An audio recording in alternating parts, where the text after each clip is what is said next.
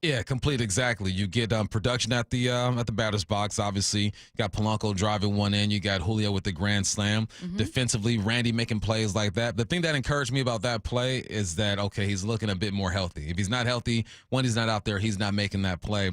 And then Luis Castillo, he had a slow start, but now he has a second straight quality start, and he must be feeling good because he's throwing the four seamer at a higher clip now. 53 times he threw it, 10 up for the previous starts.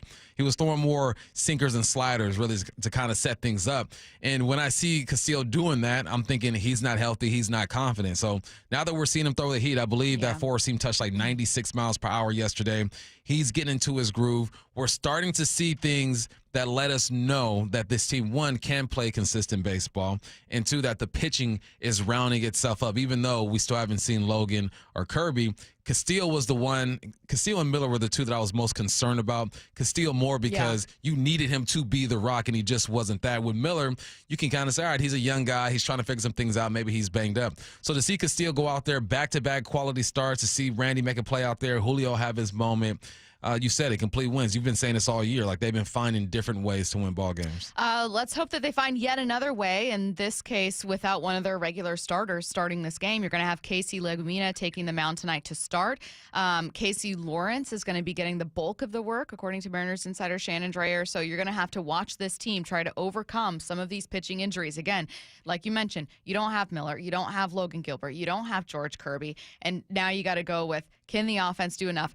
If I were to choose a series, it would be ideally the Rockies. Mm-hmm. But in that case, sure, I'll take a series against the White Sox in which you got to roll out a team with a ton of injuries to their starting rotation. But again, it's still going to make for a tough one, man. So you've got your first pitch at 4:40 today.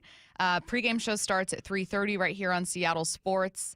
And we've also got the dugout today. So we're going all Mariners. We're going to hear from Shannon Drayer, talk to a couple folks about this game as we kind of get you ready for it. And then you've got a pregame show not long after that at 3:30.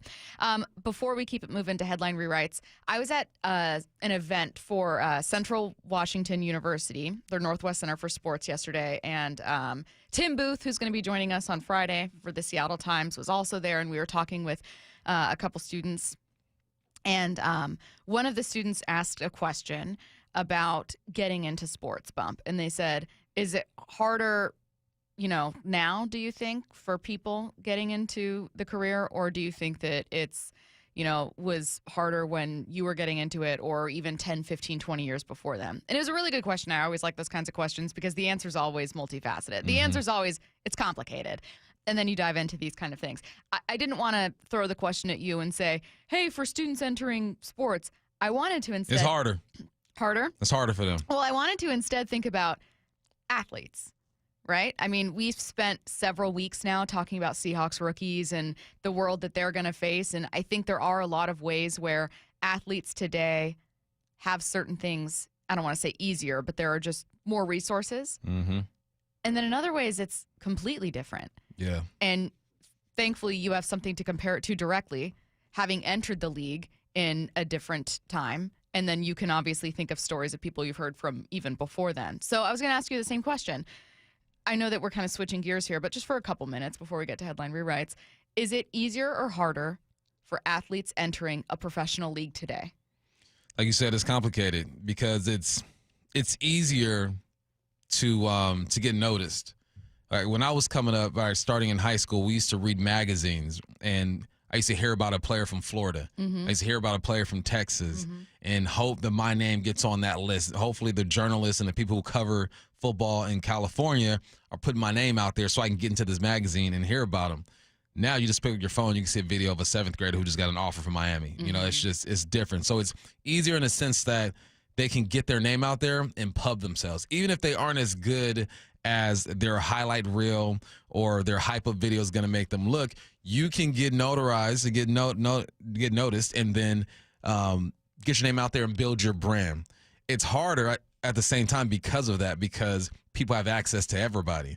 Because They have access to a Dominican who's hitting bottle caps with a bat from a slingshot. Have you seen that? It's crazy, right? They have video access to that because you have all this information and all this data. So it's easier to get your name out there, but then it's harder because the pool just got so much bigger when it comes to just the talent in all sports, especially the NBA. I look at the NBA too. Like you look at the last 3 or 4 MVPs, they ain't from here. They're from overseas because the game has grown. Oh, that's a good point. I didn't think about that angle. I was thinking of it all from a social media angle. Yeah, it's just the game's grown and there's more competition because there's more information out there. So it's easier in a sense to get your name out there, but you have to beat out a lot more people because it's easier to get your name out there. I was thinking of it also from the point of view of it depends what your profile is as an athlete. Like you've always talked about, that if you were to be, let's say, an undrafted rookie entering the league now as a slot receiver, the way that offenses have evolved would make it not easier, but it would be different. You know what I mean? So I think that there are, let's say, quarterbacks who are more traditional pocket passers that now entering the league, it's a little tougher. And it's for no other reason than the game has evolved in a certain direction. And the human has evolved too. Yeah. There ain't too many quarterbacks, ain't too many Tom Brady's or Peyton Mannings out there just because of the development of the athlete has changed as well. That young guy, even a Peyton Manning, say you put Peyton Manning in the training that quarterbacks get today, and if you watch Peyton Manning's highlights from high school, he was moving low-key. Like he had a little move to him. But if he were to continue the training that these athletes get, I bet you he'd be a bit more mobile in the NFL because just from a young man, he's been trained differently. So I think that has a lot to do with it as well. The game has changed because the training has changed, and then obviously scheme has trained as well. I tell my boys all the time, I was born in the wrong era, man. I could have been a millionaire in college, and slots are heavy in the NFL too. I'm in the wrong era. I missed it by 10, 15 years. But yeah, it's harder for some people and easier for other people. Like you look at the traditional middle linebacker, the Dave Wymans of this world. You ain't gonna see that in the NFL. No. And that linebacker is out there playing high school football somewhere. It's harder for him because the game has changed. They want a more mobile linebacker. So 206. I corrected myself, but I said notarized. So I flipped it to noticed. Anyway, but it's body type. It's all body type and what the coaches, managers, owners are looking for. If you're an old school body type with old school attributes, there's a place for you. For Dave Wyman, 3rd and short. Fill the A gap, boom, get busy. 4th and 1, get busy. But you got guys who can do a little bit of everything at the linebacker spot, not taking shots at Dave, one of the best linebackers I know. It's just the game doesn't change, man. It changed a lot. Yeah, it's just technology has changed so many things. I was thinking of it also from voices. So the same that you mentioned, when you were an athlete in high school, it's all about print coverage and maybe some website coverage, but it's not wow, look at this video, senior receiver Michael Bumpus. You wouldn't believe it. It's you have to be the word has to go around in a much slower paced kind of format, right? And so the same thing that can help boost your profile also probably makes it maddening. How often do we talk about the pressure that's on high-profile baseball prospects? And now instead of just seeing in the newspaper the next day, so-and-so really blew it, really messed up, you're getting 100,000 mentions in your social medias when you finish the game and you go look and everyone's like, just quit. You're horrible. And the thing is, people can say, anyone listening right now, I can promise you right now, someone's listening going, oh, I wouldn't care. If I had $1 million, I wouldn't care. Listen, human psychology is more complicated than that. It is harder than you think for these athletes, even for Julio Rodriguez, whom we'll talk about a little bit more coming up in 15 minutes. It's harder than you think to be 23 years old with the weight of the world on your shoulders and everyone talking about you. Yeah, it is a different type of pressure. I mean, you could show up in MLB 15 years ago, and imagine Julio 15 years ago, 20 years ago, being who he is in Seattle, right? One, the money's not going to be the same. No. And two, inflation. Inflation. Money's not going to be the same, but also the national media isn't going to be the same. The pressure ain't going to be the same. Even from, the region. Yeah, there will be high expectations for Julio because he is the guy that they signed. But he's not gonna pick up his phone and have 15, 20 people tell him he sucks because he didn't play good for 3 games. He's not gonna have hundreds of people yelling at him on Twitter or whatnot because he's not doing what they expect him to do. So it's a different type of pressure, but they also have grown up in this. So this is something they should be more equipped to handle than, say, we were. Like, if I were to be thrown into this social media thing halfway in my career, it'd probably be a bit different for me. Like, man, what the heck's going on? Why are these people tripping? For me, it was just don't listen to the radio and you're good. I never listened to sports radio when I was playing locally because I don't know what they're going to say. Now it's everywhere. It's your phone, it's TV, it's radio. Different type of pressure, but they've also grown up in this, so they are more equipped to handle it, but it doesn't mean that's not an obstacle that they face. Let's get to headline rewrites. Extra, extra, read all about it. Headline rewrites. We must make headlines. The real story behind the headlines in today's news with Bump and Stacy. With last night's loss, the Chicago White Sox have dropped to 14-34 this season, the second worst record in the MLB, just ahead of the 8-34 Colorado Rockies. What's the real headline? Not even the new Pope will be able to resurrect this season. Yo, I knew they were bad, but I know they were this bad. Worst team batting average, 28th worst on-base percentage, 29th worst slugging, worst team OPS, 29th when it comes to hitting home runs, 29th RBIs, 21st worst ERA, 28th least strikeouts. They have an 8-game losing streak, a 6-game losing streak, but so what? Y'all better beat these dudes. All right? White Sox are not very good, but you know how this game goes. You can get hot one game, have some belief. They also have a 3- and 4-game winning streak. This is just baseball, but this is also a team in the series you feel like they should take care of. If you can sweep this team, got to get the job done tonight, but if you can sweep this team, man, you're looking at yourself in the mirror differently. You're like, oh, yeah, we nice. Right? We nice. We got a whole broom cupboard. At that point, I mean, I don't want to get ahead of myself. You got 2 more games to go, including a game in which Casey Legumina is going to be starting for you again today. First pitch, 4:40. So you got some injury questions to answer here, and you got to get through a tough stretch of the schedule for you personally, right? Mm-hmm. The toughest obstacle is your own IL list. Yeah. Which I know the L is for list. Just stay with me here. But I am, again, been very happy to see this kind of turnaround because it was a bummer. It was really a bummer talking about the Yankee series, the Blue Jays series, and wondering like, oh man, it's just early enough in the season to wonder if it was all just a sham, and if it was all just, this is exactly why you say, well, it's too early. It's early. And so I was worried like, oh God, now are we getting into the dark days? No. And you know what? I will point to that series against the Padres and go, that was a really high-quality opponent. And you did what you needed to do. I mean, that's what good ball clubs do, is that you have your moments where you lose 2, 3 in a row. I mean, the Yankees have lost 3, 4 in a row before this year, only 3. But they find a way to bounce back. It's going to happen. Losing streaks happen, especially in baseball. It's how you respond. And the fact that they responded against a team like the Padres is what keeps you optimistic and hopeful for the future. So keep it rolling. Headline rewrites. According to Adam Schefter, a vote on whether to allow NFL players to participate in flag football at the 2028 Los Angeles Olympics is expected to pass at today's league meeting. What's the real headline? How will Team USA adapt the tush push for a non-contact sport? Man, they better get this done. Now, 24 out of the 32 owners need to improve this. They got to negotiate with the NFLPA. They're going to hopefully allow NFL players to try out. They're going to limit 1 NFL player per national team. So like a guy plays for Australia and he's in the NFL. You got 3 of those guys. Only 1 can go over there.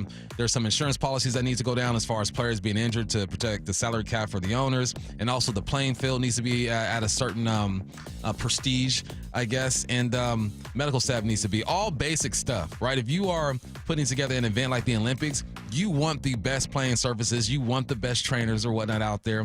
But they got to cross their T's and dot their I's. I think the NFL wants this. They should want this because it just grows your game even more. Could you imagine Jamar Chase is going up top on Italy? You know what I'm saying? Right. Up top, boom, and doing the little, what the Italians do with their fingers when something tastes good. Like, it's just, the marketing would be crazy for football. So they need to make this happen. Do you think that NFL players will pull themselves from this? Because in my mind, I'm like, these guys always want to compete. Like, Yeah. I know that as a fan, you think, no, don't get hurt. It's not worth it. But players are always going to want to be, especially for an Olympic medal. Because gold that's the medal. one thing that NFL athletes Right. have been like, well, we can't really get that. Like, I can't add that to my resume. That can't be on my Wikipedia page. Yeah. But now it can be. That's something that I think all the greats want to be a part of. Right when they introduced golf to the Olympics, every top golfer in the game wanted to compete for an Olympic gold medal. It's something special. So, yeah, I think it will be great. It can be great. Just let the best go out there and do it. But they're gonna have tryouts. Can you imagine what that tryout's gonna look like? You only need 12 guys. It's gonna be crazy. It's gonna be tight. Speaking of the tush push. Headline rewrites. The Green Bay Packers submitted a revision of their rule proposal that would broadly ban pushing or pulling the ball carrier anywhere on the field. What's the real headline? Maybe the Green Bay Packers should revise their position on being a bunch of big babies. They're really trying. They are, but they're smart for that. They're smart for not making it focus on the tush push. They're saying, no. Anywhere on the field, the runner cannot be assisted. Let's just make this game clean. I think that will entice people to vote for this. Focusing on the tush push does make you look like a big baby. Even though you revised it, we know where the focus is. It's the tush push. But they are smart for changing the language in their proposal. Not a move that I'm for, but I can respect them trying to play the game and get what they want. I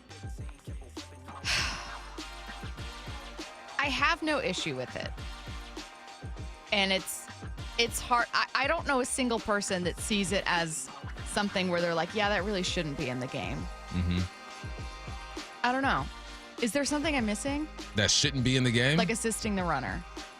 I mean, listen, maybe not. I tried to make a case for assisting the runner because I'm like, well, multiple people tackle the ball carrier. Why can't we help the runner out? That's a fair point. Yeah, but then it's like, all right, man, just make a miss. You know, it's just, I don't know. I'm good either way. If they get rid of it, so be it. If they keep it, I'm with it. The only team that's really going to be complaining is Philly. 206. It's football, not rugby. To hell with it. Where did football come from? Anti. Well, and not only that, it's not something that you really see. There has not been this skyrocketing usage of teams assisting the runner or pushing the runner all over the field. Like, that's not something we see. This is very clearly a workaround for banning the tush push. It's incredibly clear that that's what this is. Yeah, but they're smart. Change the language up. Yeah. Make it broad. You know, not just 4th and 1 on the goal line. No, anywhere on the football field. I don't necessarily agree with it, but I love the argument. I like them kind of switching it up and making these guys go back to the meeting table and talk this thing out. All right. We are going to talk both Seahawks and a little bit of Mariners with Bob Condotta, who's in Chicago, coming up at 11. Before we get to that, we've got back-to-back Mariners here. We're going to talk at 10:45 about some previous trades. Sometimes I find, I don't know if you guys are like me, sometimes there's one trade that sticks with me, and I kind of keep track of it in my brain. And like the player that was traded or the player that was acquired, like anytime I see something about them, I go, yes. Or I feel really angry. And I don't know why just certain Mariners trades just stick with you for better or worse. I've got one that I want to share coming up at 10:45 that I still think is relevant when we talk about this team. Bump, I know you've got a couple as well. Before we get to that, he's fresh off a grand slam. We got to talk about Julio Rodriguez. That's next. Only Brock and Salk in Seattle sports go one-on-one with Raiders head coach Pete Carroll. Dude, that still sounds so weird. Are you kidding me?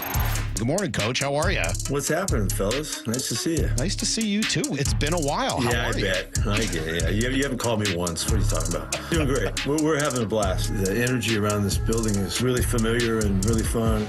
The whole conversation's on video. Watch it on YouTube or the Seattle Sports app. I saw her texting, coming up to a stop sign, and so I saw the accident coming, and she T-boned us. In the blink of an eye, Crystal's life changed when she suffered a severe spinal injury. The pain was something I had never experienced before in my neck. I got massage therapy. I saw a chiropractor. I was prescribed muscle relaxers so I could sleep. I got depressed. Nothing was relieving the pain. Drugs, sleepless nights, and depression. Sound familiar? I'm Dr. Mark Shelley, a chiropractic physician and board-certified functional neurologist. At Sound Pain Solutions, our treatments include high-dose laser combined with spinal decompression and other comprehensive therapies to rehabilitate damaged discs.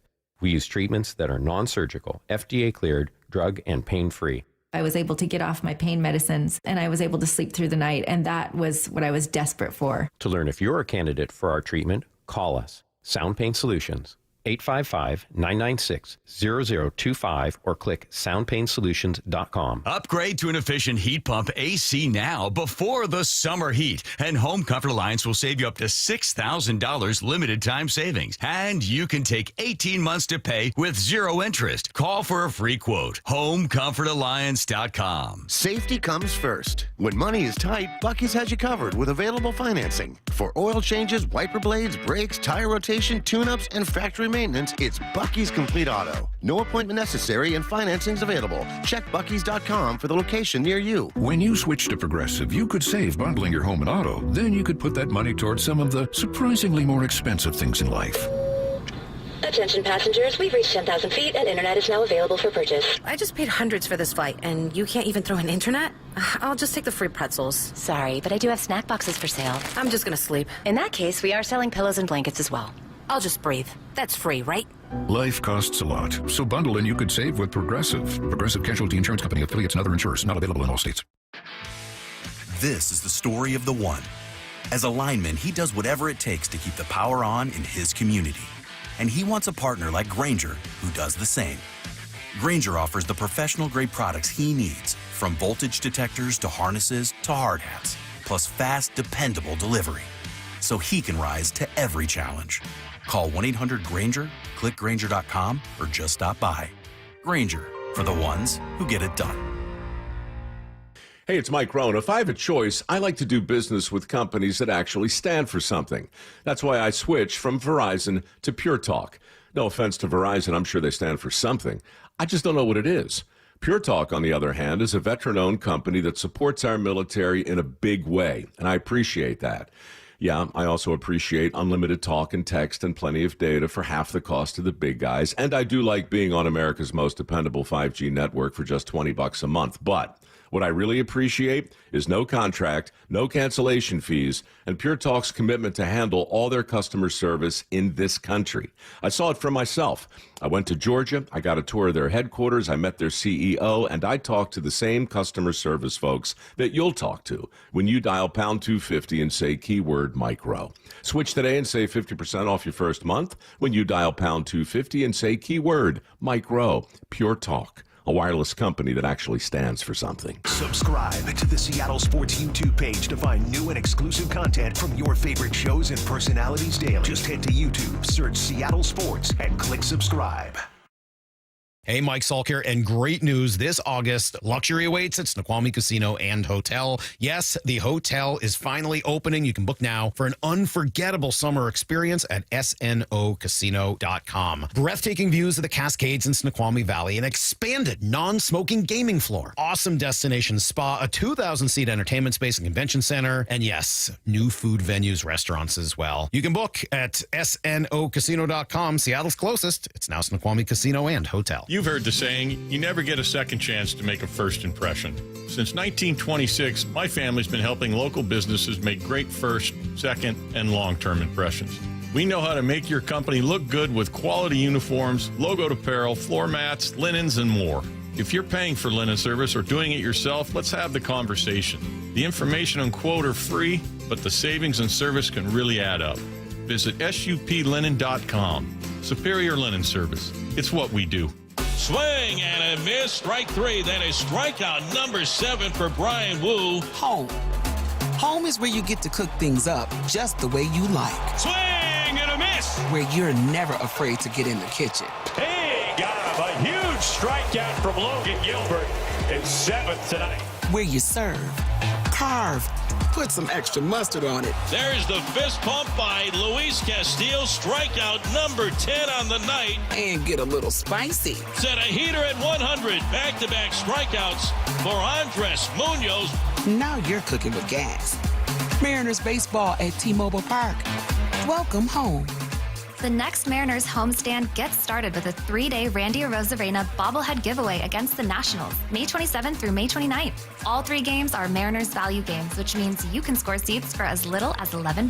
Go to mariners.com/value games to lock in your tickets today. From the Quantum Fiber Studio. This is Bumpin' Stacy. Weekdays 10 to 2. On Seattle Sports and 97.3 FM HD2. Julio fresh off a grand slam against the White Sox. And Bump, you have some stats that you want to talk about with Julio. We're going to kind of talk about things that we're seeing from his game. He's, no disrespect, the most important Mariner that we're going to talk about when it comes to this team. Alden Gonzalez said at the beginning of the season, this season goes as Julio goes. And while they have been able to actually perform great and exceed our expectations offensively without Julio doing amazing things. Thanks, Jorge Polanco. Thanks, Cal Raleigh. It feels, starting to heat up. So first, let's revisit that grand slam. And with a sign delivered, swinging a well-hit ball deep to left field. Slater going back, and this one is gone. Goodbye, baseball. Grandma, get out the rye bread and mustard. It is grand salami time. Julio Rodriguez with a grand slam, his 8th home run of the season. I know that he just got his 8th home run of the season and just had a grand slam, but like us, ESPN's Jeff Passan, on with Brock and Salk, is also surprised the Mariners are getting so much with Julio being fine. Randy Arozarena's arrival, when we think of Randy Arozarena, right, we tend to think of the guy who had one of the best playoff runs we've ever seen. And that's not what he is right now. But what he is somebody who gets on base a lot. And when you have him getting on base, and when you have Raleigh getting on base, and when you have Jorge Polanco getting on base, and J.P. Crawford walking and getting on base, and even like Mitch Garver, Leo Rivas, Rowdy Tellez hitting home runs, everyone's doing something. And it just by the way, it's wild that I have not mentioned Julio Rodriguez yet, right? Yep. Because we thought, as goes Julio, so go the Mariners. Apparently not. Julio, yesterday, yeah. But generally speaking, Julio's just been solid this year, and that has been enough. Let's talk generally speaking when it comes to Julio, Bump. Generally speaking, what have you been seeing from Julio this season, and what are you seeing of late?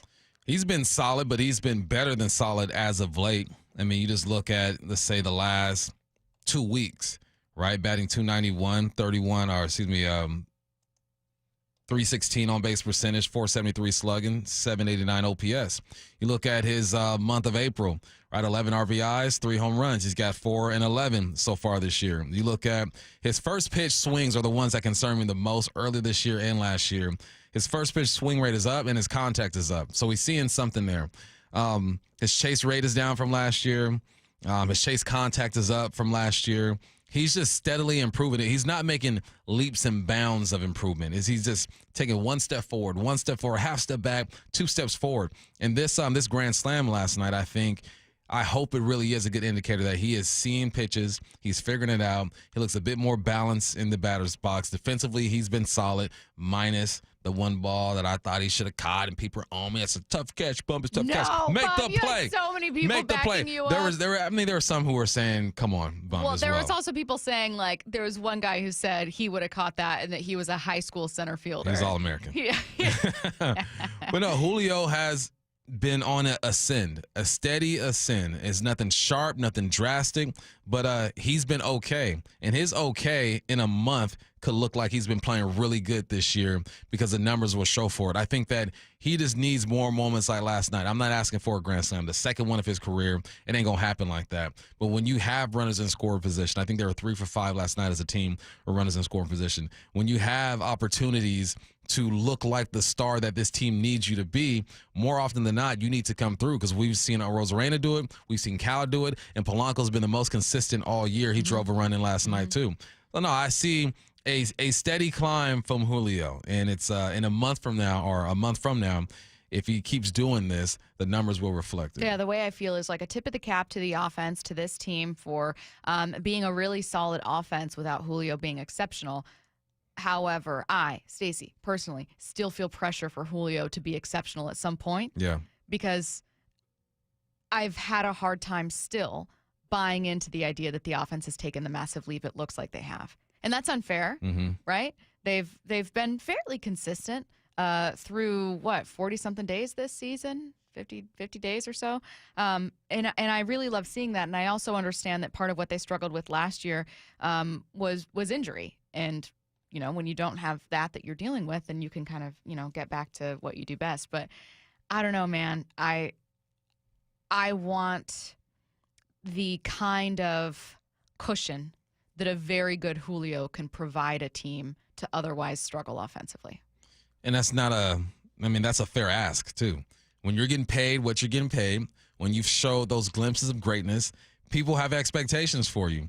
And now I think there's a bit more, not pressure, but people are looking at Julio and saying, okay, you got to catch up because you've seen several other bats get hot at some point this year. And you're saying, all right, that's fine, that's fine. Imagine if Julio was the guy that we need him to be. So I think that naturally people are going to critique Julio, as they should, because we understand that if he gets going, everything else is easier. And this team has been able to play the way they've been playing with him just being okay. So have a few more moments, take a few more walks, keep swinging at pitches that are in the zone, which he's doing a great job of doing. And the numbers are saying that he is trending in the right direction. How fast does he get to a place where he's nationally recognized as one of the best in the game again? That's up to him. But so far, so good. You know what I'll say about Julio still? I feel like he's now, it's a very interesting ascent to fame that without having been problematic, without being controversial or doing anything bad, he has become pretty polarizing. Mm-hmm. You know what I mean? There's nothing you can attach to Julio where you're like, oh man, he really stabbed the team in the back, or he said that really bad thing, then he had to delete that tweet. It's just like a nice guy, friendly, outgoing, doesn't really, do anything, say anything, get into trouble. Obviously getting paid money, but not sports' biggest contract. No. Like it's not, I don't even think he's top 12, he's 13, 14, 15. 60th highest paid baseball player. He's not touching the contracts that currently some Mets fans are complaining about, or some Yankees fans have complained about with guys. Like he's not touching that. It's just a big contract for Seattle. I don't get the hate sometimes. I really don't. I get the frustration. I feel frustrated when I see Julio swing at the same bad pitches or make the same misses or do the same. It's always frustrating to see a player make the same mistakes. Yeah. And how do you think coaches feel, right? But no part of me wants to trade Julio. No, I don't like the hate that he gets, but I understand it in the eyes of a Seattle Mariners fan. Because you're not going to get the Juan Soto contracts and these massive contracts, right? For the Mariners fans, this is the massive contract because this is as good as it gets. So in their eyes, he might as well be getting paid $500, $600 million because of the way that this organization pays their players. So with him being the highest paid player on your team, the expectations are going to be crazy. You're our superstar. Why aren't you performing like your contract? Compared to the rest of the league, it ain't that big, but we're talking Mariner money. It's a big contract. So that's why people hate on him sometimes and critique him, because to them, this is a huge contract. Why aren't you balling? But in reality, if you look at what his contract is compared to the rest of the league, it ain't that. And he's balling defensively. Yeah. He's the best center fielder in baseball right now. And if you don't believe it, you could certainly make the case. If you were like, he's not my number one, you could not keep him out of the top 5 defensively for your team. I know that's not what you're paying for. You want to pay for him at the plate, but he's also not bad. No. He can be better, though. He can be better. Frustratingly inconsistent. But when I see tweets or texts in that say, just trade him, I'm like, what?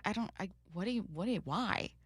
I just don't think they understand the baseball? pay scale. Oh, the pay scale. Okay. And if you just looked at it like that, and you're getting this type of production out of the 60th highest paid player in the game, it makes sense. But the potential is what gets people, because he has potential to be top 10, top 15.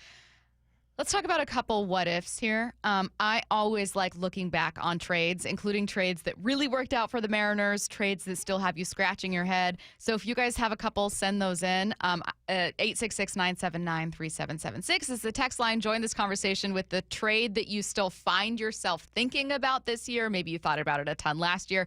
I have one, and I saw a stat yesterday that made me once again think of this trade. I just cannot shake myself, and I want to find out whether you bump or listeners think you know what, I'm over that one. And then I want to hear some of the trades that you're still thinking about. That's all coming your way next.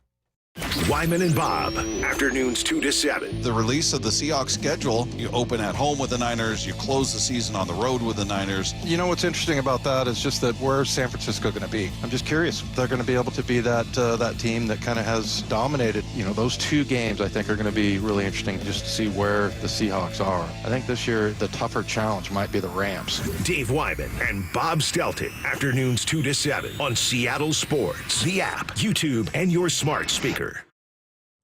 What's up? It's Michael Bumpus for Silver Reef Casino. I want you to hop in your car this weekend, go up I-5, get off on exit 260, and you will find Silver Reef Casino. It's a great place to get away and to recharge in one of their deluxe rooms with free Wi-Fis, and they got tablets as well. Lots of restaurants to choose from. When you're all packed in, you're ready to eat, go downstairs. They got the great steakhouse and cantina if you're looking for some Mexican food. When you're done there, let's play some golf, man. They got 18 holes at Loomis Trails Golf Course with water everywhere. Bring your golf balls. Bring your patience. It's going to be okay. I'll be there with you. Also, they have great events. Beatles versus the Stones is coming up at Silver Reef Casino. They have something for everybody. The secret is out. Silver Reef Casino is where you want to be. If you want more information, I got you covered. Visit silverreefcasino.com to book your stay today. That's silverreefcasino.com.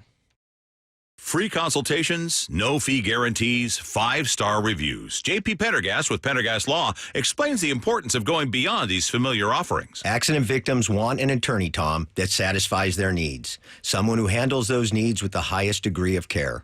Pendergast Law offers the no-fee guarantees and free consultations, but these only scratch the surface. Okay, explain more. We make sure that every member of our team is genuinely passionate about helping others.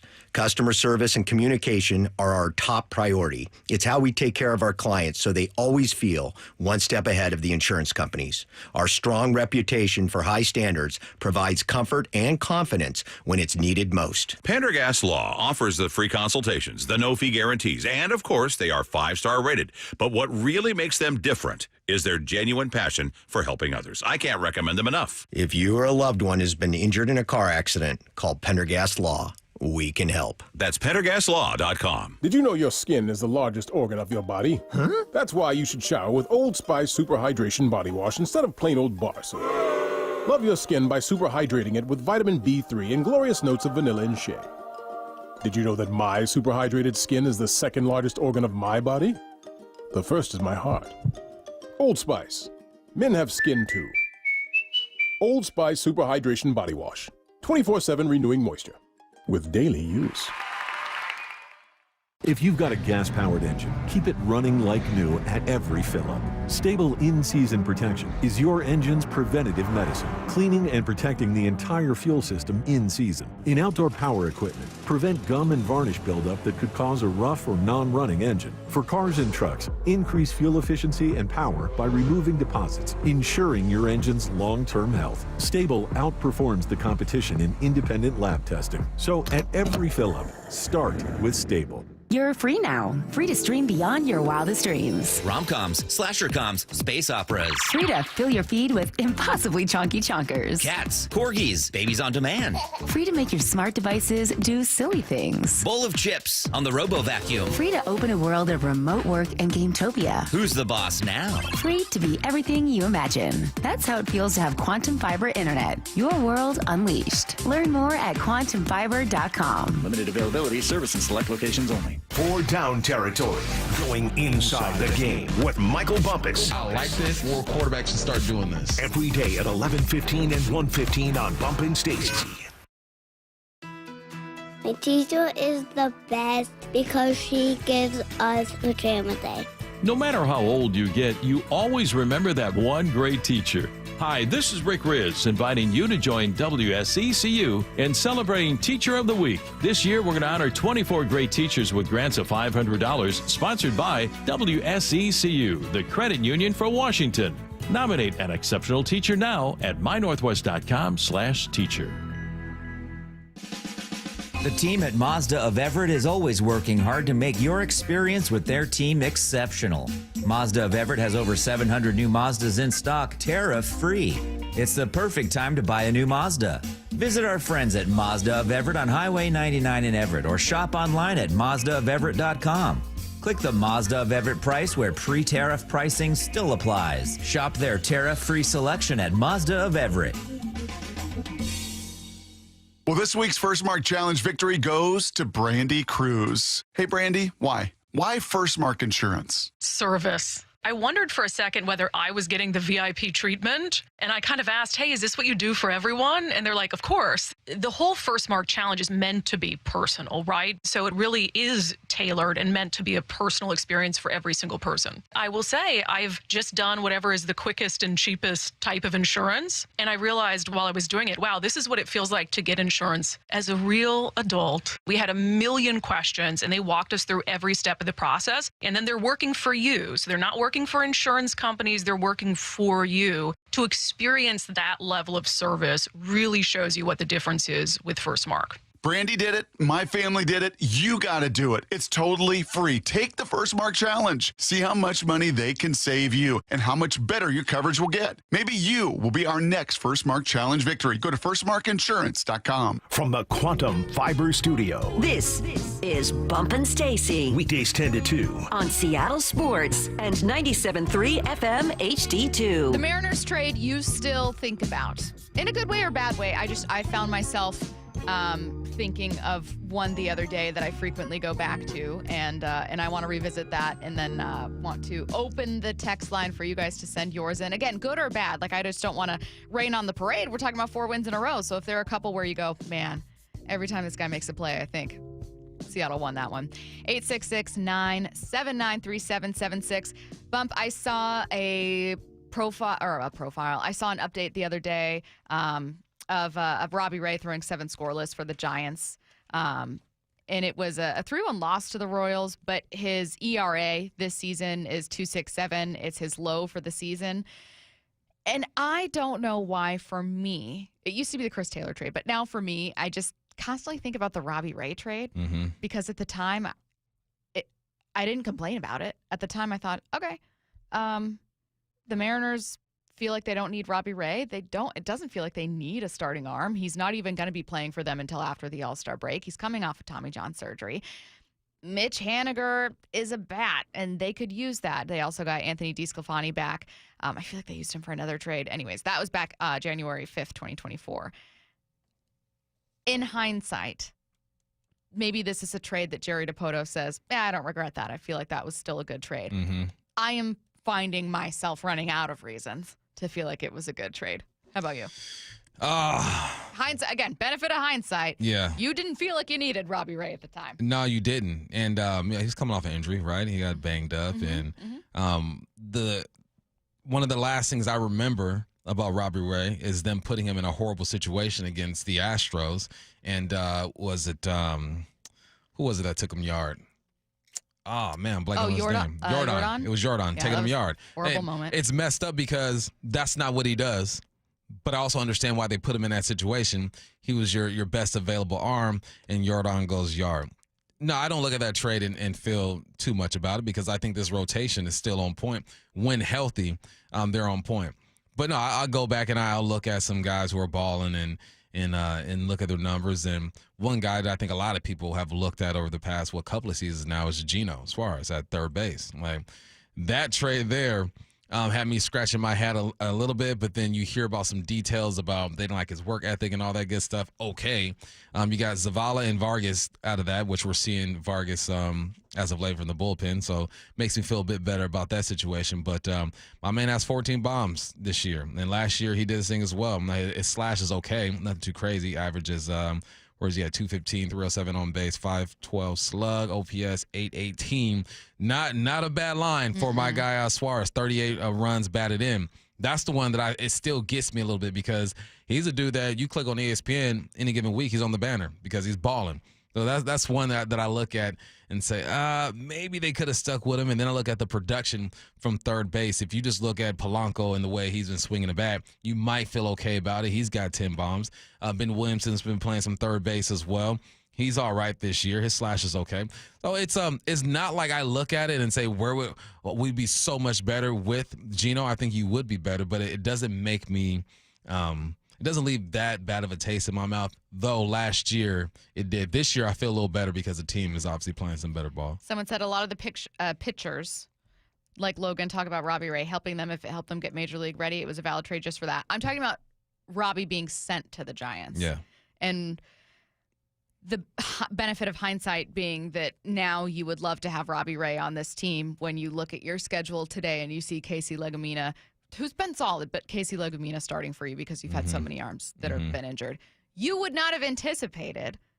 No one can anticipate. And you don't pay starting pitchers to just hang in your bullpen in case you lose a starter. You could not have anticipated that you'd have 3 guys down.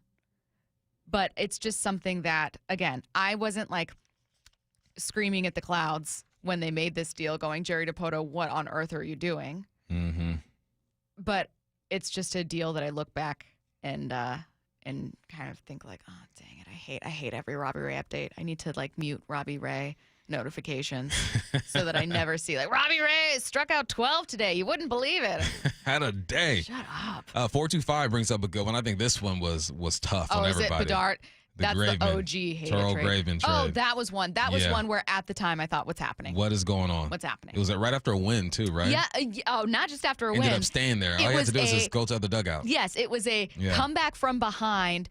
Dylan Moore hits a grand slam late win. Everyone's celebrating. One of the few Mariners games that when it was done, I rewatched it from the beginning. Yep.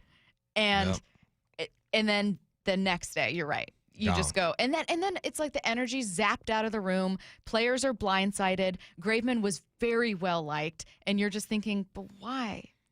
Why?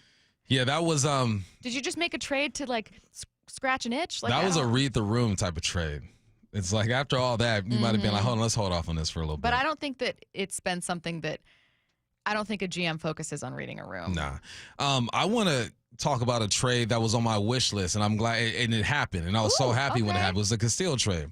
Because when I was going down, I go, I would love to get Castillo. Are they going to go after him? Nah, probably not. They're not going to do it. And I mean, the Reds got Marte, they got Arroyo, they got Stout, they got Andrew Moore, like 4 prospects for, Luis Castillo. So I look at that, especially now with his last 2 starts. And I'm thinking, okay, I can appreciate this again because there's a while where there's still a lot of ball to be played. He's going to have a few more starts, and I hope this continues. But there's a while where you're looking and you're saying, man, is this the end for Castillo? Is it a wrap? So I appreciated the Castillo trade again yesterday. Thank you for throwing on a positive one, and I'll add on Randy Arozarena at the deadline last year for prospects for Aiden Smith, Brody Hopkins, and then at the time a player to be named later. Like that has absolutely worked in Seattle's favor. I think Randy's still leading the team in walks, right? And he's been wonderful. Also made a spectacular play yesterday to keep Castillo scoreless through 7th. That's another one where I go, this worked out. This was well done. And it was well timed, where at the time, both of us thought, what a great trade deadline the Mariners have had. And again, because I can't help it. As someone who has watched the Mariners, there are more bad trades than good than I can think of. And maybe that's every fan. You know what I mean? Like how you only notice a negative comment, but not 10 positive ones. Like the bad trades are going to stick with you in ways that make you forget about the good ones. Yeah, especially when your team isn't having the success you'd like. You're searching for reasons why and where things went wrong, and that's a natural thing. But there also been some good moves too. Andrew Jones / Eric Bedard, by far the most popular answer of like, I always kind of think of this trade. I can't help it. Graveman, someone else had Graveman on there as well. Someone else had Robbie Ray. Those are the most popular ones. Robinson Cano obviously was on here, but now with none of those players really being ones you're talking about. Like if Kelnick would have worked out, that would have been the one where I'd be like, yes, dude. You have the Bash brothers, man. All you have now is to look at Diaz and just go, why? All right. We are going to start with a little bit of Mariners with Bob Condotta. Obviously, he normally covers Seahawks. He's in Chicago for the White Sox series, though, and then we have a lot of Seahawks questions for Bob. He joins us next. Only Brock and Salk in Seattle sports go one-on-one with Raiders head coach Pete Carroll. Dude, that still sounds so weird. Are you kidding me? Good morning, Coach. How are you? What's happening, fellas? Nice to see you. Nice to see you, too. It's been a while. How Yeah, are I you? bet. I get it. Yeah, you haven't called me once. What are you talking about? Doing great. We're having a blast. The energy around this building is really familiar and really fun. The whole conversation's on video. Watch it on YouTube or the Seattle Sports app. LeeJohnson.com is a dynamic research tool. We want to give the customer enough information to where they don't have to go anywhere else to research any of the questions they have. And if they want more information, we'd love to be there to help. We don't want them to feel like they're dependent on emailing us or texting us or calling us just to get the information they need. So we put it all out there. We call them digital retailing tools, big fancy calculators where you can get in there and change the terms and change the payments and change the cash down. And it'll give you a disclosure of, hey, when you do this, this means here. And a consumer can get on there and do a lot of this themselves. And then if they choose to get us involved, we can actually get involved on the backside of it and help them along the way. We want to give the consumer the same tools that we have and let them understand what we understand. Yup, that's pretty much what you'd expect. The LJ Way is the Lee Johnson Auto family. Mike Salk here, and you've probably heard me mention that Crawl Pros has a full-service pest control division called Pest Pros, and they can prevent bug and rodent infestations from reoccurring at your house. You probably also know that it's especially important to keep a close eye on any signs of pest intrusion in your home during the spring. Why? Well, let's start with rodents. They're at the peak of their reproductive season, so if just one makes its way into your house, it could quickly turn into hundreds, and then you've got damage to insulation, wiring, even structural features, not to mention they're disgusting and carry disease. You may also see an increase in bugs, especially ants this time of year, as they're just looking for food. But if you got kids, you know they leave food everywhere, so this can become an even bigger issue. If you have any reason to think you've got a pest problem, you want to take care of it quickly before you have a much larger problem on your hands. So call Pest Pros. They'll come in, do a free corner-to-corner inspection, just like they did at my house, and fix the problem. If you're worried that any type of critter is making a home of your home, call Pest Pros or visit gopestpros.com. Safety comes first. When money is tight, don't neglect maintenance on your vehicle. Keep it safe. At Bucky's Complete Auto, we have you covered with available financing. For over 50 years, Bucky's Complete Auto has been servicing and repairing cars and trucks with modern-day technology and good old-fashioned customer service. There's a Bucky's just about everywhere for oil changes, wiper blades, brakes, tire rotation, tune-ups, and factory maintenance. No appointment necessary and financing's available. Check Bucky's.com for the location near you. Upgrade your home cooling before the summer heat with Home Comfort Alliance and save up to $6,000 while taking 18 months to pay with zero interest. Visit HomeComfortAlliance.com. That's HomeComfortAlliance.com. Welcome to AutoZone. What are you working on today? My car is making this noise. Sometimes it's like doot, doot, doot, and sometimes it's like grrr. Do you have a dash light on? Oh, yeah. Then we don't have to listen for clues. With the free Fix Finder service, we can read a check engine, ABS, or maintenance light to find the likely fix and even recommend a local shop if you need one. So you don't need to hear the grrr. Not with Fix Finder. Everything you need, nothing you don't. Get in the zone, AutoZone. Restrictions apply. Now more than ever, Lowe's knows you don't just want a low price, you want the lowest price. And with our lowest price guarantee, you can count on us for competitive prices on all your home improvement projects. If you find a qualifying lower price somewhere else on the same item, we'll match it. Lowe's, we help, you save. Price match applies the same item. Current price at qualifying retailers. Exclusions and terms apply. Learn how we'll match price at lowes.com/lowest price guarantee. Attention! If you owe money to the IRS, this is an urgent message. The IRS is cracking down by sending out collection letters, garnishing paychecks, seizing bank accounts, and putting liens on homes and businesses. They call it enforced compliance, and you better watch out because penalties and interest on unpaid taxes compound daily, making it even harder to get out of debt. Don't let tax debt destroy your life. You need to call Optima Tax Relief, America's #1 tax resolution firm. They're experts in taxpayer assistance programs that can save you thousands if you qualify. A+ rated by the Better Business Bureau, Optima's resolved over $1 billion of tax debt for their clients. Let them fight on your behalf, helping to put your tax problems to rest. Call the tax professionals at Optima now for a free consultation. Call 800-343-6460. 800-343-6460. 800-343-6460. Optima Tax Relief. Some restrictions apply. For complete details, please visit OptimaTaxRelief.com. Hey 12s, Steve Rabel here, voice of your Seattle Seahawks. The wait is over, and tickets are on sale now for our historic 50th season. This season is going to be legendary, with past, present, and future colliding at Lumen Field. Get your tickets today at Seahawks.com/tickets. Let's go! This is Seattle Sports. Streaming through the Seattle Sports app. KIRO AM Seattle. KIRO FM HD2 Tacoma. Home of the Seahawks, Mariners, and everything Seattle sports. Seattle Sports Snapshot. Mariners won 4 in a row after sweeping the Padres in San Diego. Seattle took the first of 3 games yesterday over the Chicago White Sox thanks to a grand slam from Julio Rodriguez and 7 scoreless from Luis Castillo. Next up, Game 2 today, 4:40 p.m. first pitch. A pregame show starts at 3:30 p.m. right here on Seattle Sports. Snapshot, brought to you by Miller Lite. When it's game time, it's Miller time. From the Quantum Fiber Studio, this is Bump and Stacy on Seattle Sports. Streaming through the Seattle Sports app and at seattlesports.com. Now, here are your hosts, Michael Bumpus and Stacy Ross. Here we go now. Seattle Times, Bob Condota joining us now on the Emerald Queen Casino Sportsbook Hotline. Bob, normally we always talk Seahawks, but you are on Mariners duty for a little bit in Chicago, so we're actually going to start with an update from the game. Who's starting tonight for the Mariners?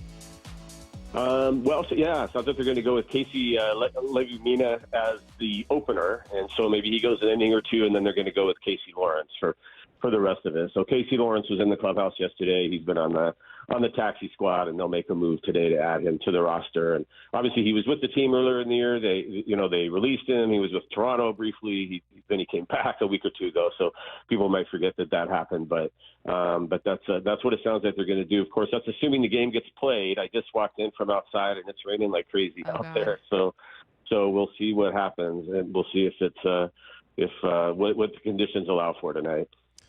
Bob, what is the pitching situation like for today? Does it change the way you view the Mariners in Game 2, or do you feel like they should be able to handle it regardless?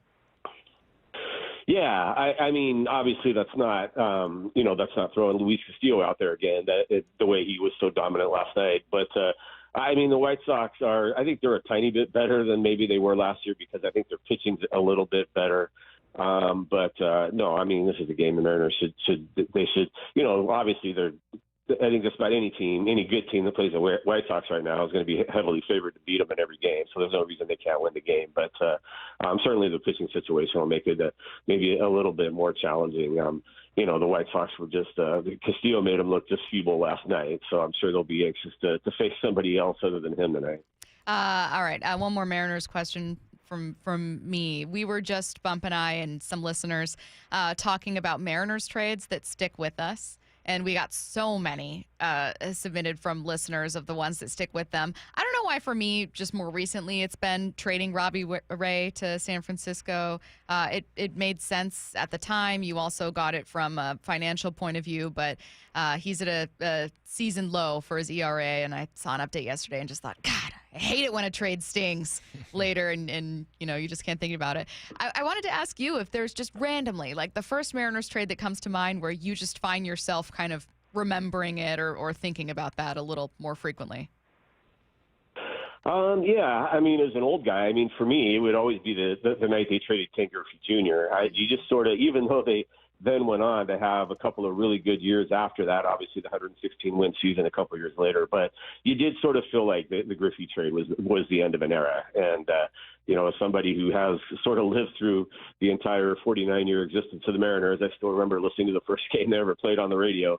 It had been so bleak. And then when the minute they got Ken Griffey Jr., there was kind of a different level of excitement. And then he lived up to every aspect. He lived up to every expectation and then some. And then, the team finally winning and the team staying, in large part because of the excitement of him and everything, being able to get the new stadium built. And, so when they did finally end up trading him, you just kind of, there was just kind of that sadness that that the city of Seattle wasn't going to be able to keep Ken Griffey Jr. forever. Yeah.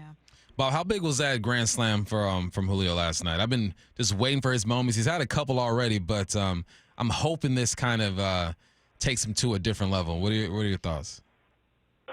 Yeah, I mean, I don't know if in baseball you can ever really point to one moment, and say that's going to kick off everything. It's just such a what are you going to do next game, and kind of such a daily grind. But certainly it was a good moment for him for sure.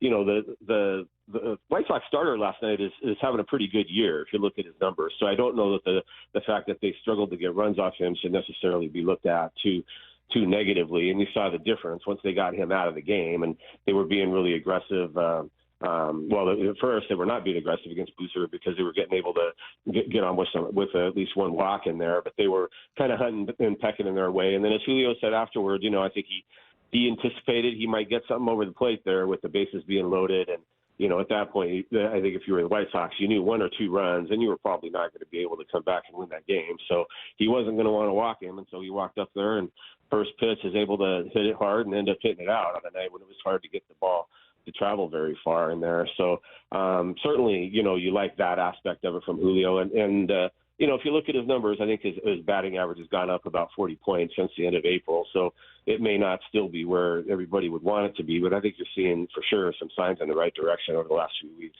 Let's jump into some Seahawks talk. The first question I have is going to be super easy for you, Bob, because it'll just be you looking at your calendar. What's next for this team? I mean, what are the next couple things we're looking to have our takeaways and more information about Seattle?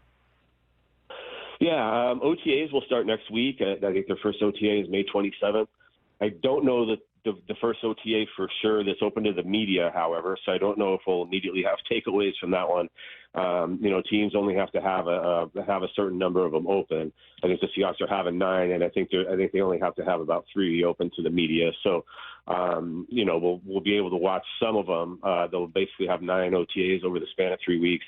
And then after that, they're scheduled to have their mandatory mini camp there in mid-June, and then that'll be it. So kind of over that 4 weeks, they'll be on the field for OTAs and mini camp. And, what differentiates that from what they're doing right now is that's when you can go 11 on 11. Right now they're out there, and the offense can work together, and the offense can work as one, and the defense can work as one, but they can't go against each other. And once they get the OTAs, that's what they can do, is go against each other. And obviously it's no pads and no contact and all that, but they can at least kind of run plays against each other and get a sense of where things are. So, when we are able to get out there and watch them some, it'll be good to just see, who's where on the offensive line. I think we have a pretty good idea what that'll be, but it's still always good to kind of see it. And how they're using the rookies. That's always kind of the other big thing is once we see the rookies at rookie mini camp, but they're just, by themselves out there. But once you see them with the entire team, you tend to get a much better sense of how they're going to fit into the big picture of the whole thing once training camp rolls around. Are there any rookies or undrafted free agents, like low-profile type of names that have kind of been talked about that you feel like have a good opportunity to make the squad? What's going to be interesting to see, like with Torrey Horton, where he is health-wise, he wasn't out there during rookie minicamp. I think he's a guy who could really have a big impact this year. I think he's got a chance to sort of win maybe the 4th wide receiver role and be a returner and things like that. So you would see him out there pretty regularly in a couple of different ways. I'm excited to see Elijah Arroyo as well. I mean, he's not an off the radar guy, obviously, but just to see how he can fit in with the tight end situation. You got Noah Fant and you got AJ Barner, who really came on last year. Is Arroyo going to be the 3rd guy, or does he kind of work his way into being a bit more than that? We've heard a lot about how Clint Kubiak wants to use his tight ends and, how important they can be in his offense. So kind of anxious to see that. The UDFAs is kind of hard to get. They really didn't do a lot of 11 on 11 stuff in rookie minicamp, so it's hard to really kind of point to anybody. But, the guy that a lot of people have just kind of cited from day one is Jared Ivey, who, the edge rusher, who, I think you can find some mock drafts that have him going as high as the 3rd round. And he ended up not getting drafted at all, and the Seahawks were able to get him. And so, that the edge rusher is definitely a spot where, it's just such a valuable position that if he really shows something, he might have a chance to make the 53 because they wouldn't want to lose him. The 2 interesting spots for me, and this is a too early question, when it comes to roster construction, are going to be the quarterback room and running back, but for two different reasons. Bob, I think many people are completely fairly expecting the Seahawks to carry 3 quarterbacks. That also makes me wonder, okay, well, where's that shortage going to come from elsewhere? Does it mean slightly fewer receivers, slightly fewer offensive linemen, right? Like at what cost elsewhere? And then the second part of this is, I know that they want to be better with the run, that they have some guys in that backfield they really like, but I'm just wondering if there's going to be an odd man out, if they're going to carry more running backs than we anticipate. Would you mind talking about kind of what those 2 rooms might look like, if anyone might be feeling the pressure, and whether you think they'll carry more than we're expecting? Yeah, I'd be stunned if they don't carry 3 quarterbacks. I mean, again, that's, the value of that position is I think when they signed Drew Lock, I think they fully anticipated, he's our backup quarterback and going to be the number 2. And then when they drafted Milroe, you hope maybe you get something out of him this, maybe you figure out a way to get him on the field in some way this year. But, that's a long-term pick as well. So I fully expect they're just going to keep those 3 guys and then, kind of figure it out on game day who's going to be your backup. You can use the manipulate the roster there to have a third quarterback as your emergency third quarterback as well. So I don't really see that as a big question. I think sometimes I think the issue here is going to be, what do they value as positions? It's kind of the positional value thing, right? And so like offensive linemen, I think because of the scarcity of them, maybe they keep more of them if they really like these young guys and they don't want to risk losing them via waivers. So maybe you keep 10 offensive linemen, and that comes at the expense of the receivers or the running backs, where, you tend to, in preseason, you always sort of notice the receivers a lot because they catch a lot of passes because the top receivers don't play. And I think sometimes you can kind of overvalue maybe what the team thinks of those guys. And a lot of times, you want to put them on the roster, but the teams realize that there's a lot of receivers who all become available when they have to cut down to 53, and they don't typically get claimed that much on waivers. So a lot of times you can re-sign those guys to the practice squad, and then you're there. And I think the team really thinks a lot about. You hear John Schneider say that all the time about, in some ways he views it as a 69-man roster with the 53 and then the 16 practice squad guys. And knowing with every year they seem to increase the flexibility of being able to use the practice squad and being able to call these guys up 3 times a season before you even have to put them on the roster. I think even though we'll make a big deal out of a lot of that stuff, I think to the team it's more like we'll waive them, we'll re-sign them to the practice squad, and then we're there. So, running back, maybe they only keep 4, including a fullback, and then just hope that the guy, as probably 98% of the time he will, clears waivers and you get him back. So, is that Kenny McIntosh or is that David Martinez? Maybe they both make it, but roster construction-wise, maybe you have to waive one of them and then just re-sign them. And then the same with the receiver spot. Maybe they only keep 5 so that they can keep more guys at positions that they value more. But then you just re-sign all those guys to the practice squad, and then they're there available as needed on game day. Yeah, I was that guy. Caught a lot of footballs during preseason. And was like, you're going to, Hall of Fame, baby. Just wait week 1. So I get the struggle, Bob. I get it. So when Milroe was drafted, everyone is throwing out the scenario, not everyone, but a lot of people. Oh, man, Flynn, Russell Wilson, man, Milroe taking a job. That's not going to happen. Do you see a world where Milroe becomes the number 2 over Drew Lock, though? I don't know if I do right off the bat. I just think they would probably err on the side of, if, say, week 1, something happens to Sam Darnold, who are you going to put out there? I think you'd probably put Drew Lock out there as your guy to play to get you through a game if you had to early.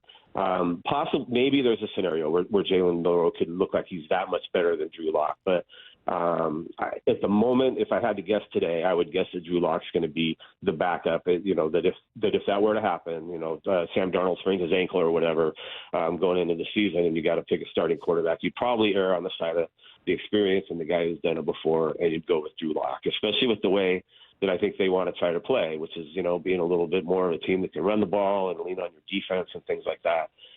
You'd probably go with the kind of the more experienced guy to sort of manage the game. So that's kind of what I would anticipate. But again, I think all 3 guys will be on the roster. I think with the the emergency quarterback thing. You can dress all three guys so you can have them there and available on game day if needed, and kind of play it that way. But it will be really fun in the preseason. I mean, it's going to make the preseason more fun than some years because you do have a quarterback situation like that, and you have a young quarterback that's not just an undrafted free agent or whatever that you don't know what he's going to be. In Jalen Miller's case, he's going to be they anticipate him being a big part of their future. So every single thing he does in the preseason is going to be meaningful to see how he's progressing and developing and all that. And again, I'm sure everyone will want to make the immediate assessments on these things, but I think the team's going to look at it a little more long term and is he making the steps we want him to make to where a year or two down the road, when we've maybe got to make a decision about are we re-signing Sam Darnold or whatever, is Jalen Miller at that point, a viable candidate to be a starting quarterback and all that. So I think the team's kind of going to be looking at it more that way. He is Seahawks reporter Bob Condotta for the Seattle Times, typically covering the Seahawks, out in Chicago right now for this Mariners series against the White Sox. Hopefully, Bob, you're not sitting through a rain delay, but we'll be following for updates. Thanks for joining us. Thanks, Bob. Yeah. All right. Thanks all you guys. Have a good one. Let's get to 4 Down territory.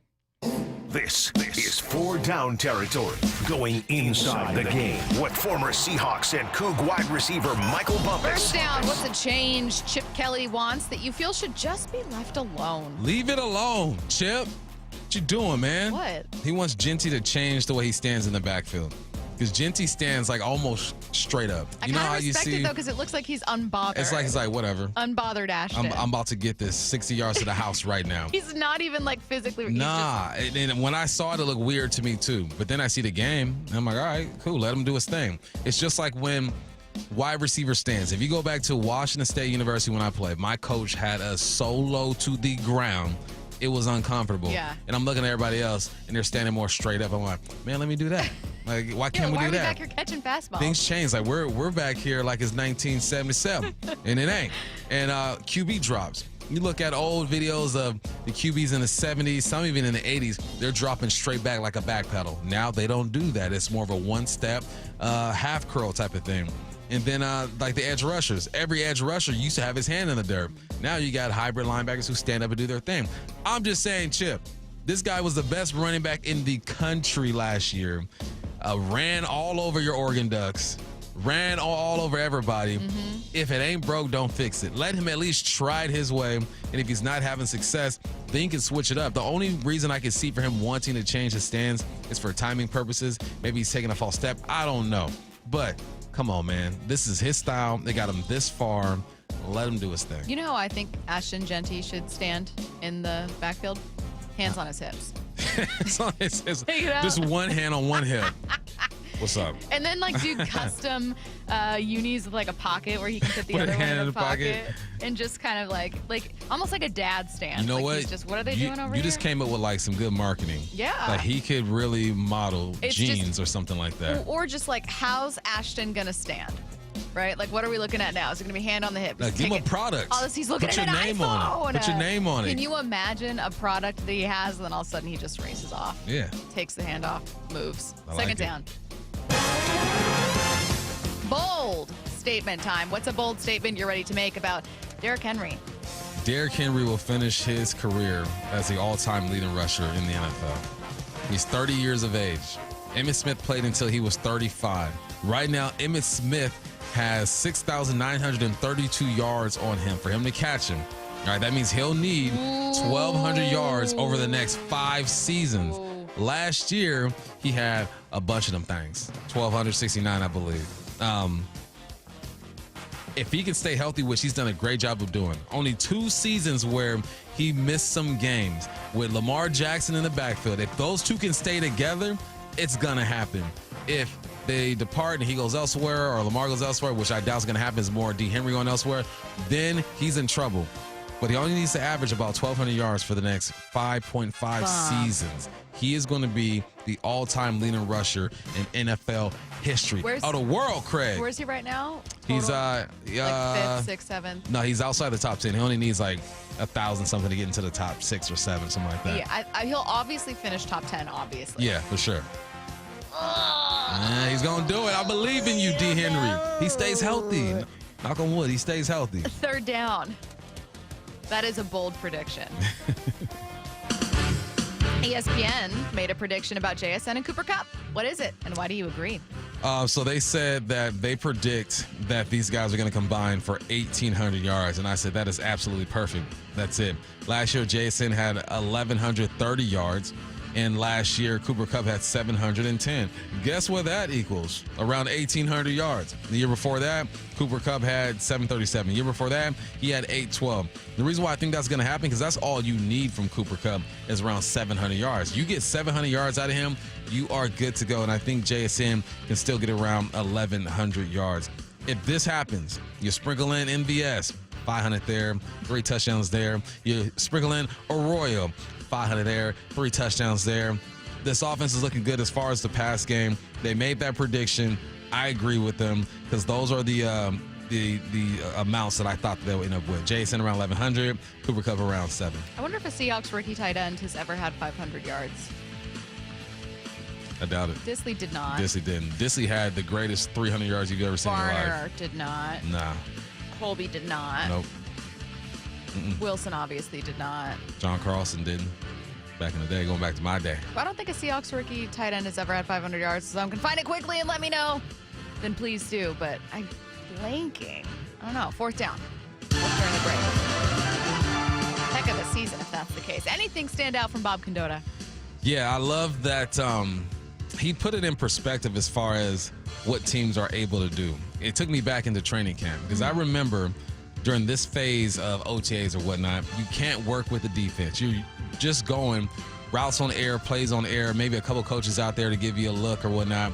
But everybody looks so good during those practices. Like you look around the football field, no one's getting hit, no one's being tackled, no one's getting rerouted, and most of the receivers looked good. Once some pass come on and they clickety-clacking, the banging and all that stuff happen, people change. I'm telling you, people change. Yeah. There are going to be people who play in the Olympics for the flag team for other countries that are going to look good. Oh, look at bring Mario from Italy over here. Let him play slot. Yeah. And then you put Mario in that slot with the clickety-clacks and the bang of the bang. It gets a little bit different. So he took me back because I remember getting pads on and seeing guys just fall off. Like, he don't want it. He don't want it. He don't want it. And it changed your mentality. So, I literally went back to memory lane when he was talking about that. I go, Bob ain't lying, man. Bob ain't lying. And then I had to go back and look at my 2008 preseason stats because I was like, I'm about to have a heck of a career. 8 catches, 133 yards. Woo! I was like 8th in the league with 16.6 average. I'm thinking, we playing for 10 years, baby. We playing for 10 years, baby. Nah, preseason. I'm playing against 2s and 3s. I better have a $133. Remember when John Ursua had 100 yards through 4 games, and for the following minimum 2 seasons, he was my guy. Constantly getting questions on the text line, being like, "So when are they putting John Ursua in? When's John Ursua getting out there?" Like something about being a preseason superstar. Man. People will be like, "If you only would have given him a shot," and it's like, let me tell you what. Give him a shot. There has been maybe one time that I can think of off top where I thought, I think this guy might actually be getting the edge up because he was drafted or over someone else, and that was Amara Darboh. Yeah. Who was a 3rd-round pick and just didn't work out. And you were curious about, like, well, could Kaysen Williams have done a little bit more? But Kaysen didn't do, it's not like he took off with another team. Right. It's just something where I thought, well, was that more a draft? Was draft status a factor? Oh, draft in this status decision? for sure. Draft status, and then it's what you do at practice too. Like sometimes these guys could be making plays and they could be running the wrong routes, not the depth that you're supposed to be at, not the technique that these coaches want you to use, and because you're going up against 2s or 3s, it can fool you a little bit. Someone said Jeremy Stevens. No, he did not have 500 yards. Did he? As a rookie? No, 252. I don't think that. I want to find now what would be a rookie high in receiving yards for a Seahawks tight end. That's my next task. Quickly, let's get to what's on tonight. What's on tonight with Bump and Stacy, brought to you by Caesars Sportsbook at Muckleshoot. Now, here's what's on tonight. The Mariners and White Sox, game 2 of a 3-game series at 4:40 p.m. Plus, the single best racing event is coming this Friday. We'll tell you what you need to be watching next. Wyman and Bob Afternoons 2 to 7. The release of the Seahawks schedule, you open at home with the Niners, you close the season on the road with the Niners. You know what's interesting about that is just that where's San Francisco going to be? I'm just curious if they're going to be able to be that team that kind of has dominated. You know, those two games I think are going to be really interesting just to see where the Seahawks are. I think this year the tougher challenge might be the Rams. Dave Wyman and Bob Stelton. Afternoons 2 to 7 on Seattle Sports, the app, YouTube, and your smart speaker. Imagine finding your dream home and moving in right away. No waiting to sell your old place first. Sounds perfect, right? That's exactly what Orchard's Move First, Sell Later program lets you do. Buy your new home now and sell the old one later. Here's how it works. Orchard gives you cash so you can buy and move into your new home first on your timeline. No waiting, no showings, no double moves. Then the Orchard experts take it from there. They handle repairs on your old home for you so you attract the right buyers. Once they're done, a local Orchard agent lists and sells your home for top dollar. Orchard's Move First program gives you the freedom to buy and move into your new home first and sell your old home later. Buy before you sell and get top dollar for your home with Orchard. Ready to find out how much your home is worth? Visit Orchard.com to get your free home valuation. That's Orchard.com. Safety comes first. When money is tight, Buc-ee's has you covered with available financing. For oil changes, wiper blades, brakes, tire rotation, tune-ups, and factory maintenance, it's Buc-ee's Complete Auto. No appointment necessary and financing's available. Check Buc-ee's.com for the location near you. Did you know your skin is the largest organ of your body? Huh? That's why you should shower with Old Spice Super Hydration Body Wash instead of plain old bar soap. Love your skin by super hydrating it with vitamin B3 and glorious notes of vanilla and shea. Did you know that my superhydrated skin is the second largest organ of my body? The first is my heart. Old Spice. Men have skin too. Old Spice Super Hydration Body Wash. 24/7 renewing moisture. With daily use. Hey, Green Gobbler here. So you've got a clogged drain in your bathroom. Water in the sink's overstaying its welcome. You're spitting today's toothpaste on top of yesterday's toothpaste. You hope that it'd go away. Yeah, clogs don't just go away. I make them go away. I'm Green Gobbler, the only clog dissolver you need. I'm bleach-free, safe for your pipes, and I work. Guaranteed or your money back. Because I never met a clog that was gonna unclog itself. Green Gobbler. Let the gobbler get it. Riverside Roofing is offering $1,000 off a new roof replacement. Book a free estimate online, and when you meet with Brandon, that's Don's son, tell him you heard the message on the radio station. Go to riversideroofingllc.com. It's Riverside Roofing, the roofing company you can trust. Patrick was way behind on his IRS taxes. I was in way over my head. The total amount ended up being somewhere just over $30,000. $30,000. Then the IRS came to collect. Started getting letter after letter. A lien had been filed against me. They were going to basically hang me completely out to dry. He had to do something. That's when I reached out to Optima Tax Relief. Patrick's life quickly got a lot easier. It was very easy, pretty much hands off. They picked up the ball and ran with it. And how'd it go? I couldn't believe it. I had to ask 2 or 3 times. I saved an incredible amount of money. How does Patrick feel about Optima? Couldn't be happier. They definitely helped me. Optima Tax Relief, the best place to call. They're the best in the business. Do what Patrick did and call Optima Tax Relief for a free consultation. Call 800-343-6460. 800-343-6460. 800-343-6460. Optima Tax Relief. Testimonial from an actual client. Some restrictions apply. For complete details, please visit OptimaTaxRelief.com. We are Seattle Sports, the home of the Seahawks, Mariners, and everything Seattle sports. Watch your favorite show live at seattlesports.com. Sometimes even heroes need rescuing. I'm a retired firefighter, 27 years. Kurt had severe pain in his knees and his shoulder, which was keeping him from enjoying his well-deserved retirement. Loved to ski, loved to fish, and couldn't even walk 18 holes. That's why Kurt decided to see Dr. Mark Wagner, MD at Seattle Sports and Regenerative Medicine for stem cell therapy. He was just awesome. He goes, yeah, give me a shot. And he took care of me. He stemmed my knee and my shoulder. And how are you feeling now? I was pain-free in 12 weeks. I play golf now pain-free, and it's awesome. So you'd recommend this treatment to others in your situation? Absolutely. Yeah, Dr. Wagner's, he's had a couple people call me, and I recommended that they do it. Before you choose surgery, consider stem cell therapy with Dr. Mark Wagner, MD, at Seattle Sports and Regenerative Medicine. Schedule your consultation at drmarkwagnermd.com. Are you trying to buy a new home, or are you a local real estate agent seeking financing for a client? We're all tired of dealing with banks, credit unions, and endless guidelines. Wouldn't it be nice to go back in time when we had common sense lending? Hi, I'm Scott Rureka, CEO of Legacy Group Capital based in Bellevue. We are one of the largest local private portfolio lenders in Washington. We've helped thousands of home buyers and real estate investors reach their financial goals by leveraging the Legacy Common Sense borrowing platform. What that means is we lend our own money, we make our own decisions. If your deal makes sense, we'll get it done. Whether you're purchasing a new piece of real estate or refinancing an existing loan, bridge loans, construction, or regular home loan, it doesn't have to be as difficult as banks and lenders make it. If you're trying to grow wealth through real estate acquisition, come talk to the experts in private lending. Call 425-635-4700 or LegacyG.com. Legacy Group Capital, your common sense lender. LegacyG.com. This is The Timeline with Bump and Stacy. Brought to you by 1-800-DUI-AWAY. It's The Timeline on Bump and Stacy, reading you the top stories you're going to see on your own timeline. Let's start with the event happening this Friday, the one that I just teased. The single best racing event, as Matt called it. Fox Sports will be airing the Weenie 500. 6 Wienermobiles will race against each other at the Indianapolis 500. They're going to represent each different region in the United States.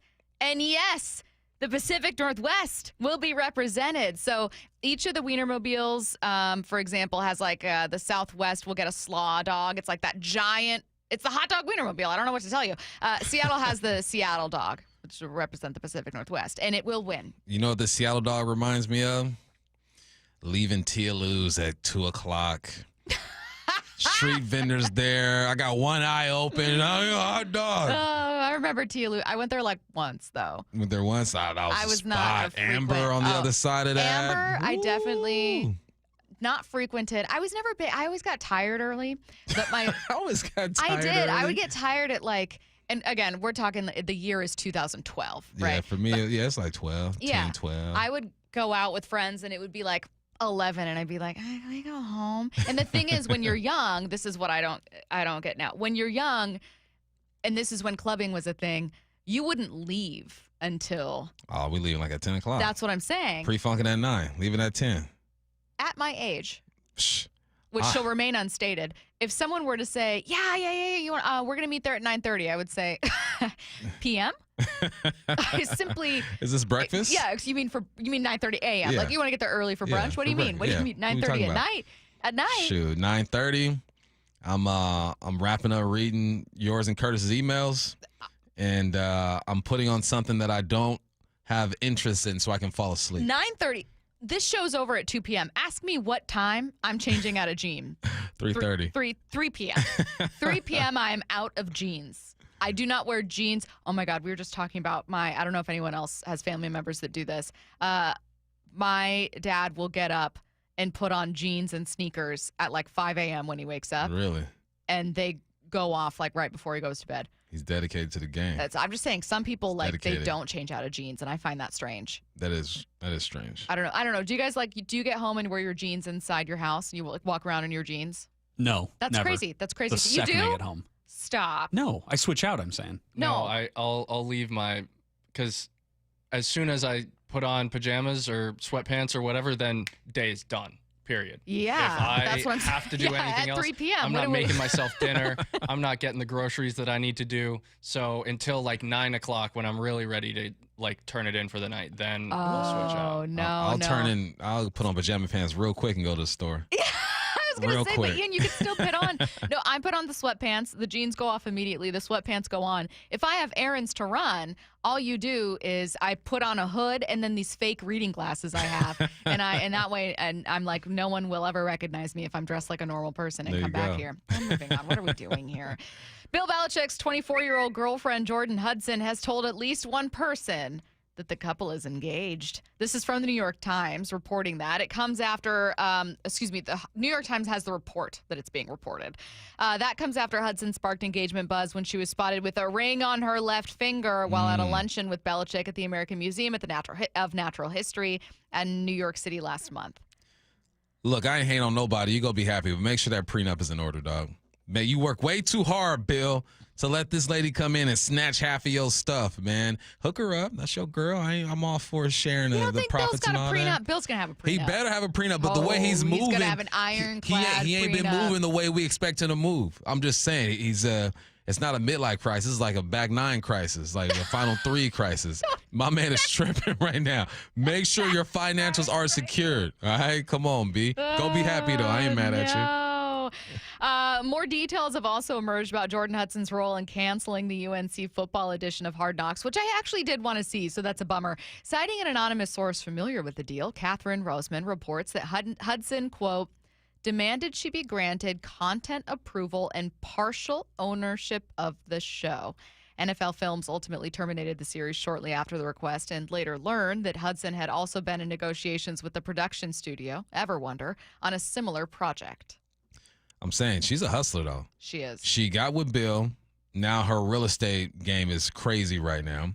She wants to get into production. You can't knock the hustle, man. This young lady wants her hands in everything, and this relationship will benefit her beyond however long they're together.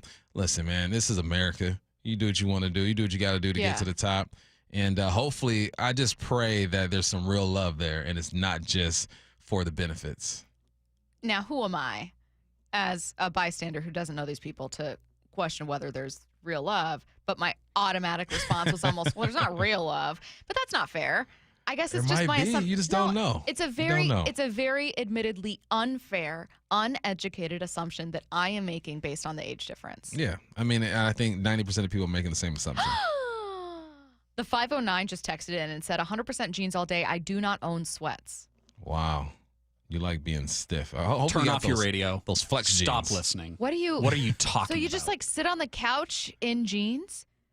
You lounge around in jeans? You go to bed and put the covers on your body in jeans? Well, this is 509, so that's Eastern Washington. It might be on a farm somewhere, a ranch. You know what I'm saying? Maybe it's the lifestyle thing. It's a lifestyle Leggings. thing. No sweatpants? Not a single pair of sweatpants. That's wild. Now, I have to think that the 509 is differentiating sweatpants from all other loungewear. Like, he's got to have pajama pants. Yeah, I'm sure he has pajama pants. You're not going to sleep in jeans. Maybe. That farmer lifestyle, I don't know. The Stanley Pup is back. Next story. The second annual competition between rescue dogs representing all 32 NHL teams will premiere on June 6th. During the 90-minute competition, the dogs will showcase their canine skills on the ice to determine a champion. Afterward, many of the pups will be available for adoption from a shelter or rescue group in their respective city. All right. So are they skating? No. I'm like, you put them on ice. What the heck's going on? Do some tricks. Impress me. You want me to adopt you? Stop. Give me a triple axel. They don't have to do tricks Give me a to get triple adopted. axel. What about just adopting them because they're sweet dogs and they need a home? Yeah, that's cool too, but I want an athlete. Wow. I want an athlete. What? Show me some. Wow. Out here talking about, before I adopt this dog, I need to make sure you can ball. Hey, do something. Sunday's Subway Series finale was the most watched Sunday night baseball broadcast since 2018. Buster Olney tweeted, Sunday's Mets-Yankees game averaged 2.54 million viewers, the most watched Sunday night broadcast since August of 2018. Did I watch it? Yes, I started watching in the 8th when it was tied. Because of Juan Soto. Yeah. You're making a switch. Did you see the two fans in the crowd? One young lady is a Yankee fan and her dude is a Mets fan. No, and she is I started watching it late. I tuned in late. She is chirping. And I think someone did the lip read. She was like, I thought you had pride. I thought you had pride. He looks at her. He goes, our record's better than yours. Our record's better than yours. You were not lip reading. I wasn't. Someone else did it for okay. me. But yeah, that was interesting. But it's because of Juan Soto. That's why. Everyone wanted to see if Soto was going to ball out against the team he left. Speaking of everyone watching, Saturday's game between the Caitlin Clark-led Indiana Fever and the Chicago Sky drew an average of 2.7 million viewers on ABC, making it the most watched WNBA regular season contest in 25 years. That's from Sports Media Watch.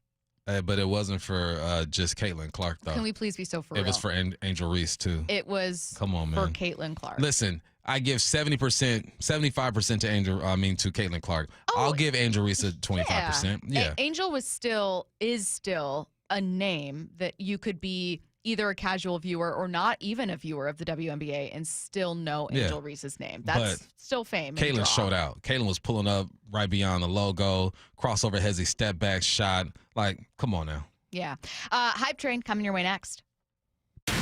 Blue 88, every day at 7:45 on Brock and Salk. Will the Seahawks ever find another Marshawn Lynch? Yeah, this was a cool comment from Pete yesterday. Marshawn was such an attractive individual to bring into our program. And how many people ever talk about Marshawn as being an attractive individual? Not many. But, you know, he was really I thought, the change maker for us there. Blue 88 on Seattle Sports. Get the podcast on the Seattle Sports app. The team at Mazda of Everett is always working hard to make your experience with their team exceptional. Mazda of Everett has over 700 new Mazdas in stock, tariff-free. It's the perfect time to buy a new Mazda. Visit our friends at Mazda of Everett on Highway 99 in Everett or shop online at MazdaofEverett.com. Click the Mazda of Everett price where pre-tariff pricing still applies. Shop their tariff-free selection at Mazda of Everett. This is the story of the one. As a safety manager at a manufacturing plant, he does everything he can to keep his coworkers safe. From finding ways to reduce risks to keeping safety supplies in stock. And for that, he relies on Grainger. Grainger offers a broad range of quality products and next-day delivery, so he can always play it safe. Call 1-800-GRAINGER, click Grainger.com, or just stop by. Grainger, for the ones who get it done. Roof now, pay later. No payments until 2027. Zero down, zero payments, and zero interest for up to 24 months. Hi, Justin Shirley, CEO of State Roofing and Exteriors here. Since 1968, we've helped homeowners just like you get beautiful, durable roofs without breaking the bank. Book today and lock in summer pricing before it's too late. Call 866-ROOF-ROOF or visit stateroofing.com to schedule your free estimate. State Roofing and Exteriors, held to a higher standard since 1968. Hey, Mike Salk here, and great news this August. Luxury awaits at Snoqualmie Casino and Hotel. Yes, the hotel is finally opening. You can book now for an unforgettable summer experience at snocasino.com. Breathtaking views of the Cascades in Snoqualmie Valley, an expanded non-smoking gaming floor, awesome destination spa, a 2,000-seat entertainment space and convention center, and yes, new food venues, restaurants as well. You can book at snocasino.com. Seattle's closest. It's now Snoqualmie Casino and Hotel. Well, this week's First Mark Challenge victory goes to Robert. Robert, why did you call First Mark Insurance? I heard an ad, and my wife and I had just got our policy renewals from our previous provider, and everything had gone up quite a bit, 30-40%, so I thought I'd give it a try. It was a pleasant experience, very easy. It only took a couple of days to get the good news back. And were they able to save you money? Yeah, we were able to save well over $1,000. Not only did we save money, our agent found that we had some gaps in coverage, and they were able to not only save money, but improve our coverage. Well, now you can be a good friend, and you can tell everybody about it. Well, I have. I've, in fact, passed it on to a couple of my good friends, and they're taking the challenge as well. So it's been great. Robert did it. My family did it. Now you got to do it, and it's totally free. Go take the First Mark Challenge today. See how much they can save you and how much better your coverage will get. Maybe you could be our next First Mark Challenge victory. Just go to firstmarkinsurance.com. Firstmarkinsurance.com. Bonneville International radio station contests are open to participants 18 years of age or older that are residents of Washington State unless otherwise specified. Employees or agents of the station, Bonneville International Corporation, other area radio stations, or any entity associated with the contests are not eligible to win unless the station otherwise specifies at its own discretion. Persons who have won in the last 60 days from a station contest or event may not be eligible. Full general contest rules are available on seattlesports.com or in person at the station during regular business hours. The Bump and Stacy Show is powered in part each day by the caring and compassionate team at Pendergast Law Personal Injury Lawyers. Go to pendergastlaw.com. If you've ever wondered if there's something after death, Tyler Henry proves the answer is yes. Be part of his live audience readings and his jaw-dropping ability to connect with the departed at Muckleshoot Event Center, Thursday, July 10th and Friday, July 11th at 8 p.m. Experience this evening of hope and healing, bringing peace and closure to loved ones. Tyler Henry proves our loved ones never leave us. Get tickets at muckleshootcasino.com. Hope springs eternal during the start of the season, but unfortunately, so do spring allergies. Hey, it's Dr. Ryan Stern of the Stern Sinus Center. Rhine Air is a simple, non-invasive procedure that significantly reduces your postnasal drip and stuffiness. We're proud this year the Stern Sinus Center was just named a nationwide center of excellence. We're also excited to welcome another allergy surgeon and ear surgeon to our practice. Schedule your appointment in Auburn or Federal Way or go to sternsinus.com. G. Scott here with former Seahawk Doug Baldwin. Tell us about Nourishing Champions. We know the benefits for young people in sports, but we often don't think about the barriers. And one of those barriers is having proper nutrition. So Nourishing Champions, in partnership with Champions of Change and Safeway, is an effort to address those barriers so that our student athletes have what they need to excel both on the field and in the classroom. High schools can apply for grants up to $25,000 from Nourishing Champions. Learn more at championsofchangefoundation.org/Nourishing Champions. At Lake Washington Windows and Doors, we offer premium windows that are 25% more energy efficient, reduce noise by 50%, and come with clean glass technology. And Leak Armor installation gives you a lifetime warranty to protect your home. Visit LakeWashingtonWindows.com. Lake Washington Windows and Doors makes it easy to enjoy new windows with clean glass technology now and defer paying for them until 2026 with zero down, zero payments, and zero interest for 12 months. Visit LakeWashingtonWindows.com. From the Quantum Fiber Studio, you're listening to Bumpin' Stacy. Weekdays 10 to 2. On Seattle Sports and 97.3 FM HD2. Coming up in less than 15 minutes, I am not done going over the Seahawks schedule. Maybe I would have done this yesterday when I was out, but Bump, you have one more day at least of Seahawks schedule talk, but this is going to be fun. I wanted us to go over some of our favorite Seahawks plays against 2025 opponents. We don't have all of the opponents because we're going to run out of time, but why not go over highlights? It's a Tuesday. Let's brighten it up. Let's have some fun and go over some of our favorite moments. That's coming up in 15 minutes. Before we get to that, though, let's head to the station for Hype Train.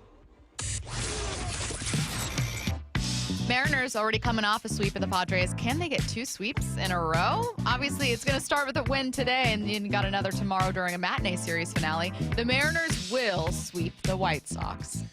See, I'm a creature of habit. And we asked this question with the Padres, and I said no, and you see what happened. They swept the Padres. But normally you go vibes.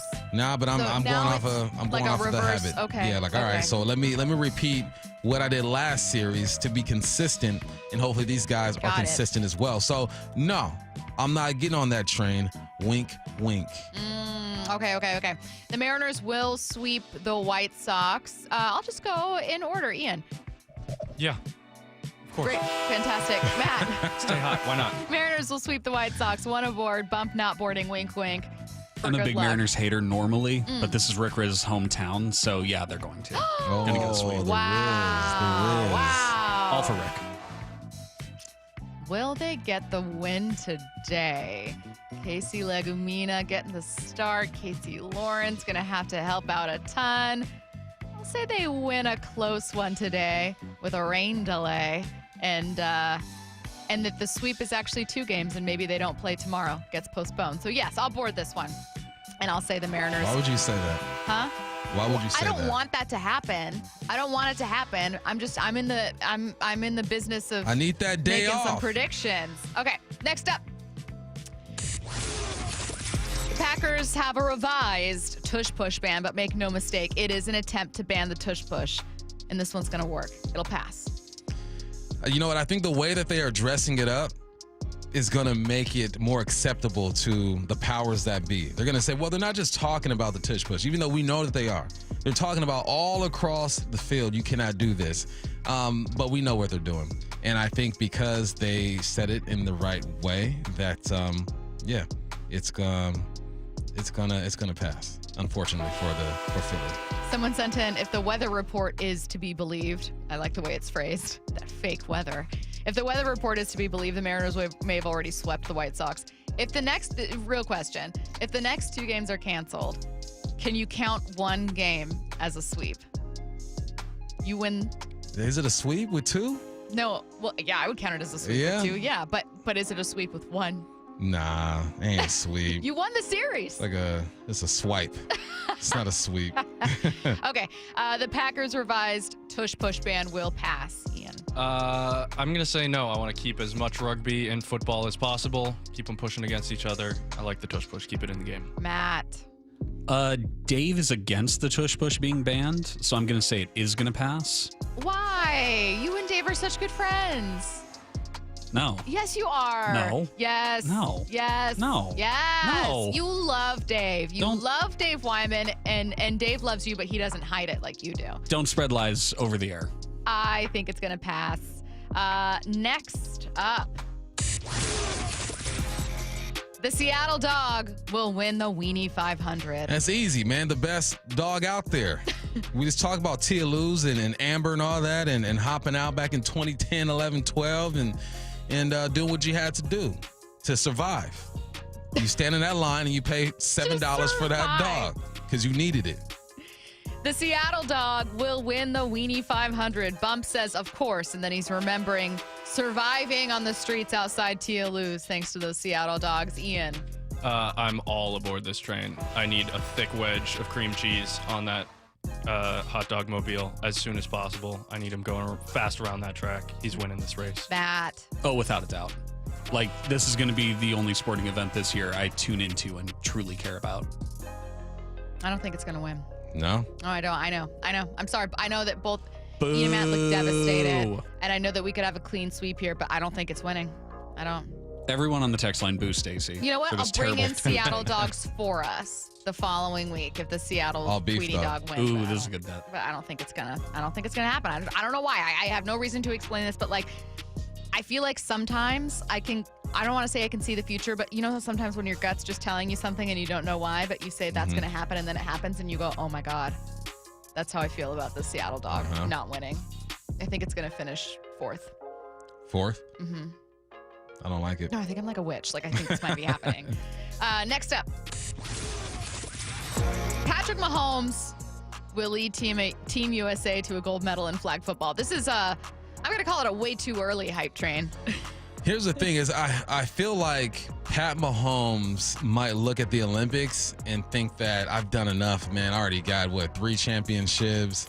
I'm just trying to chill, maybe spend time with the family, So you say and let Olympics someone else do it. not going to happen for him at all. Nah, I just don't think he competes in it. I don't think it's that important to him because he's already done so much. You got to look at a guy like Josh Allen or Lamar, someone who hasn't won a Super Bowl. They're like, finally, we can get past Mahomes. Yeah, exactly. So, no, I don't think Mahomes is going to do it. It's going to be somebody else. Patrick Mahomes will lead Team USA to a gold medal in flag football. Ian. I'm with Bump here. I think it's one of the others that doesn't have all the accolades already. They got to put something in the trophy chest. Why not go get a gold medal? Matt, will you be the contrarian here?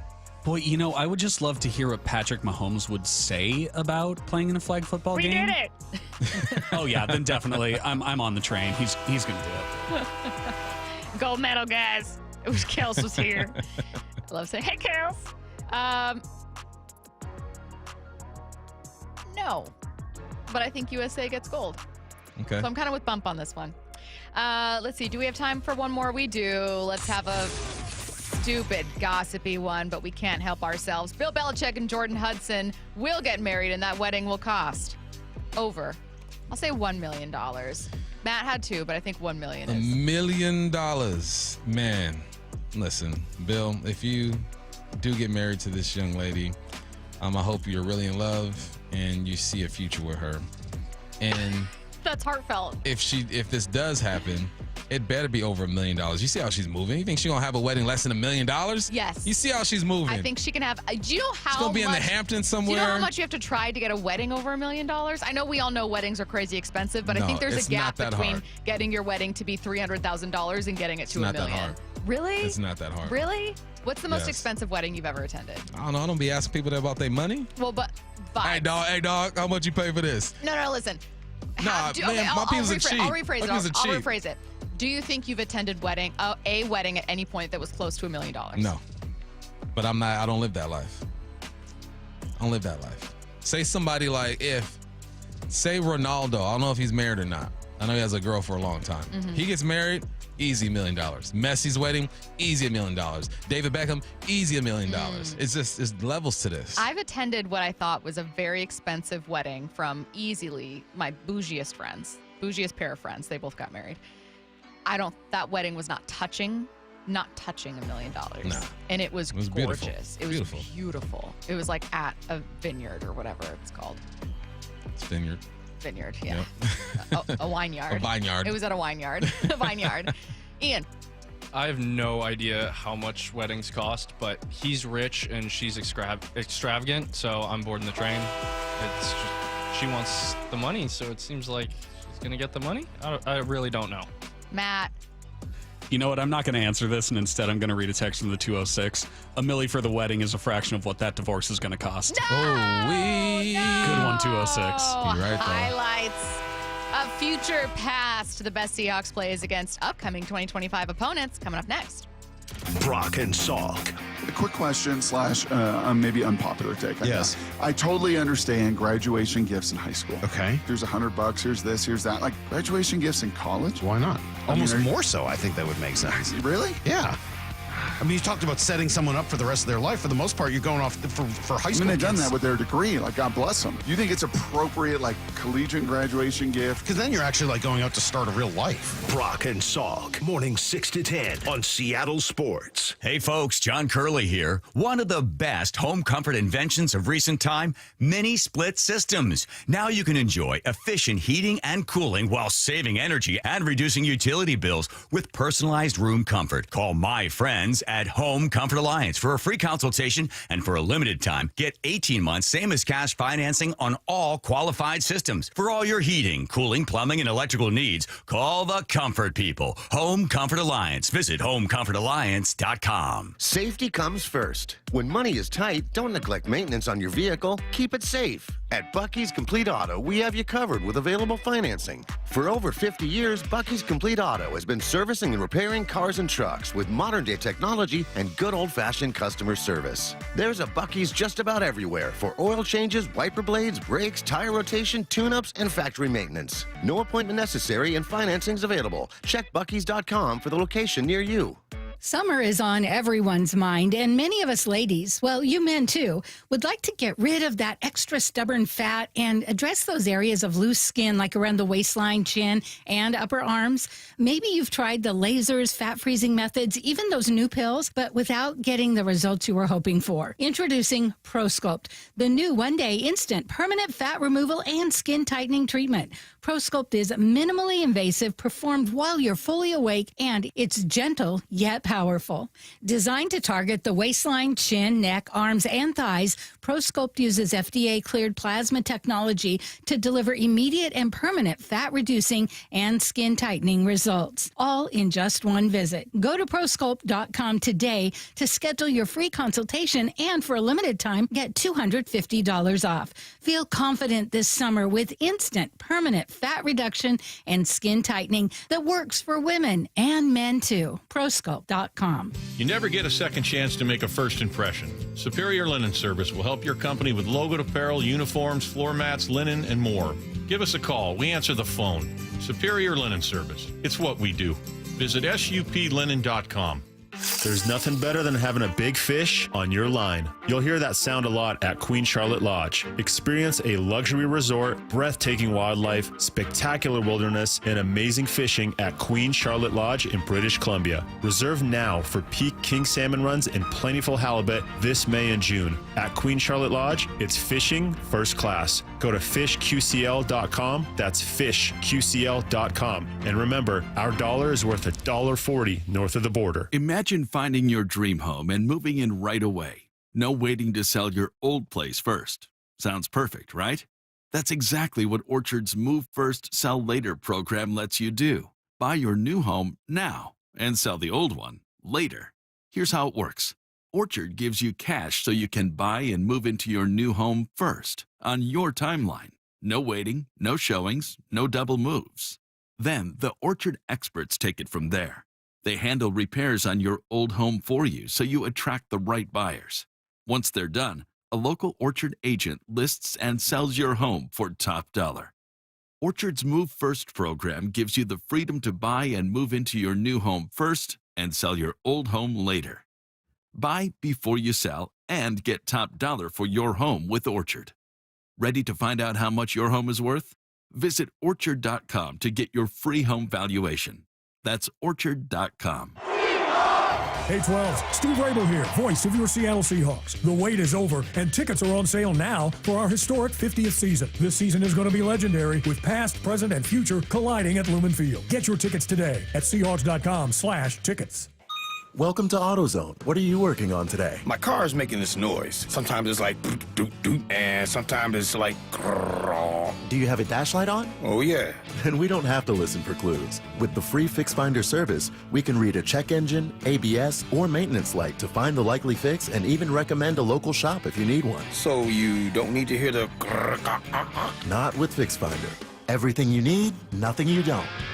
Get in the zone, AutoZone. Restrictions apply. Wesley Financial Group is not a law firm. Do you find yourself stuck in a timeshare? Get the real facts about the timeshare industry and your options for cancellation. Chuck McDowell, founder of Wesley Financial Group, has put together a free information guide that reveals the secrets the timeshare industry doesn't want you to know, including the 5 ways to get rid of your timeshare. Call now and get this timeshare cancellation guide absolutely free. Call 800-838-6161. That's 800-838-6161. 800-838-6161. Let's go! This is Seattle Sports. Streaming through the Seattle Sports app. KIRO AM Seattle. KIRO FM HD2 Tacoma. Home of the Seahawks, Mariners, and everything Seattle sports. Seattle Sports Snapshot. The Mariners have won 4 in a row after sweeping the Padres in San Diego. Seattle took the first of a 3-game series yesterday over the Chicago White Sox thanks to a grand slam from Julio Rodriguez and 7 scoreless from Luis Castillo. Next up, Game 2 today at 4:40 p.m. with a pregame show at 3:30 p.m. right here on Seattle Sports. You are on rain watch for this one. Weather conditions pretty bad in Chicago right now. With all of these pitching injuries, the Mariners are rolling with Casey Legumina as the opener tonight. Snapshot, brought to you by Miller Lite. When it's game time, it's Miller time. From the Quantum Fiber Studio, this is Bump and Stacy on Seattle Sports. Streaming through the Seattle Sports app and at seattlesports.com. Now, here are your hosts, Michael Bumpus and Stacy Ross. Here we go now. We are here to have some fun, and I thought that this would be a fun Tuesday segment, Bump. We're just going to go over highlights of future, past, the best Seahawks plays from upcoming 2025 opponents. So I thought that we would go over some of our favorite moments, favorite plays that we immediately recall when we look at the schedule and see what the opponent's going to be. I do not have every opponent on here, so spoiler alert for, like, I don't know, the one Colts fan that's listening that I didn't have like a Colts highlight. But we tried to cover our bases and get a good amount here. So I am going to say the team. If you guys have one that you're like, oh man, I immediately think of this one, go ahead and text that in. But when I say, for instance, the San Francisco 49ers, the play that comes to mind for me, Bump, and probably for you, against the San Francisco 49ers, I'm going to guess it's this one. Kaepernick trying to save his last 2 timeouts. Calls the play. His wide receivers slotted on the far side. Shotgun for Kaepernick. Takes the snap. Looks. Fires near side. Going for the end zone. Ball is tipped up and after it. Is it picked off? Is it picked off? It is. It's picked off in the end zone. The Seahawks intercept in the end zone. Richard Sherman tips it. Malcolm Smith picks it off in the end zone. Intended in the far corner. The Seahawks are going to run this baby down. We are going to New Jersey. Holy smoke! The defense does it again. Holy catfish! Also, just an all-time call. The it's happening. Of course, it's the tip. San Francisco 49ers are the Week 1 opponent, 1:05 p.m. And I know that this is not the rivalry that it was. It's not that these two fan bases don't hate each other or that there's not an existing rich rivalry there. These two teams are just in kind of weird places, Bump. Yeah, they are in weird places. It's San Francisco has found their franchise quarterback. They just paid the Paid man. him like one. The Seahawks have found a guy that they are experimenting with to possibly be the franchise quarterback. Yet when we spoke yesterday, Curtis and I did a segment, who has the most potential out of this division. We both landed on the Seahawks, not just because we are homers, because we're looking at just their situation. The defense is getting better over here. You got offensive weapons as well. You're seeing if your quarterback is going to be the guy. We know what Brock Purdy is. At least we think we know what Brock Purdy is. And we feel like there's more room for growth with the Seahawks. I think it's fair that the Niners are still considered maybe the front runners to be the second in the division. Yeah, for sure. You got resume, the coaches, you got your quarterback. There's guys over there. We get it. But down the road, we feel like the Hawks are set up to have success. So again, these are going to be the bookend games for the season. Week 1, 49ers, and then week 18, game 17 is going to be the 49ers. The tip, obviously, the play that everyone thought of. Although Cam Chancellor and Vernon Davis was the second most commented one. I obviously thought of that one. I considered it. We do have one game in here, two maybe with multiple highlights. But that was, I had to go with the tip. I had to. Yeah. Okay. Let's go to our second one. Week 2 for the Seattle Seahawks. You are on the road, your first road game of the season. It's a 10 a.m. start here, and it's going to be against the Pittsburgh Steelers. This cut was really part of a bigger story for the season for Seattle and for this particular player. Doug Baldwin, 80 yards. 3rd down and 10 from his own 20. 3 receivers left side. Russell out of the shotgun. Takes the snap. Here comes the blitz. Russell stands strong. Throws to the middle. Ball is gone. Turning upfield is Baldwin. He breaks the tackle. Down the near sideline. 40, 30, 20. They're not going to get him. 10, 5. Touchdown! Seahawks! An 80-yard touchdown to maybe ice this game for the Hawks. His 3rd touchdown reception of the day. Doug Baldwin, you are magnificent. It did ice the game. And not only that, Doug Baldwin, that was a win for Seattle, 39-30, ended up getting 3 touchdowns in that game. And it started off a stretch of 1, 2, 3, 4 games where Doug Baldwin had 2 or 3 touchdowns. 5 games. And that one was clean. He caught the football, a little stiff arm. I believe it was number 41 who gave a stiff arm to. And you see Tyler Lockett running from behind, picking up a block right there. Like, Dougie Fresh has just enough speed to make that thing work. Like, his burst is there, but then after that, he kind of strides it out, man. Doug Baldwin, one of the best to do it. All right. Next up, I have the New Orleans Saints. This one's going to be controversial. Okay. It's going to be controversial. And you know what? Can we get the Beastquake? Ian could help you find that, and we'll that'll be one that's in here from listener request, because Bump, I'll tell you right now, that's the one that everyone's saying. Look, maybe I'm crazy. This is what I thought of. When I thought of the Saints, I thought of this moment. It is a random defensive highlight where Michael Bennett became one of the most fun players in football. Right now, the Seahawks have their pass rushing group in on 3rd and 5. Shotgun snap to Breeze, steps up in the pocket, looks, he's hit, the ball comes out, it's picked off by the Seahawks, coming near side 20, 15, Michael Bennett 5, touchdown, Seahawks! Ball was slapped away from Drew Brees as he was getting set to throw right into the hands of Bennett, and it was good night, Irene. The Beastquake is going to be the most popular answer. It is the most iconic play the Seahawks have against the Saints. Yeah, don't get me wrong. by By sure. far. We're going to play it in 1 second. But I liked this call because there are moments that both of us can probably think of when you realized, like, oh, this team's got it. And this was that moment for me for the eventual Super Bowl winning 2013 team. Yeah, it's iconic. You know, it's not the Beastquake. We understand that, but it is something that is burned into the memory of your mind for the rest of your life if you saw it, and it continued to grow after that. Just get bigger and Yes. bigger and bigger. That's what it was. It was like, it wasn't just like Michael Bennett doing like this belly roll, humping the air, but it was one of the things that is just in my memory from that era of Seahawks football is the Seahawks never seemed like they were fighting through things. Mhm. It seemed like they were having fun and dominating people. You know who he got that from, though, right? Who? From Me-Bang. Oh. Me-Bang used to do it. So it was a salute to him. Yes. And then he kind of I just like ran it. with it. obviously we do have the most iconic play. Turn and hand to Lynch, left side. Finds a little bit of a hole, keeps his legs moving. He's across the 40, midfield, 45, he's on the run, Lynch. 40, pushes him at 35, look at him go. He's down to 20, 15, he could go. He is going to go. Touchdown, Seahawks. Oh, my word. A 67-yard run. Marshawn Lynch, unbelievable.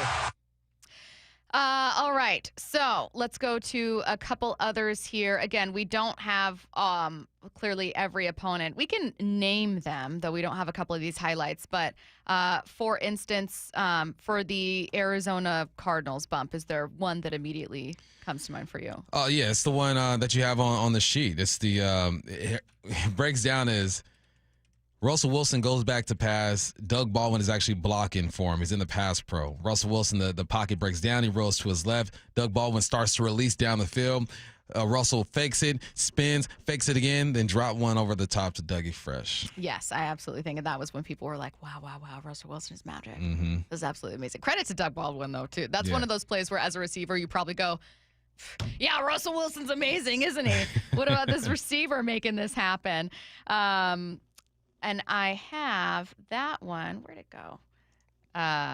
Right here. Oh, I can't find it. Oh, no. Okay, well, whatever. Let's go to some of these Vikings ones. So let me go through the schedule. You've got the Arizona Cardinals week 4. The Tampa Bay Buccaneers. Look, all due respect to the Tampa Bay Buccaneers, I didn't immediately think of one, and I had some other games that I wanted to get to as well. Same with Jacksonville. But you've got at home, week 5, Tampa Bay Buccaneers. On the road, Jacksonville, week 6. Houston. Hold on. When I think of Jacksonville, yes, I think of what was his name? Getting in a fight with a fan. That's what I thought of. Yes. That's what I think of. That's my problem with the Tampa Bay Buccaneers. I thought of a loss overseas, and with the Jacksonville Jags, I thought of him getting into it with fans, and I was like, well, first two things that came to my mind. I'm keeping it moving. We're rolling. And with the Houston Texans, I thought of 2 wins, which was Sherm's shoe falling off, and then obviously back in the day in 2013, and then I thought of the Jimmy Graham. Russell Wilson to Jimmy Graham in a back and forth that was kind of like 2-touchdown game for Graham, I believe. And it was in the final 25 seconds, 20 seconds.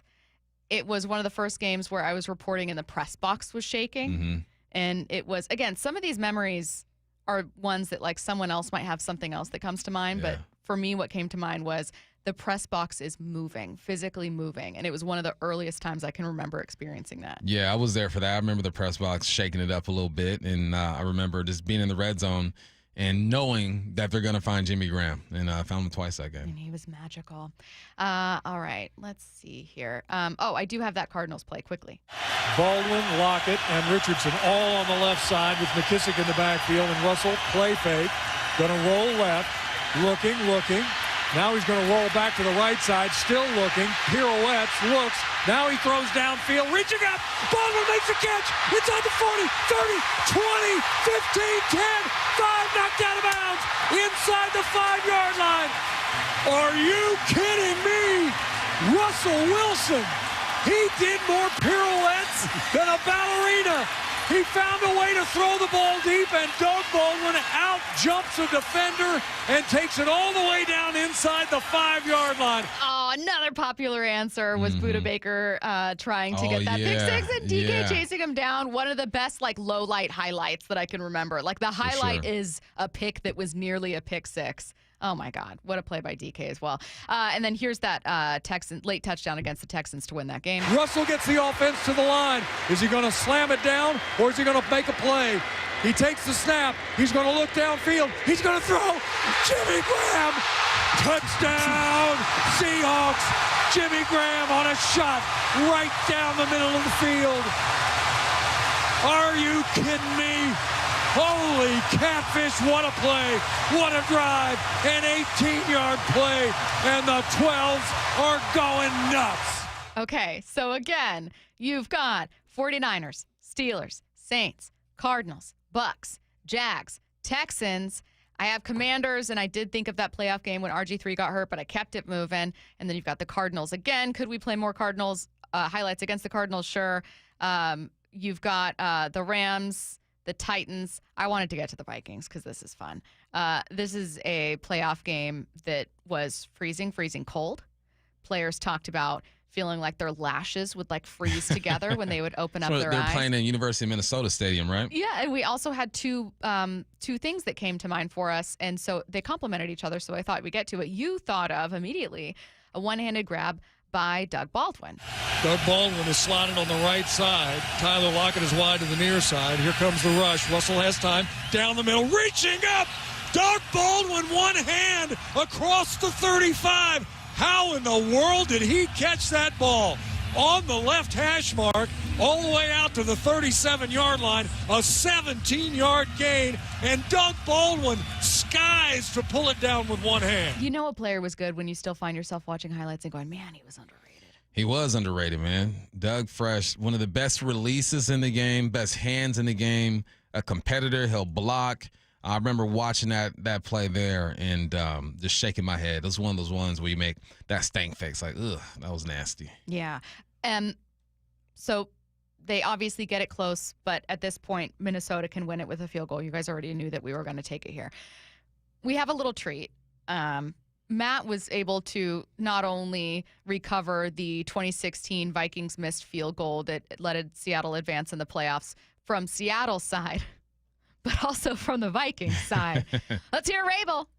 He's got 3 of them already today, does Blair Walsh, from 22, 43, and 47, but all were going in the other direction. This is a 27-yard field goal attempt from the left hash mark for Blair Walsh to try to give the Vikings the lead. The snap, the kick is up. It's no good! Are you kidding me? It's no good! Oh, baby, Minnesota. And the Seahawks have dodged a bullet from 26 yards out. Blair Walsh misses the field goal attempt. Again, a 2015 season wild card. Vikings missed the field goal from Minnesota's side of things. Kevin McDermott snaps. He's in his first year with the Minnesota Vikings. Jeff Locke holds. Blair Walsh from 27 yards left hash. Snap good, spot down. Walsh's kick is up, and it is no good. He missed it. Are you kidding me? The season can't end like that. He missed it left. And the Seattle Seahawks are off to Charlotte. Blair Walsh missed a 27-yard field goal, and the Minnesota Vikings are going to lose 10-9. Now, sometimes you just rather be lucky than good. And for the Seattle Seahawks, golf right there, man. They were lucky today. They're not good. They were lucky. Hey, and then what the Hawks do the following year? Lost, the following year? No, they picked up Blair Walsh. They picked up Blair Walsh. They said, don't trip, we got you, dog. I want to We spend feel for you. 30 more seconds on this season. Someone sent me a question on Twitter, and they were like, hey, when's the last time the Seahawks felt like a Super Bowl team? And I want to throw you the same question because my answer was statistically this season, but it didn't feel like it. But 2015, when you look back, they were, I think, top this 5. This season meaning? 2015. Okay. But when you look back at the 2015 season, so again, they're off back-to-back Super Bowls, obviously off of Super Bowl 49. They were top 5 in several categories, offensively and defensively. I don't know that they felt like a Super Bowl team. This is the season. They move on past this game. They go to Charlotte. They lose that game. They kind of climb back into it, but it's not enough after they get like just completely stomped like through the first half. And then the season ends and they're like, yeah, we feel like we got back into it and it was great. But like, did that season feel like, when's the last time the Seahawks felt like a Super Bowl team? I'm asking you the same question. I think it's 15. I think so this that, season. Yeah, I think that there was a year where offensively it was ridiculous, right? Maybe that was 19 where Russ just went crazy, where he felt like a Super Bowl quarterback. Yeah. But the team didn't feel like a Super Bowl team when he threw like 4 touchdowns against the Giants or something like that. That year, he was playing like a Super Bowl quarterback, but the team just wasn't on point. Okay, so can I also, now I want to keep it going. Remember when we had our debate about whether or not Russell Wilson should go into the Hall of Fame? Mm-hmm. Someone sent me a good take, which was the real question is, well, Russ was never able to get back to a Super Bowl without that defense. And I was like, yeah, that's a really fair point. However, there were reasons when Russell was in the offense, but Russell was exceptional. Mm-hmm. Where, you had, and that includes Baldwin, Lockett. Like, there were, great players that were part of that. And the defense was so bad that there are stretches of play where I go, can you blame Russ for a defense that's 26th? aren't Hall of Fame quarterbacks connected to their teams too, though, right? The teams where they've done the most damage. So it is a individual award, but other than like Dan Marino, can't think of anybody else. Like it's what you've done over your whole career, and they sprinkle in what your team has done as well. I think there was a moment where Russell Wilson was for sure a Hall of Famer. No doubt about it. I think the last 3 or 4 years have kind of made you question it. I wouldn't be mad if he got in, but I think that it's made his journey has made it a lot harder. Yeah, I don't know. I think that we look at what Russell Wilson's done more recently, and that lasting image of Russ is like, oh man, maybe it was never as good as we thought. And then forget times when he was one of the single best things about this team with a defense that just couldn't get it together. Does the no MVP votes hurt him in that category as well? Like, yes, he was so hot for 8 weeks, but then the other 8 weeks of the season he would drop off, and so you had a half season of great football where he never would put it together for a whole year. Bump, what do you think? I think that the further you get away from that season or those moments, the better it looks for him. You know, I feel like he might be a guy who gets in on the 3rd or 4th try or something like that, because we're so close to, especially here, so close to what he did and what he didn't do, that he's going to be critiqued like crazy. You give it 5-6 years or something, the legend grows. It's like playing telephone. You played telephone growing up, I tell you a message, we send it across the room. When it gets back to me, it sounds a bit different. I think that's going to be Russell's journey. And I can guarantee you that if 2017, 18, 19 Russ was playing in an era where MVP voting is what it is now, where you can get a vote from someone who, you know what I mean? It used to be like, that's your vote for MVP. And now it's like, oh, so-and-so got 2nd place votes and 3rd place votes, meaning someone somewhere would have given Russ an MVP vote knowing like, well, he's not going to win, but I want him to have my vote. If that format existed, I can guarantee you that a Russell Wilson who was throwing for 36, 37 touchdowns and running for 500 yards would have gotten a vote. But it is a really good question about, like, and to your point, Bump, the things that work against him now and how we view them differently in 2025 and beyond. I have one more highlight I really want to get to, though. It's not a Russell Wilson highlight. No. It's Cam Chancellor. This is against the Panthers in 2014. Newton again, shotgun snap. Looks, still looks, fires. Ball is intercepted. Coming back to near side. He's going to go. It is Cam Chancellor. They are not going to touch it. 15, 10, 5. He strides in. Cam Chancellor. Touchdown. Seahawks. 91 yards. No flags. The Seahawks are going to host the NFC Championship next week. 91 yards for Cam. Holy catfish. That's your second to last opponent of the season before closing out on the road against the 49ers, both of those games on the road. Yeah, I remember Cam running to the end zone. It's like he's nodding his head as he's running through. Like, I can only imagine the emotion that he's feeling in that moment, and the screaming and hollering that's going on. I miss that so much. Just the sound of football when you're on the field, the grunting, the cursing, the conversations, and then how the crowd kind of disappears. And then once you're done with your interaction, like, it reappears and it's loud in there.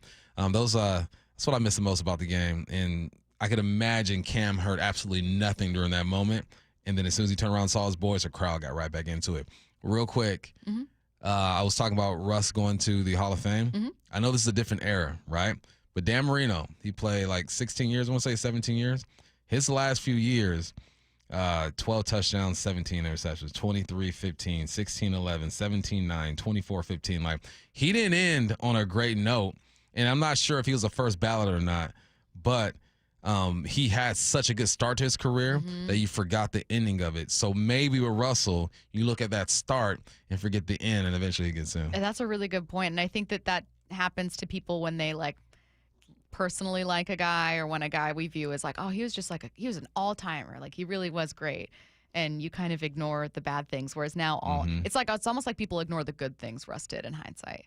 Like, the most common thing the most common type of comment I saw in that video was, Russ was never good. He just had a good defense. Like, that's insane. That's false. Insanity. Yeah, that's false.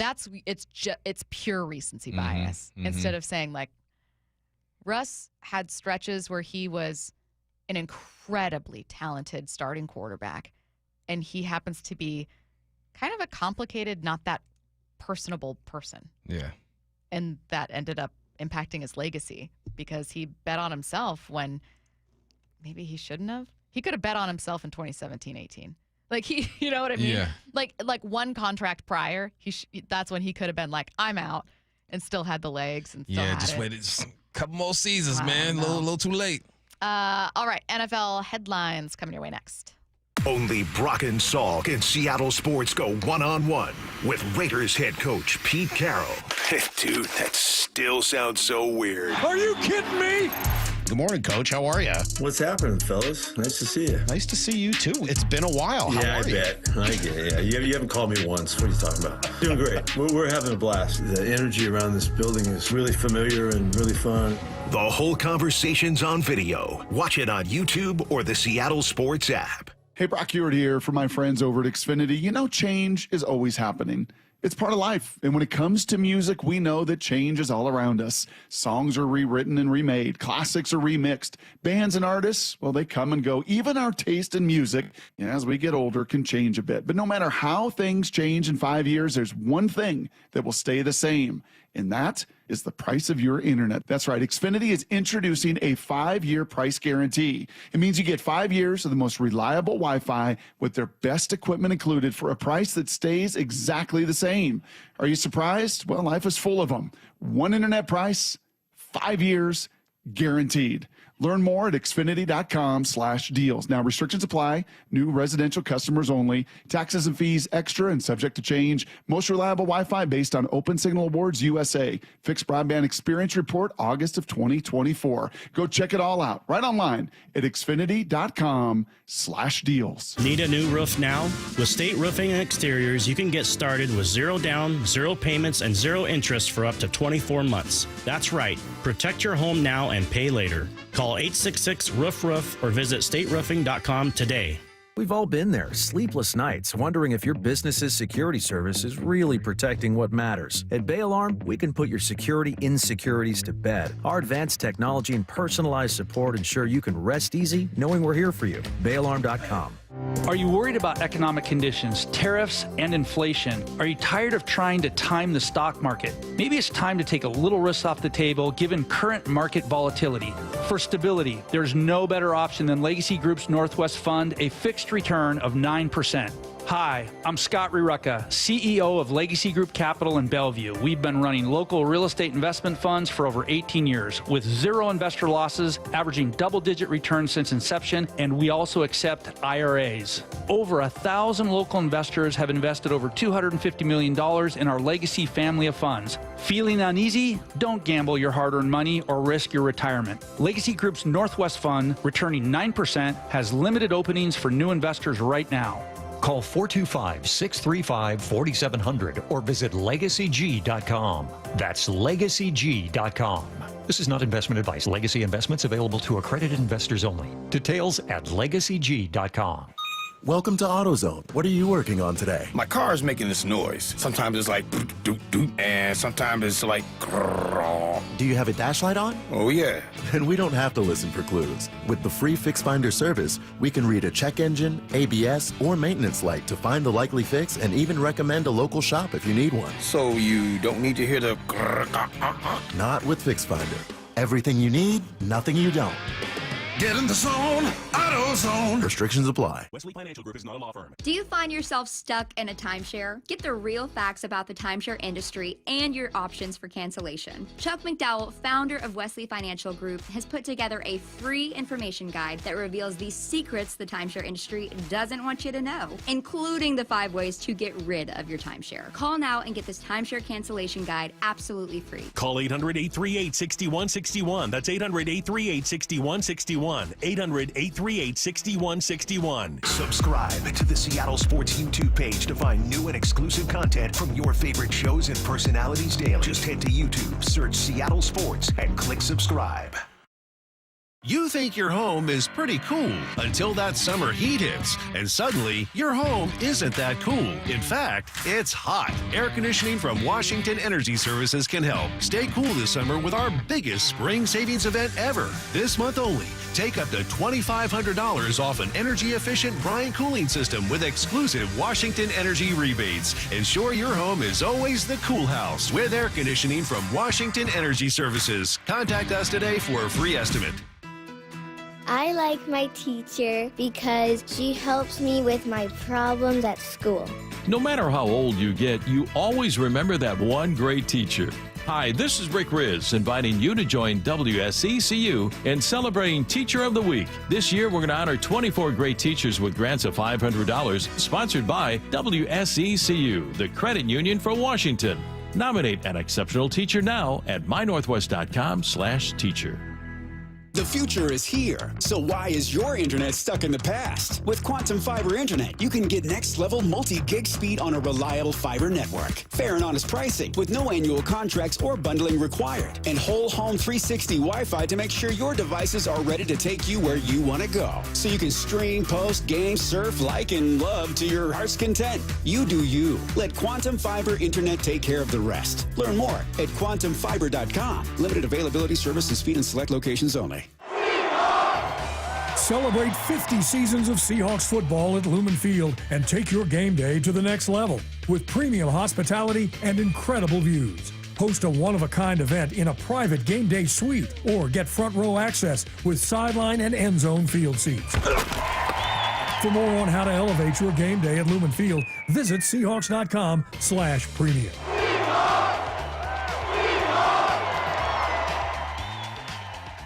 From the Quantum Fiber Studio. This is Bumpin' Stacy. Weekdays 10 to 2. On Seattle Sports and 97.3 FM HD2.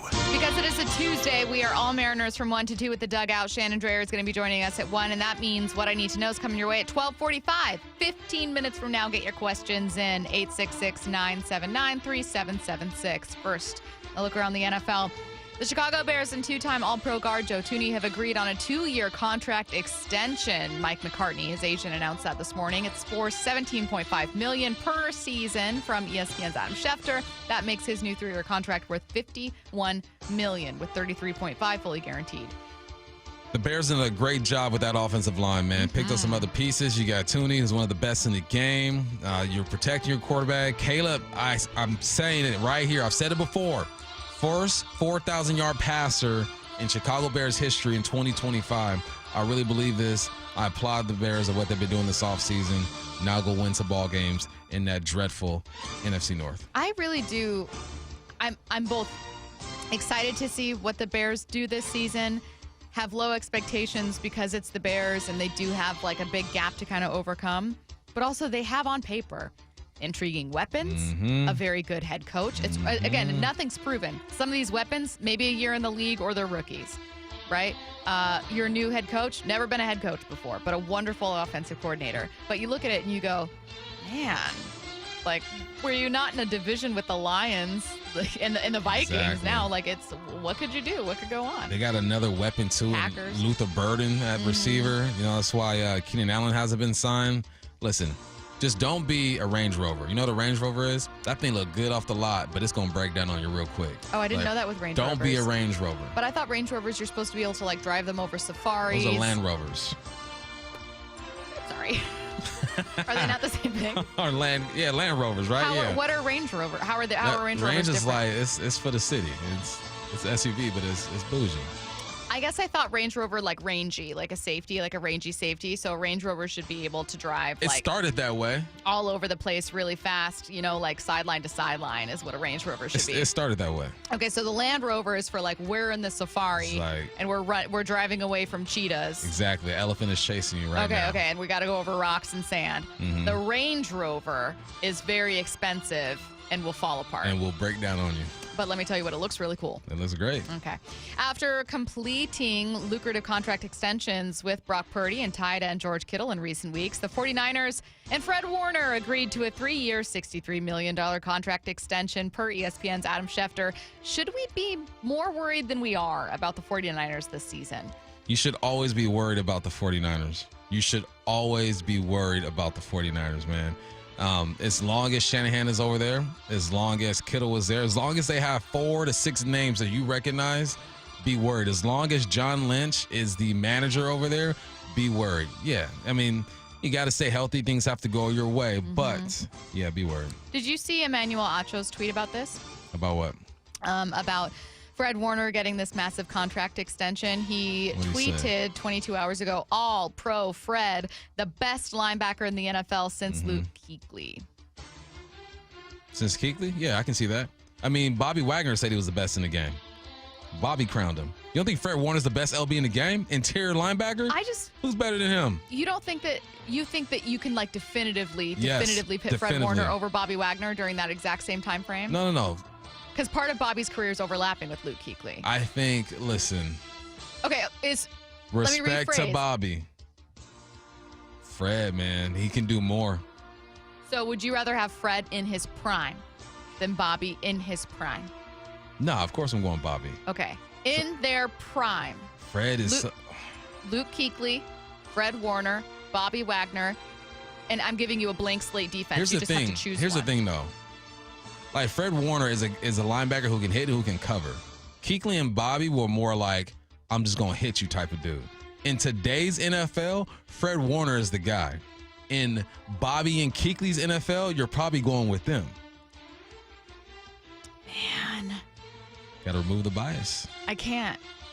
I'm sorry. I'm being corrected. It's Land Cruiser and Range Rover and Land Rover. I'm sorry. I got them all mixed up. There's too many. I don't want to talk about cars I can't afford. But listen, I'm telling you, Warner is something special. Adam Schefter believes Roger Goodell will find a way to get the votes he needs, or I shouldn't say he needs, to get the votes to ban the tush push. But I think that the league feels like it's acting proactively to get rid of the tush push before anybody gets hurt on that play. And I know the Eagles have been lobbying teams, and they've been doing this for weeks and months to try to keep the rule. And I know you're going to need 24 votes, and I don't know where those votes are going to come from today, but if Roger Goodell is as against this play as I believe he is, and somehow, some way, I believe that Roger Goodell will find a way to come up with 24 votes to prevent the tush push from happening, and we probably will have seen the last of that play. Well, R.I.P. tush push. And if Goodell is against it, that means the owners are against it. Because he works for the owners, so he's going to reflect a lot of how they feel and what they say. Goodbye, tush push.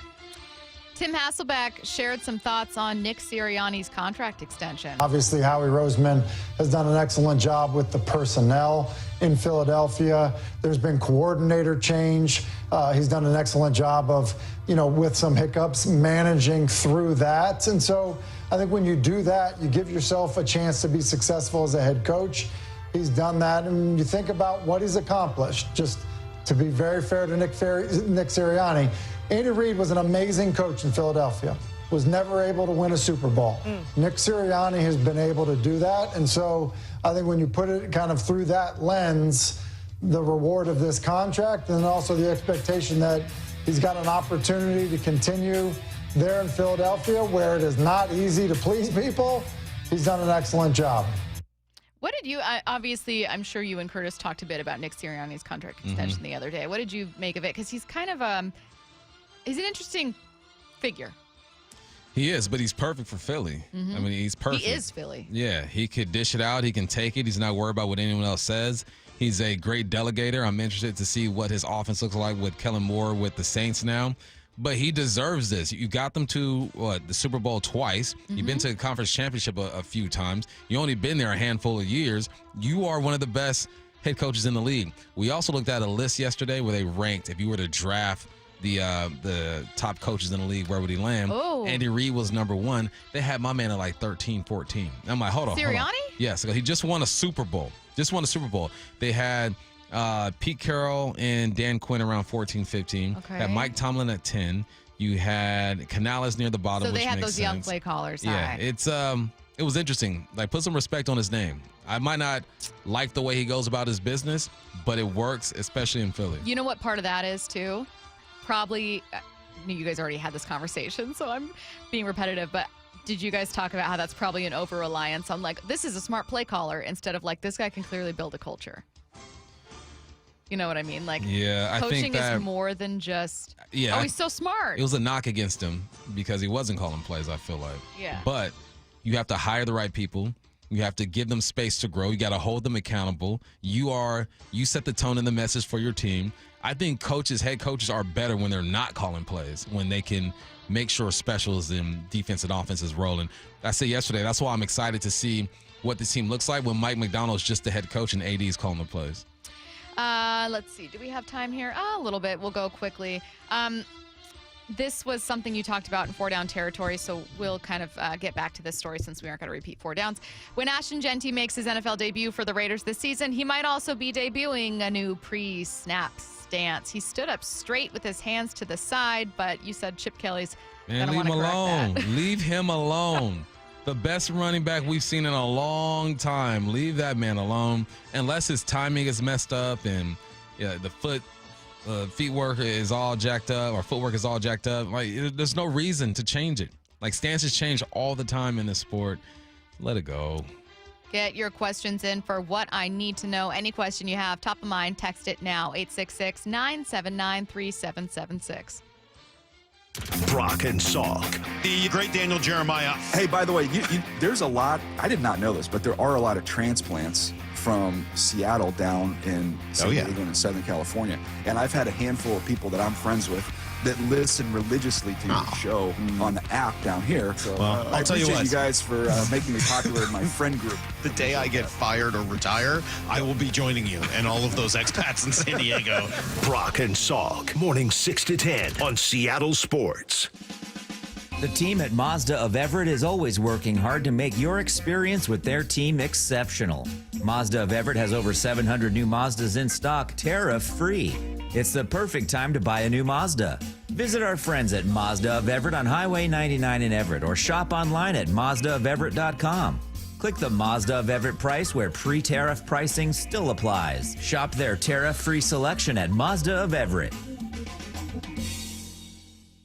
This summer, make sure your roof is ready for the season ahead with a company you can trust, like 3 Tree Roofing.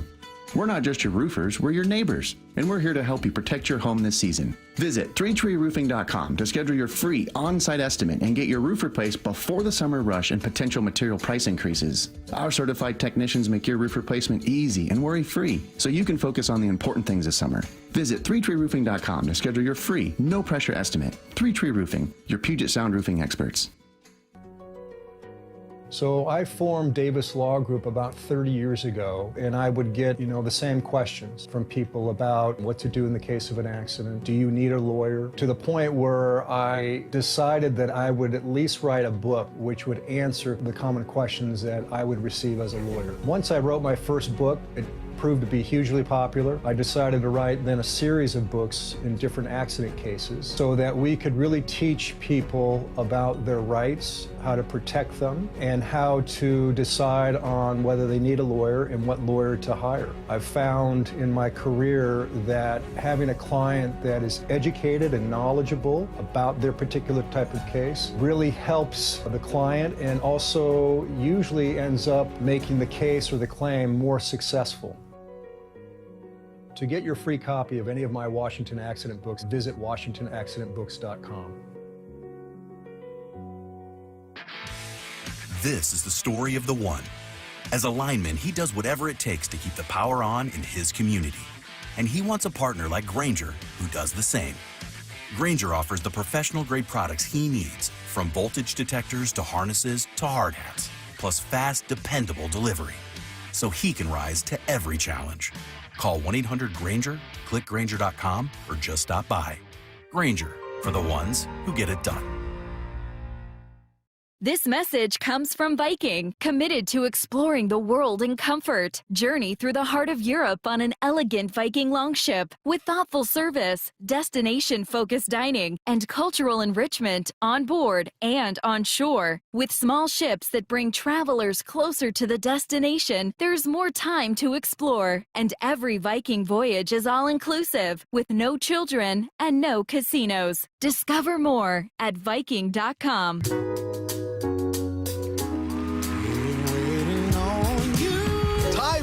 Live at Muckleshoot Event Center, Sunday, July 13th, 8 p.m. You've seen him on the screen. You've heard him on the radio. Now see him live for an unforgettable night. Get tickets before they sell out at MuckleshootCasino.com. Tyrese, only at Muckleshoot Casino Resort. For Down Territory, going inside the game with Michael Bumpus. I like this. More quarterbacks should start doing this. Every day at 11:15 and 1:15 on Bumpin' Stacy. Hey, Mike Salk here with special guest Ryan Roland Smith. And we love having Hyphen on the show to talk a little baseball. But today, talking about something a bit more personal, yet really exciting. Hyphen, share all the good news. Thanks, Mike. Look, I've been hearing for about 2 years now how you did the Eastside Weight Loss Clinic plan and how you lost a ton of weight. I decided to see what the program was all about, and I'm so glad I did. So far, I've lost 30 pounds in just 60 days, and my only regret is not starting sooner. Well, I'm happy for you. What's been the best part of the program so far? Honestly, how simple it's been. There's no crazy exercises, no counting calories or scary shots or injections, no side effects or any of that stuff.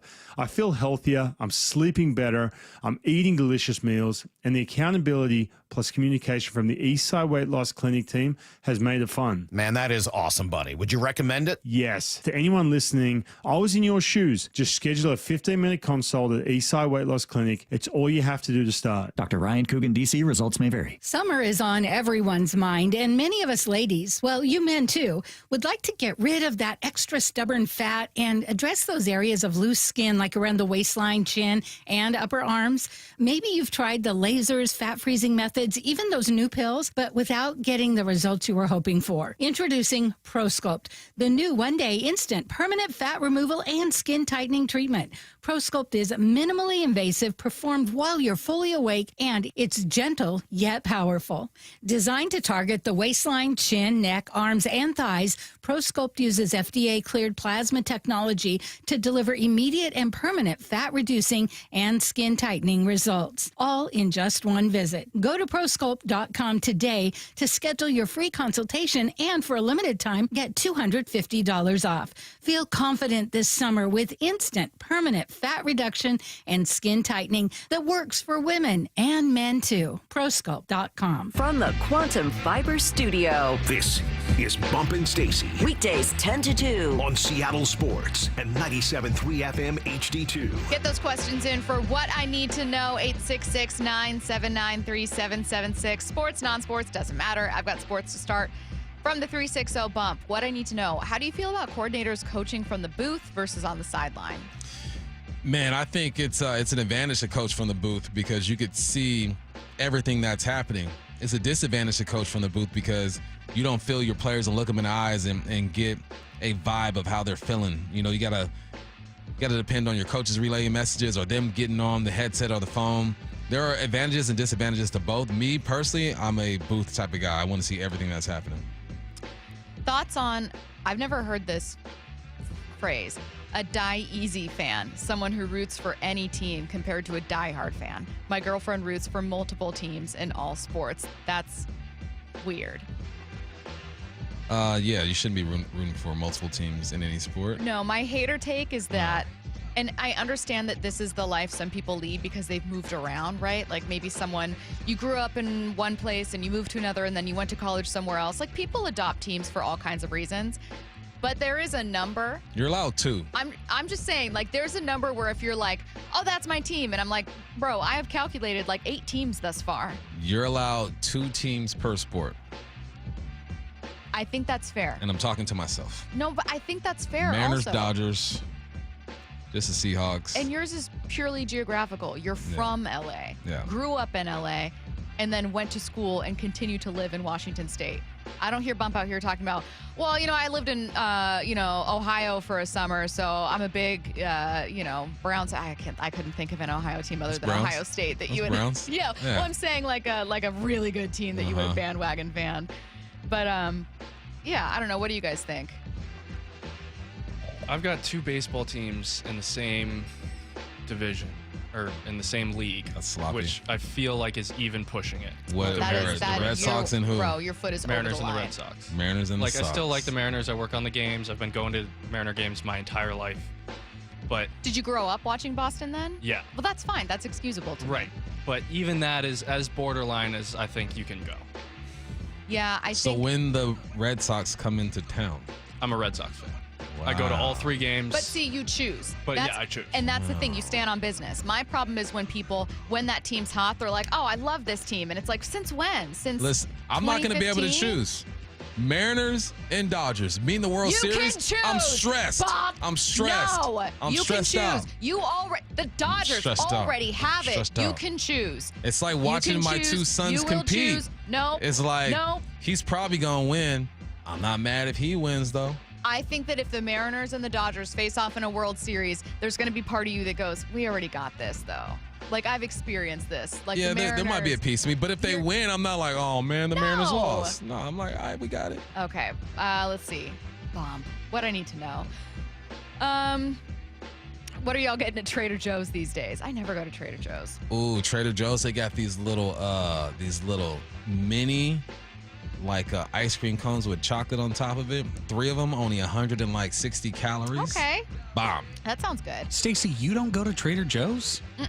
You are so Trader Joe coded. For That's real. shocking to Is me. that an For insult real. or a compliment? No, that's a compliment. Okay. It's very bougie in there. Oh, thank you. The prettiest, I'm telling you, the prettiest women I've ever seen in the grocery Oh my store, God, you guys. Trader Joe's. Stop. All healthy and stuff. You want to know something wild? I'm now buying my shampoo at Trader Joe's. You got the old It doesn't feel like a shampoo place, but they've got this tea tree shampoo that rocks. natural. You know what you shouldn't get from Trader Joe's? Deodorant. That natural stuff don't work. Oh, no, I try so It does hard. not No, work. I'm very pro aluminum. I need all that aluminum. Yeah. all that stuff. Big fan of, I told my sister I was like a big fan of precious metals. What I need to know. What I need to know, with the Olympics happening during the NFL training camp and preseason, do you see teams restricting what players can play for the national flag football team? Nah, they're negotiating that right now. And if anything, they would miss some of training camp. I think they looked at the dates, or an article looked at the dates. They missed the start of training camp. If that person is playing on the Olympic team, they probably know your playbook, have been in your organization for a while. Like, you're not worried about him building team chemistry and learning a playbook or whatnot. He's established in this league. I can't tell if this person is kidding. Bump, I'm surprised at you, man, with the 2-team thing. I'm a sports enthusiast. I like every team in the NBA, NFL, and baseball. I just like some teams more than others. Is this Rob Lowe? Like, what? That might be one of the softest takes I've ever seen. On You here. literally are I like team. every team. I want everyone to have You know, fun. I told my Bro. mom to break up with a guy because it was the Patriots versus the Eagles Yeah. in a Super Bowl. And I said, what team you going for? He goes, may the best team win. He's not Mom, the one. Drop He's him. not the one. Drop him. He's not the one. I didn't talk to my mom for 2 days after the Malcolm Butler interception. I was raised as a Patriots fan. And that's I understandable. developed free will Sure. when we won our first Super Bowl. Yeah. I was like, all back in. Completely Screw fair. Tom Brady. We're here. Didn't talk to her for 2 days. Good for you. Good for you. What I need to know, who gives more honest advice, your best friend or a family member? Probably a family member. Like, I'm just thinking of my mom. Like, my mom my would mom keep it would never 100. tell me anything honest. But then my best friend would keep it 100 too. I think it's a tie. They both keep it real with me. Let's see. What I need to know. Just wondering if Stacy's still bringing in her lunchbox. No.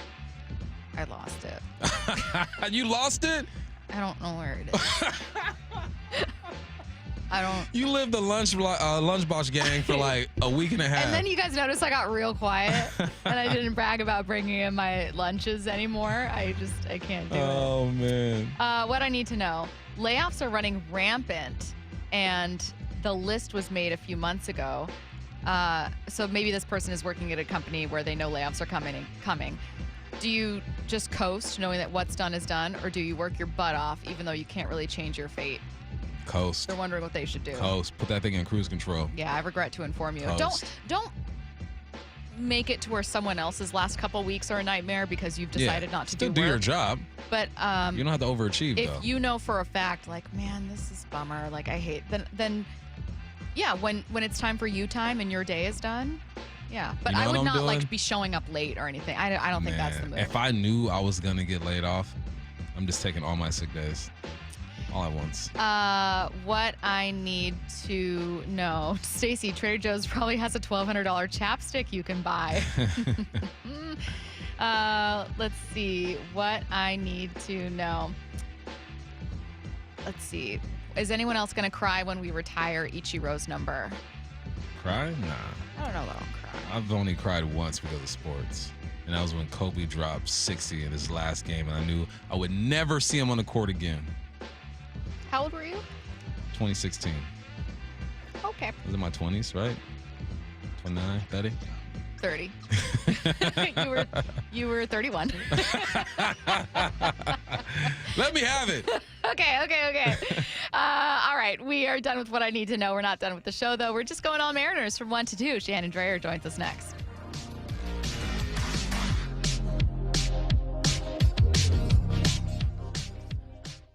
Wyman and Bob, afternoons 2 to 7. The release of the Seahawks schedule, you open at home with the Niners, you close the season on the road with the Niners. You know what's interesting about that is just that where's San Francisco going to be? I'm just curious if they're going to be able to be that team that kind of has dominated. You know, those 2 games I think are going to be really interesting just to see where the Seahawks are. I think this year the tougher challenge might be the Rams. Dave Wyman and Bob Stelton, afternoons 2 to 7 on Seattle Sports, the app, YouTube, and your smart speaker. Yeah, I have a ton of really memorable customers. So one of my favorite customers I've ever had, he came in and had a really bad experience with several different dealerships. He just lost his husband. His husband left him with a truck, and he was like, I don't need a truck. Like, this is so impractical for me. And it was a really emotional decision for him because it was one of the last things that he had, obviously husbands. We were like, it's no problem. Like, we're going to help you. And we did the process the same way that we always do the process. And we helped him trade in his truck for a beautiful new Rogue. And that was really cool. And he bought his second car from us. And I'm sure when he needs a third car, he'll come back and buy his third car from Nissan too. Afterwards, to thank us, he sent us this beautiful basket of like candies and fruits and stuff.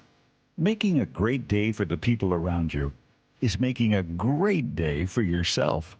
The LJ Way is the Lee Johnson Auto family. Was drafted in 1999 by the Philadelphia 76ers, and that was just absolutely a dream come true. Todd's playing in the NBA is unique. His battle with neuropathy is not. I first started noticing problems a couple years into my NBA career, and I felt like my sock was just balled up right in the arch of my foot, and there'd be areas of burning and tingling, and then there'd be other areas of deadness where there would be no response to touch. We tried everything possible, from surgery to different drugs, to try and take care of some of the symptoms. I'm Dr. Mark Shelley, a chiropractic physician and board-certified functional neurologist at Sound Pain Solutions. Our neuropathy treatments can rehabilitate damaged nerves. We use FDA-cleared, non-surgical, non-drug, pain-free procedures that have helped thousands of neuropathy sufferers find relief. Now I'm able to spend more time doing the things that I enjoy, being on my feet. If you experience numbness, shooting, or burning pains, or loss of balance, call us. Sound Pain Solutions, 855-996-0025, or click soundpainsolutions.com. Comcast Business is celebrating Small Business Month by giving you a $1,000 small business bonus when you switch to a qualifying gig speed package from the company with over 99.99% network reliability. Just imagine the thousands of possibilities of a $1,000 prepaid card. Like possibility number 1, company merch for staff. Styling. Or possibility number 24, the latest software. Upgrade. Or possibility number 192, new equipment powered by gig speeds. Or possibility number 555, a 3D printer. Rapid prototyping, anyone? Switch to Comcast Business for over 99.99% network reliability, advanced cybersecurity, and now get started with a $1,000 small business bonus. Comcast Business, powering possibilities. In 6/22/25, new customers only with 2-year agreement. Other restrictions apply. Need assistance with door and window projects? The Home Depot can help. From inspiration and materials to ordering and installation, our free Millwork virtual apron service can get you moving and doing. Plus, we speak Spanish too. Our associates can help you tackle complex jobs without you leaving the job site, saving you time and money. Call us at 1-833-HD-APRON or visit homedepot.com/MVA. The Home Depot, how doers get more done. This just in, The NFL schedule has dropped, and you know what that means. It's go time. Adam Schefter here with the Insider Tip. If you're trying to catch your team live this season, Vivid Seats is the move. For the best selection of games and seats, it's time to snap your tickets up now. Vivid Seats has great deals on great seats and the only rewards program in the game. It's no wonder they're the official ticketing partner of ESPN. So don't wait. Head to vividseats.com or download the app and lock in those game days. Prescriptions require an online consultation with a healthcare provider who will determine if appropriate. Restrictions apply. See website for details and important safety information. Price varies based on product and subscription plan. Hey guys, let's talk ED because millions of men experience it, but not everyone can access or afford treatments like Viagra. Well, Hims can help. Through Hims.com, you can get a full range of treatment options for ED, including daily or as-needed meds through a 100% online process. It all starts with an online intake form. Get started at hims.com/joy, and from there, a medical provider licensed in your state will determine if ED treatment is right for you. If prescribed, your medication is shipped to you for free. Find the ED treatment that fits your needs with options up to 95% less than the brand names. Millions of men experience ED, but Hims can help. To start your free online visit and save up to 95%, go to hims.com/joy. That's hims.com/joy for your free online visit. HIMS.com/JOY. This is Seattle Sports. Streaming through the Seattle Sports app. KIRO AM Seattle. KIRO FM HD2 Tacoma. Home of the Seahawks, Mariners, and everything Seattle sports. Seattle Sports Snapshot. The NFL is expected to vote to allow players to participate in flag football at the 2028 Olympics for ESPN's Adam Schefter. The vote is taking place today at league meetings in Minneapolis and needs approval of at least 24 owners to pass. Casey Legumina gets the start today for the Mariners in Chicago. We're going to preview this one coming up with Shannon Dreyer in 30 seconds. Snapshot, brought to you by Miller Lite. When it's game time, it's Miller time. This is The Dugout. Every Tuesday at 1 with Bump and Stacy. Inside access to the clubhouse from Shannon Dreyer on Seattle Sports, the home of the Mariners. Mariners insider Shannon Dreyer joining us right now. This is The Dugout. All Mariners 1-2 before that pregame show at 3:30. First pitch at 4:40. And Shannon, we are going to see Casey Legumina take the mound today. Tell us what you've seen from him of late and what else we can expect in terms of who's going to be handling the bulk of pitching today for Seattle. Yeah, they haven't made the move official yet, but we're assuming that it is going to be Casey Lawrence who takes the bulk role. We haven't seen the opener bulk kind of employed by this team in a little while, but it is something that you can do when you're running a bullpen day. And just the idea is get a reliever through that first kind of tough pocket at the beginning and then hand it over to the bulk guy. So I would think that Casey Lawrence is who you see, for 2, 3, maybe 4 innings. We shall see. And then Casey Legumina is somebody that was targeted for a lot of the stuff that he does that they liked, that they saw that they perhaps could tweak a little bit. They liked the arm angle. I think you probably remember back in spring training, you heard quite a bit about he's kind of Paul Sewaldish, the way that, kind of the look out of the hand and the repertoire. And he's done well. He fits right into the profile and that he doesn't walk anybody. He has been able to suppress the hard hit and barrels, which is great. And he's a guy that it might not be a lot of strikeouts, but he gets a lot of outs.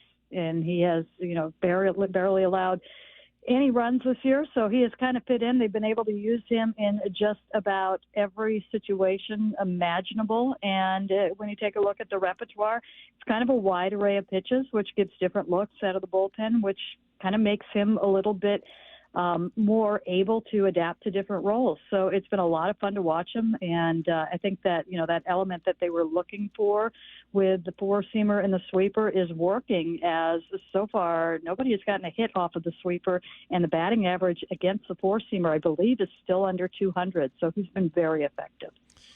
Shannon, when I travel, I pack so light. Did you have to buy a rain jacket or did you bring one with you? Are you kidding?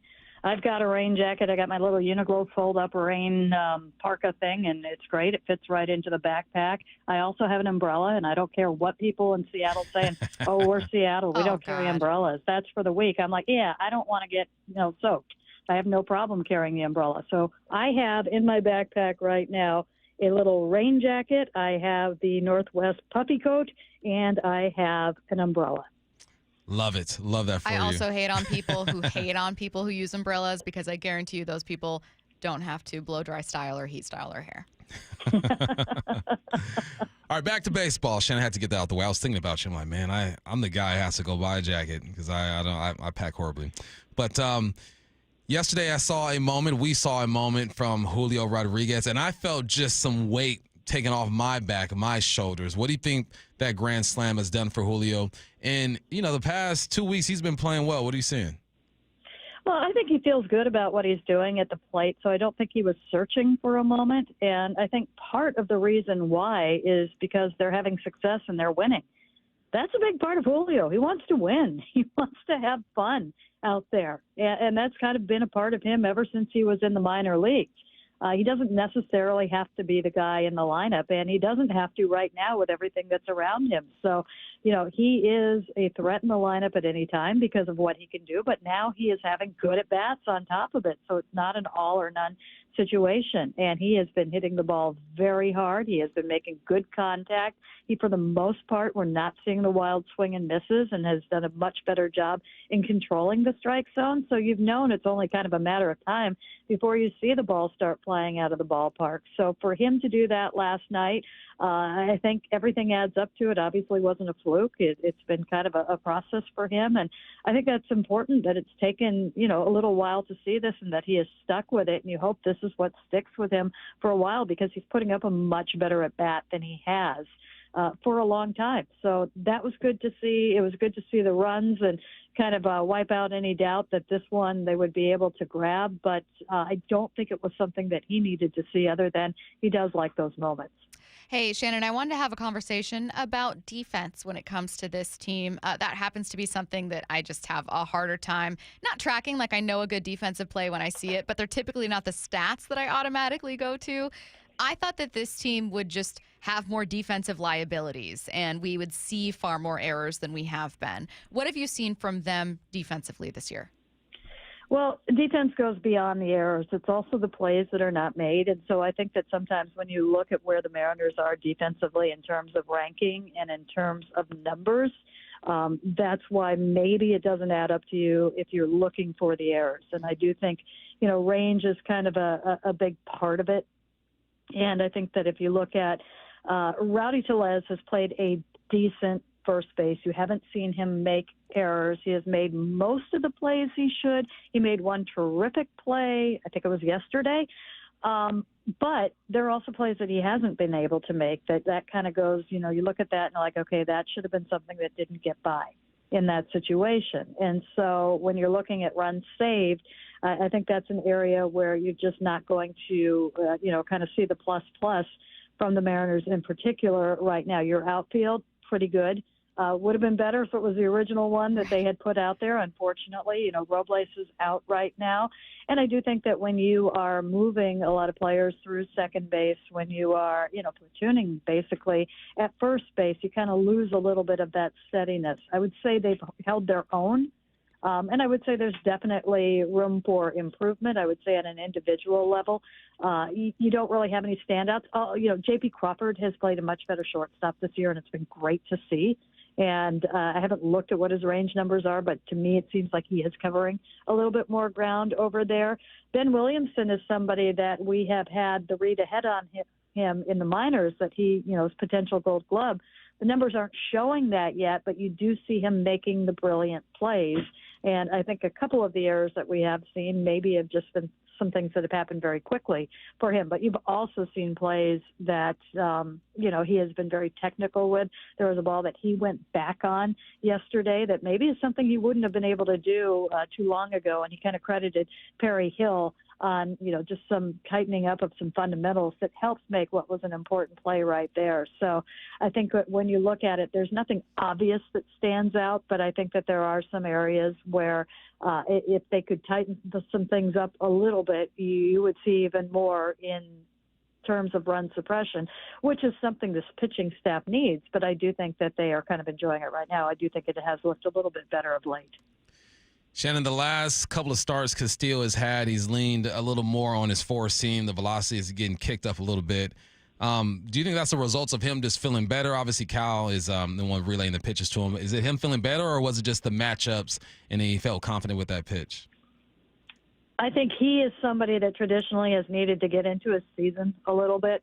I think that I don't want to say he's a completely slow starter, but I think you do see better from him as he goes on. And I also think he's putting more of an emphasis on the fastball too. And I'm really kind of thinking that we're seeing a little bit of a shift in who he is as a pitcher. And I think it's great that he's had 2 outings with it where he's been able to be dominant with that. And he's been there before. I know that we talk about when he was at Cincinnati, he had one of the best changeups in baseball, and you keep looking for that. And it's not a pitch that played that way for long. It played that way basically for a season and a half. And Ryan Rowland-Smith on the postgame show last night believes he's so close to being back to something close to that pitch and wishes he would throw it more. And it's basically a feel pitch for him. And if he doesn't have it early, he kind of abandons it. But what we are learning is that he does have that fastball. The extra velocity on it makes it, I think, that much nastier. I do think he was exposing a lineup last night and in a ballpark in a situation where he could and was able to do that. But I am curious to see where that goes, that maybe he is in a little bit more of a transition in where he is and kind of the kind of pitcher that he's going to be. And if he's got that velocity and if he can maintain that through the season, use it. Hey, kind of also related to pitching, when you have guys that are clearly already getting work in, like with Cal or plenty familiar with the team, right? Logan Evans, Emerson Hancock, all the bullpen guys. Have you heard anything about behind the scenes whether the number of pitching injuries has meant Cal putting in some extra work with these guys? Like, I guess what I'm asking, Shannon, is what are the behind the scenes? You got to be in the clubhouse to know things that are happening with this team as they've kind of worked through some of these injuries. I think it's really kind of a huge group effort with the young ones. And, you've got to obviously Emerson Hancock has had a lot more experience than Logan Evans. He's been up a bunch of times with this team.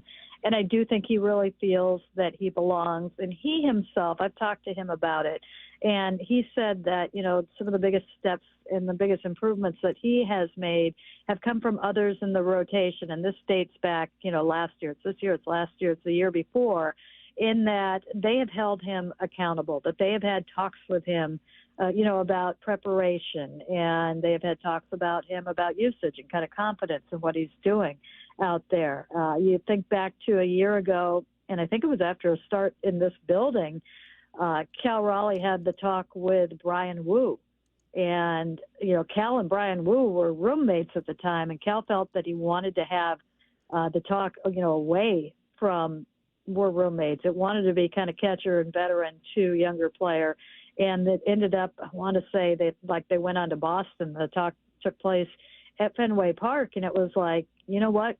You've got good stuff, and you need to be out on the field more. You need to, you've had some nagging little things right here, and, you got to post. And I do think that, and you've got to have confidence in what you've got. And it was, I think, hard for Brian because you did have and rightly so, they were being careful with him. He didn't have the experience. He didn't have the innings behind him that they had to bring him along. They had to watch pitch counts. Coming off of a Tommy John surgery 2 years prior, they had to be concerned if anything felt a little bit off. But I think Cal felt it was time, and Logan was involved in that too, that the gloves come off a little bit. And, hey, time to step up. Time to, I think for lesser, getting away from looking for a better term, stop babying him. Let's go. Yeah. And I think that had a great impact on Brian, who I think is naturally very competitive, but he had to get out of that mindset of I'm the young guy, or I'm the guy that has to be careful, or I'm the guy that something doesn't feel right, and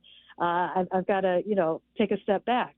Most days the pitchers go out there, something's not going to feel right. And you have to know the difference between I'm a little sore or I'm injured. And if you're not, you've got to find ways. And now you take a look at where Brian Wu is.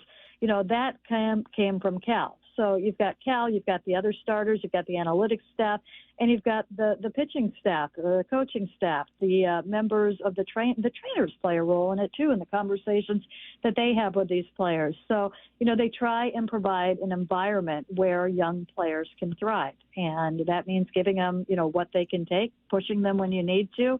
kind of being a little bit the softer touch when you need to, and most importantly, make them feel like they belong. And so I don't know that it's very much extra in that it's an environment that they want to have in the first place, and they've had experience with it the last few years because they brought up starters every year.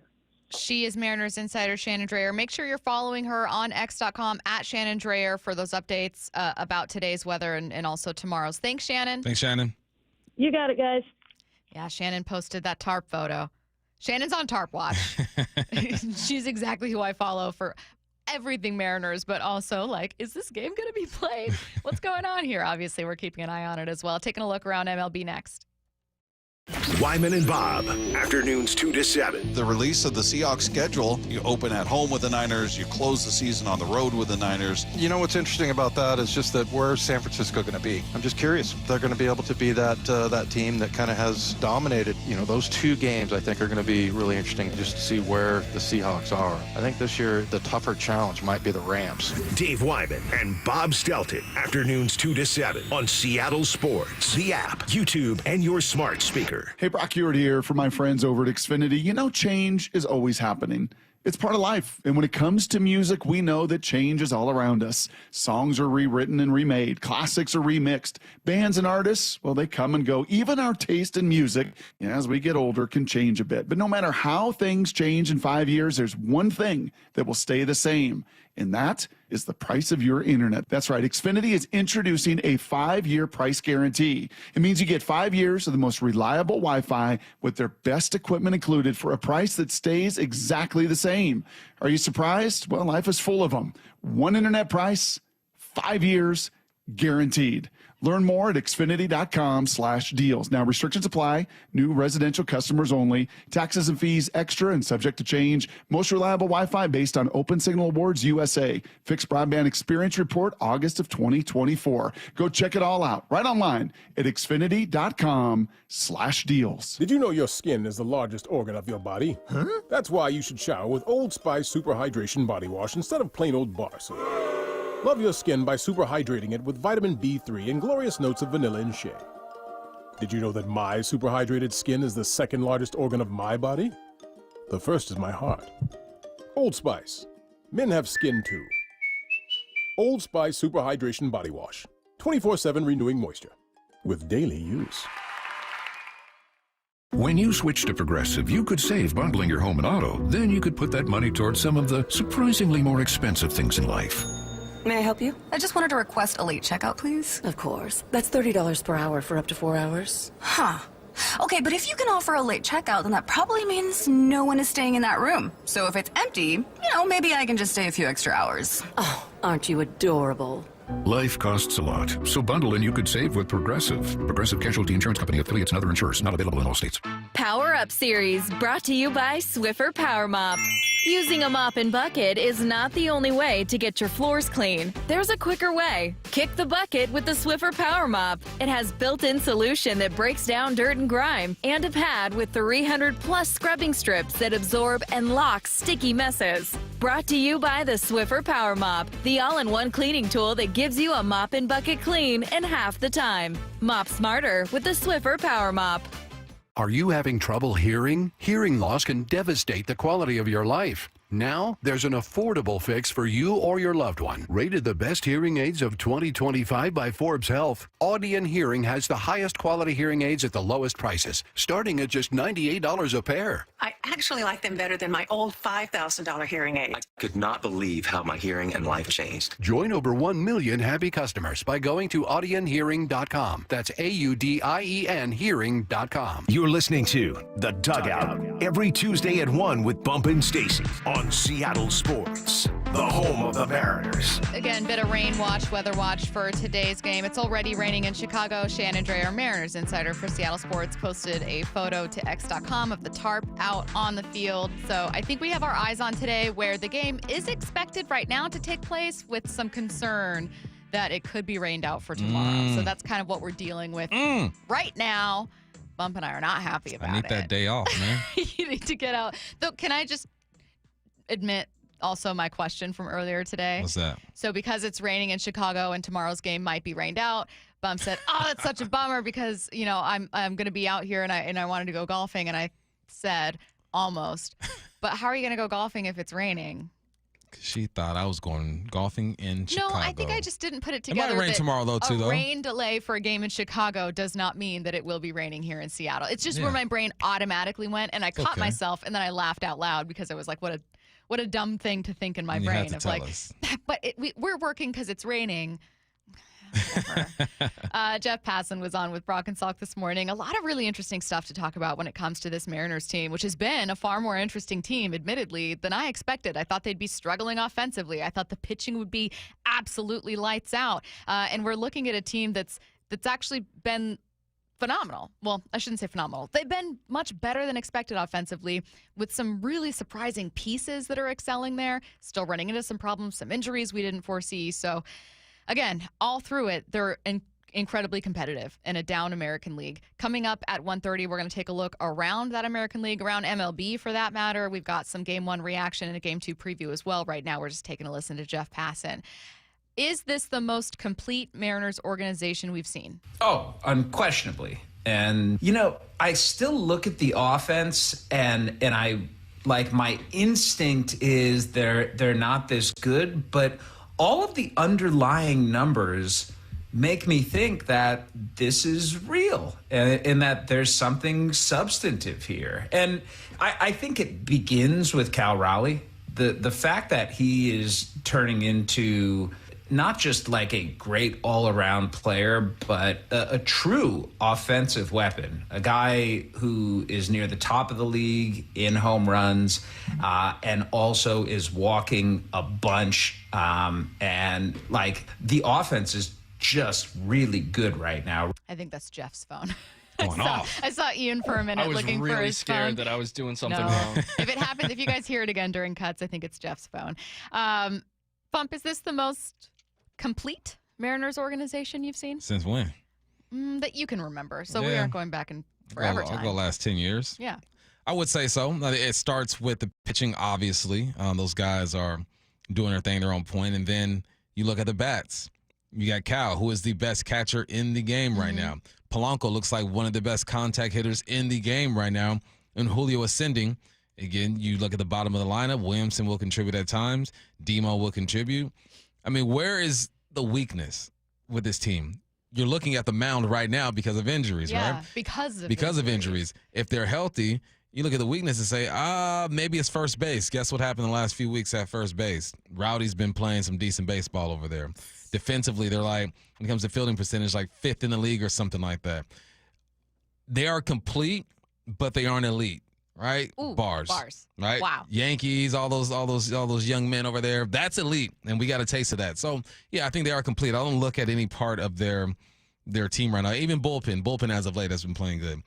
Give it the last couple of weeks, I'll say they are complete. I'm really glad that you mentioned the starting rotation and said, and the thing there is injury. You're getting those guys back, because I immediately thought that's exactly where Jeff went with this conversation. The really exciting part is that George Kirby's coming back, and that Logan Gilbert's coming back, and that Bryce Miller's going to come back, and that all of a sudden this team that looks like arguably the second best team in the American League. I mean, you can go with them or the Yankees, but I think everyone's behind Detroit right now. But arguably the second best team in the American League as it stands right now is going to be adding 2 Cy Young caliber pitchers as well as a third starter who's got that potentially in his future. It's really exciting, and it should be. Like, people should be excited about what this Mariners team is right now, because I think they are playing like what we thought the best version of them could or would be. From the 425, let's not count our chickens yet, guys. Lots of history of getting kicked in the blank at the end of the year, LOL. 425, you're right. But I was just responding to that person, too. Well, but why don't you tell us your response? I was going to say no one is, but this is a sports talk radio, and this is who they are today.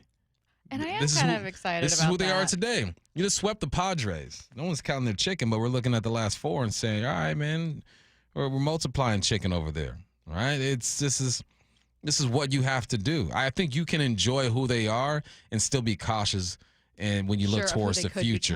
Yeah, because we've seen this story a bunch of times. Yeah. But you gotta be in the moment sometimes. And in the moment, They're riding a 4-game win streak after losing 4 in a row. At least 4 in a row? Win 4 in a row. Or after losing, then After 1-4. losing, after losing 4 in a row. And it's a bounce back. It's like when you're watching your kids grow up, you're going to see them struggle in something. You're going to let them struggle and say, let's see how they respond. Let's see what you do after this. And that's how I look at these Mariners this whole season is how do you respond when things are bad? How do you respond when things are good? How are you going to respond when your arms ain't working? How are you going to respond when Cal doesn't hit bombs anymore? It's all part of the journey. So hopefully the lessons that they're learning now show up later on in the season. And when it's time to make a push, they're in the mix. Yeah, the 4.25, and they texted in word. Now, you are right? Like it's May 20th. It's not even Memorial Day yet. But I personally think, and Bump, I'm going to guess that you agree, that I can at least settle on. I have not settled on, like, this team is definitively going to the playoffs or the best team I've seen. Jorge Polanco is going to hit 65 home runs. What I have settled on is, wow, a healthier Jorge Polanco is better than I thought a healthier Jorge Polanco would be. He's not even fully healthy. Yeah. That Cal Raleigh looks like a guy who is going to give you 30-plus bombs a year. Like, we know that to be true. He's already done it for 3 seasons, but that's not an aberration. Like, that's real. And wow, he's evolved into being such a great leader. And wow, Julio got off to a quicker start this year. He's not looking like July Julio, but he's also not looking like April Julio. Oh, Castillo's coming around too, man. He's warming up. He's looking good. It's just so hard to ignore these indicators of a good baseball team. No one's saying that they are elite and they are great. No, not at all. Are they the best team in their division right now? Yes, they are. Do they have the 3rd best record in their league right now? Yes, they do. Is there a lot of baseball to be played? Most definitely. It's just you got to take them for who they are in this moment. Meet them. What do you say? Meet me where I am when you're in a relationship. And we're like therapy speak right? with the Mariners. We're like, I'm receiving what you are offensively right now. I'm going to meet you where you are. Yeah, I'm meeting them where they are. And you're on a 4-game win streak. Yes, I'm receiving this win streak, and I'm acknowledging it. And what I'm offering them is a little more hope than I would typically give because they are giving the best of themselves. Yeah, we know that tough times are going to happen. So hopefully throughout our journey, we can remember these moments and keep the relationship strong. You know what? I have so many Jeff Passan cuts. Why don't we do this? We've got Alex Mayer joining us at 1:45 and a lot to talk about with Alex. So we're going to jam-pack everything coming up at 1:30. We're going to take a look around MLB. We're going to take a look ahead to Game 2 between the Mariners and White Sox, including watching for a potential rain delay there. And then we're going to take a listen to even more from Jeff Passan. It's all coming your way next. Only Brock and Salk in Seattle sports go one-on-one with Raiders head coach Pete Carroll. Dude, that still sounds so weird. Are you kidding me? Good morning, Coach. How are you? What's happening, fellas? Nice to see you. Nice to see you, too. It's been a while. How I are bet. I get it. Yeah, you haven't called me once. What are you talking about? Doing great. We're having a blast. The energy around this building is really familiar and really fun. The whole conversation's on video. Watch it on YouTube or the Seattle Sports app. It's time for a girls' night out back. Australia's Thunder from Down Under Temptation Tour is hitting Galaxy at Muckleshoot, June 5th through 7th. Tight abs, ripped bodies, and moves so hot you'll need a cold shower after. Get tickets now at muckleshootcasino.com and feel the thunder. June 5th through 7th, only at Muckleshoot Casino Resort. Hey, Riverside Roofing is offering $1,000 off a new replacement right now. That's huge. $1,000 off. Quite the incentive for homeowners to book their roof replacement right now. It's Mike Salk here, and it really is a great time to do it. These days are getting long, right? Sunsets after 8 o'clock. Crews can get your roof done quick. So take advantage now before demand spikes this summer, making those repairs costly and time-consuming as well. Here's what you got to do to claim your $1,000 off from Riverside Roofing. Book a free estimate from the website, riversideroofingllc.com. And then you'll meet with Brandon, that's Don's son. Just tell him you heard the message here on the radio station. $1,000 back in your pocket, and yes, a brand new roof over your head. And while you're there, ask Brandon about their 35 years of local experience, GAF Master Elite certification, which puts them in the top 3% of roofers in the nation, and of course the catch-all system, which they use to keep your yard and driveway totally free of debris like nails or shingles. Go to riversideroofingllc.com. Remember, Riverside Roofing is the roofing company you can trust. trust. There's nothing better than having a big fish on your line. You'll hear that sound a lot at Queen Charlotte Lodge. Experience a luxury resort, breathtaking wildlife, spectacular wilderness, and amazing fishing at Queen Charlotte Lodge in British Columbia. Reserve now for peak king salmon runs and plentiful halibut this May and June. At Queen Charlotte Lodge, it's fishing first class. Go to fishqcl.com. That's fishqcl.com. And remember, our dollar is worth $1.40 north of the border. Imagine finding your dream home and moving in right away. No waiting to sell your old place first. Sounds perfect, right? That's exactly what Orchard's Move First, Sell Later program lets you do. Buy your new home now and sell the old one later. Here's how it works. Orchard gives you cash so you can buy and move into your new home first on your timeline. No waiting, no showings, no double moves. Then the Orchard experts take it from there. They handle repairs on your old home for you so you attract the right buyers. Once they're done, a local Orchard agent lists and sells your home for top dollar. Orchard's Move First program gives you the freedom to buy and move into your new home first and sell your old home later. Buy before you sell and get top dollar for your home with Orchard. Ready to find out how much your home is worth? Visit Orchard.com to get your free home valuation. That's Orchard.com. Hey, Brock Ewart here with my buddy Dave Taylor from First Mark Insurance. So glad, so thankful that Molly and I made the call. Had heard so many First Mark Challenge victories, we needed to take that challenge. What does happen from your perspective when that caller, when that email, when that person reaches out to you for a First Mark Challenge victory? That's a great question. So there's several steps we go through in the process. The first step is we're going to gather information, find out all we can about that client and what their needs are. The next step is we will go out to the market. We have dozens and dozens of carriers that will compete for the business. At the end of that process, we will then bring those findings back to the customer, show them what we found, and who the eventual winner was in that competition. And it may be who they're with. It might be, yes. And sometimes that's the best we can do is recommend they stay where they are, but maybe modify a few coverages to put them in a better position. So go take that challenge today. Go be the next First Mark Challenge victory. It costs you nothing, and they will be there with you every step of the way. FirstMarkInsurance.com. FirstMarkInsurance.com. You're listening to The Dugout every Tuesday at 1 with Bump and Stacy on Seattle Sports, the home of the Mariners. Now, we were going to take a look around MLB and take a listen to some Jeff Passan stuff, but we have something way better than that. Ryan Rowland-Smith is going to join us. I think you guys would much rather hear Ryan talk about the Mariners. Ryan, how's it going? I'm fantastic. Well, I mean, now the pressure's on. I got to deliver. You'll deliver. You'll deliver. Don't worry. This is a team that is obviously coming off a tough homestand, right? They were just not great against the Blue Jays. Took one from the Yankees, but otherwise we're just outmatched, and it certainly felt like it.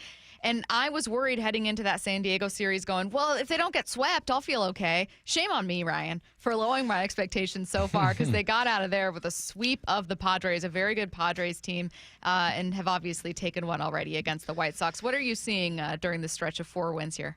Well, first of all, Stacy, you weren't the only one. I'm not going to lie. Like coming out of that Yankees series, I remember talking to you guys about it, and then heading down to San Diego in this 3-city road trip. You're like, oh man, like is this like the beginning of something not so great? Especially with Bryce Miller. Right? I was like, well, they can always build friendships. Yeah, yeah.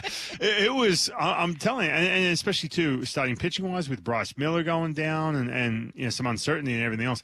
And then Logan Evans rolls out of that Padres for game one and just acts like he's been here for 5 years and just dominated. And so the biggest difference for me, first of all, the home run is back. That's something that was big when their offense kind of took off. Really at the beginning of that road trip, Cincinnati, Toronto, and Boston, and you saw that all of a sudden come back down to earth in that homestand. And we came up with all the reasons why. Look, good pitching, but more swing and miss, tougher bullpens, and then they just completely put the brakes on that. Like going to San Diego, it was crazy. They shut down. Like put it this way, from an offensive standpoint, I'll start with that. You've got Nick Pivetta, you've got what's his name, Michael King, who's leading the National League in ERA. But both guys are having really good years, and they just we're talking about plus pitching. They had no problems whatsoever. And we saw the long ball come back to life. Cal Raleigh just continues You've got Julio Rodriguez just continuing to not strike out. The strikeout rate is ridiculously low now. The swing and miss rate's down. He's swinging at first pitches. I love it, and still able to have good at-bats. So all that, and then, of course, look, the pitching, all of a sudden we've got some starting pitching. Just boom, like that. And you got George Kirby coming back very soon. So many good things to like right now, and they're just clicking on all cylinders. Is this typical of Castillo? I kind of asked Shannon before this. I said, well, I'm seeing him throw the four-seamer a bit more the last couple outings. And she says, look, he's typically a slow starter, and he's starting to warm up. Is that what you're seeing out of Castillo? And how important is it that he does start picking it up now? Because, he's the veteran there. He's got to hold it down for the rest of the group. Yeah, he does, and it's a great point. Look, he's not someone that you look and go, oh, yeah, look, there's this decline here or anything like that. Because I'll be honest with you, all right, you may have lost half a mile per hour on the four-seam, but let's not forget, too, and I was thinking about this last night while he was pitching, the classification of two-seam, four-seam, sometimes baseball savant, that little AI robot behind the plate who calls it whatever pitch they think it is, sometimes they mess it up. And look, sometimes he's gripping it. You know, he threw a pitch last night that was like, 95, 96, that just ran like crazy. And everyone's like, oh, it was a two-seamer. No, it was a four-seamer, right? So, like, sometimes the classification may get a little screwed up with that. I think so when you're talking about his stuff declining, I really don't think it is. There's just a different pitch mix. And I think for Luis Castillo, we saw this last year where it's a situation, he gets to a place where he is a handful of starts in, and it literally takes one or two good four seams at the top of the strike zone, swing and miss comes back, and then bump. If you remember, we talked about that recoil, like watching him bounce off the mound, right? It was strike three. If you want to see something visually when someone's feeling really good about a certain pitch, watch the after release what they're doing. Sometimes they spin off. Everyone's like, oh, you shouldn't spin off. You know, I was listening to Al Leiter talk about that with Jack Leiter, and I agree. You should stay online and everything else. But when you're feeling it and you've got that low three-quarter arm slot and you're kind of, east to west mechanically and you're bouncing off the mound like that and you've got that recoil with that arm. We saw that with Gabe Spire the other night against Jackson Merrill. You watch that from a former pitcher going, oh, yeah, okay, you're feeling really good about this pitch and you're just unleashing. He had that handful of starts before the Yankees start where you weren't seeing that. He was trying to be perfect. He was trying to, absolutely just hit a Coke can. And he can't be that guy. He cannot. He has to be that dude that's just like, I'm just going to unleash at the top of the strike zone. Good luck hitting it. And so last night was a great example. And I think it was just to build an add-on from what we saw against the Yankees too. So he looks awesome. He's, again, Castillo being at the top of that rotation, being the veteran guy, man, you need to see that because all the young guys really feed off that, especially Logan Evans too. Logan Evans went to him early in regards to, hey, how do you throw your changeup and communicating back and forth, which is really powerful. So all that good stuff, and he was fun to watch last night. Hey, random question, but what is it like for a guy who would typically be out of the bullpen to pitch in a spot he might not normally? Because I would assume, Ryan, that you kind of get used to, I'm a high leverage guy, or maybe I'm a little earlier, or I'm a longer reliever. Like you probably get kind of used to being in one place most of the time, or one situation most of the time. What's it like when you're thrown out in something completely different? Well, first of all, if say you haven't got 15 years in the big leagues, and I'm pretty sure last time I checked, none of these guys do. Right. If you are in a situation where you're like 7th, 8th inning for, call it, for the last 30 appearances you've had or whatever, going back to last year, and then you roll back in the dugout after throwing in like the 4th or 5th, and you're like, oh, I'm not used to pitching, then you're going to get shut down in 2 seconds. Like, unless you're like a Kenley Jansen, or unless you're like a really even Munoz. Like, put it this way, man, not that Munoz would ever say this, but hypothetically, if he walked in after the 7th and said, oh, I'm not used to pitching them, everyone would be like, well, suck it up, you know what I mean? Because that's kind of how it is. That's too bad. So, and I don't think there's anyone in the bullpen really, because they're so conditioned to be like, look, any situation, any role, we need you. So, in reference to, call it, the only thing I will say this, and just thinking about that, look, Gabe Spire, the situation the other night when Emerson Hancock went into the 5th, and then Gabe's all of a sudden pitching in the 5th inning, a little early for him. But he was ready to go. But there is times where you can get caught, you never want to admit it, where all of a sudden, you start your little routine down there, you start moving around, stretching, throwing your plyo balls, whatever. you have to be able to read the game and know what's going on. And Gabe, look, he's established enough now as a bullpen piece, and coming off the last couple of years, some of the struggles he had last year and the success he had the year prior to that, where he knows that Emerson, there's a big matchup coming up, and Emerson's starting to hit, sort of the end of his road, not pitch count wise, but, whether it's how much he's got in the tank or second, third time through, whatever it may be. And you've got to be ready to roll, man. And sometimes you're going to get caught off guard. Sometimes you don't have time to do that little plyo ball, reverse throws, in the corner of in the bullpen, and you've got to be ready to go. So all these guys are so conditioned for any role in any inning, which it's a good thing to have. If you, like I said, if you call it Kenley Jansen, I'm not throwing him under the bus, but say Kenley signs a deal with a team and says, look, I'm signing. I've got 4 options, 4 teams I want to sign with, but I want to be the closer here. Kind of like you did with the Angels. All right. You can be the closer. Now, if you throw him in the 6th and he's upset about that, that's something Mariners don't have to deal with. Hey, you called something, man. You said this young man was going to get hot. He had himself a 3-hit game last night, and Ben Williamson. Why did you think he was going to get hot, and what did you see from him yesterday? Well, I think with Ben Williamson, now, it wasn't the hardest contact yesterday at all. With him, I get this feeling with, and I've talked to you guys about this, where when you have success, the book gets made on you way faster from a advanced scouting perspective. If you're a rookie, whether you're a #1 pick overall and 2 years later you're in the big leagues and everyone's nationally making a big deal out of it, or if you're a Ben Williamson, you come up and you just straight away it can get to that good fastball and you hit that ball into right center field, and then you jump on that breaking ball and hit the left field, and all of a sudden that book gets made. Now, if you struggle, typical rookie stuff, it's going to take longer for that book to get made against you. And I'm telling you, they started to adjust quickly on Ben Williamson. I think with him, just watching his approach, he was just starting to make better contact on tough pitches. I feel like he was just starting to take a little bit more of a breath and say, you know what, all right, I'm going to get this harder stuff in, and they're going to be way below the strike zone earlier on me with breaking balls. And if he can it's just that 1 pitch per at-bat, I call it. If he can lay off that, pitch down and away, like a breaking ball early in the count, and say, all right, take a breath, I'm not chasing that, and then all of a sudden I'm going to get one spinning, higher up in the strike zone later on in the count, and I can lay off or handle that fastball that's middle in, I'll be okay. And I think we're starting to see that from him. He's just making better contact on some of those pitches where teams are really trying to bury on him.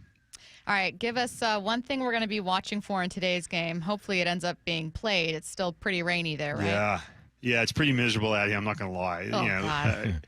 I mean, it's cold. It's dark, and it's not. Yeah. We sent you to the end of the world.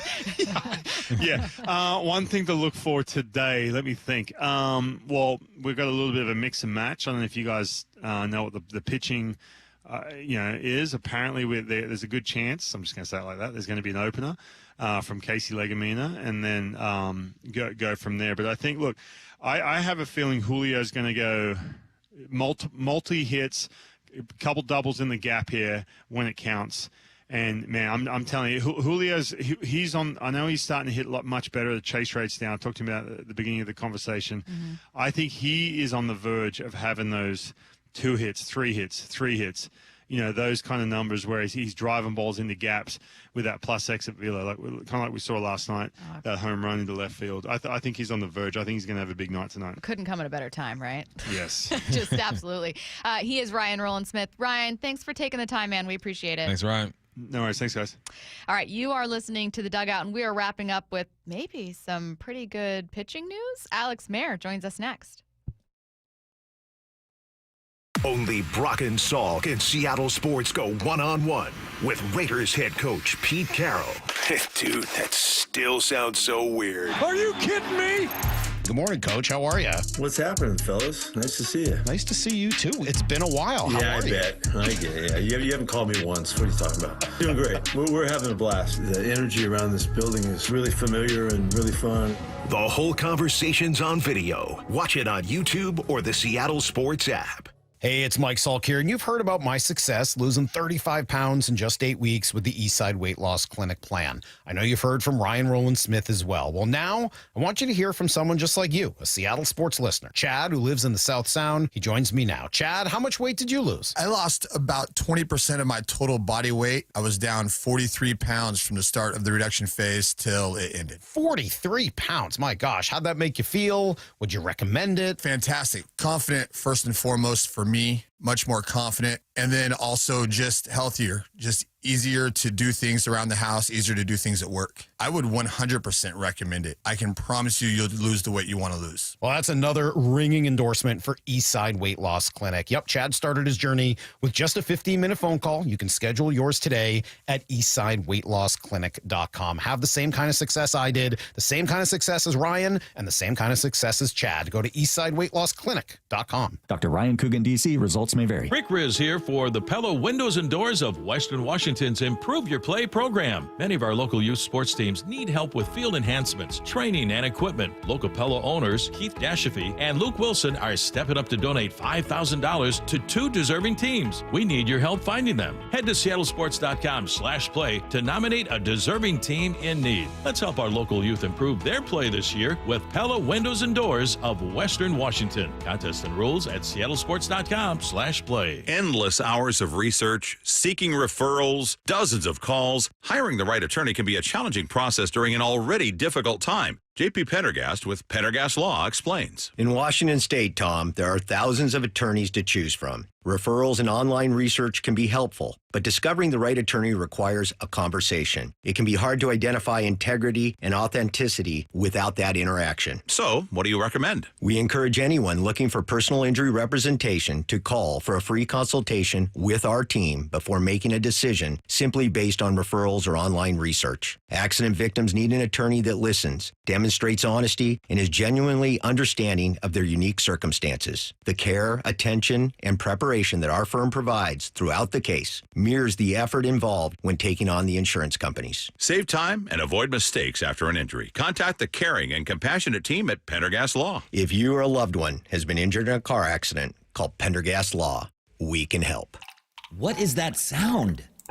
Ugh, that sounds like a plumbing sound. Luckily, there's a company that fixes all the plumbing sounds across Puget Sound. That's All Sound Plumbing. Puget Sound's plumbing experts. Have a sound? Visit allsoundplumbing.com. He's the best catcher in baseball. Cal Raleigh with a home run. And he's on Seattle Sports Thursday afternoons all season long. Anytime you can get a win, that's always huge. It's the Cal Raleigh Show. Presented by the Puyallup Tribe of Indians. Get the podcast on the Seattle Sports app. Hey, Brock Ewart here for my friends over at Xfinity. You know, change is always happening. It's part of life. And when it comes to music, we know that change is all around us. Songs are rewritten and remade. Classics are remixed. Bands and artists, well, they come and go. Even our taste in music, as we get older, can change a bit. But no matter how things change in 5 years, there's one thing that will stay the same. And that is the price of your internet. That's right. Xfinity is introducing a 5-year price guarantee. It means you get 5 years of the most reliable Wi-Fi with their best equipment included for a price that stays exactly the same. Are you surprised? Well, life is full of them. One internet price, 5 years, guaranteed. Learn more at Xfinity.com/deals. Now, restrictions apply. New residential customers only. Taxes and fees extra and subject to change. Most reliable Wi-Fi based on Open Signal Awards USA. Fixed Broadband Experience Report, August of 2024. Go check it all out right online at Xfinity.com/deals. You're listening to The Dugout every Tuesday at 1 with Bump and Stacy on Seattle Sports, the home of the Mariners. Alex Mayer joining us right now on the Emerald Queen Casino Sportsbook Hotline. It's the Dugout on Mariners 1-2. And I'm hoping for some good Mariners news, Alex. We've got a lot to talk about when it comes to pitching and then a few other things we'll throw in here, especially with Cole Young. But we'll start with the Mariners starting rotation, a very banged-up starting rotation over the last 6 games. What are you seeing? Right, it's pretty incredible. You mentioned banged up. I mean, we're without Logan Gilbert, without George Kirby all season, and then without Bryce Miller right now, and all the rotation's done is stayed resilient. Over the last 6 games, the rotation has a .73 ERA, which is best in the big leagues. Ridiculous strikeout to walk ratio. 3 runs allowed over those 6 games. Just awesome stuff. Man, rotation getting it done. That was a sneaky 0.73 ERA, honestly. Big time, right? Yeah, that's awesome. Quiet. Quiet. Sneaky. I was born in 1985, the greatest year known to man, Alex. And but we've seen something that this pitching staff has done on the road trip. First time since 1982. Since 82 years ago. I jacked myself up. Didn't land the plane. No, you're not 82. You know what I'm saying? 82 years, man. What are we seeing?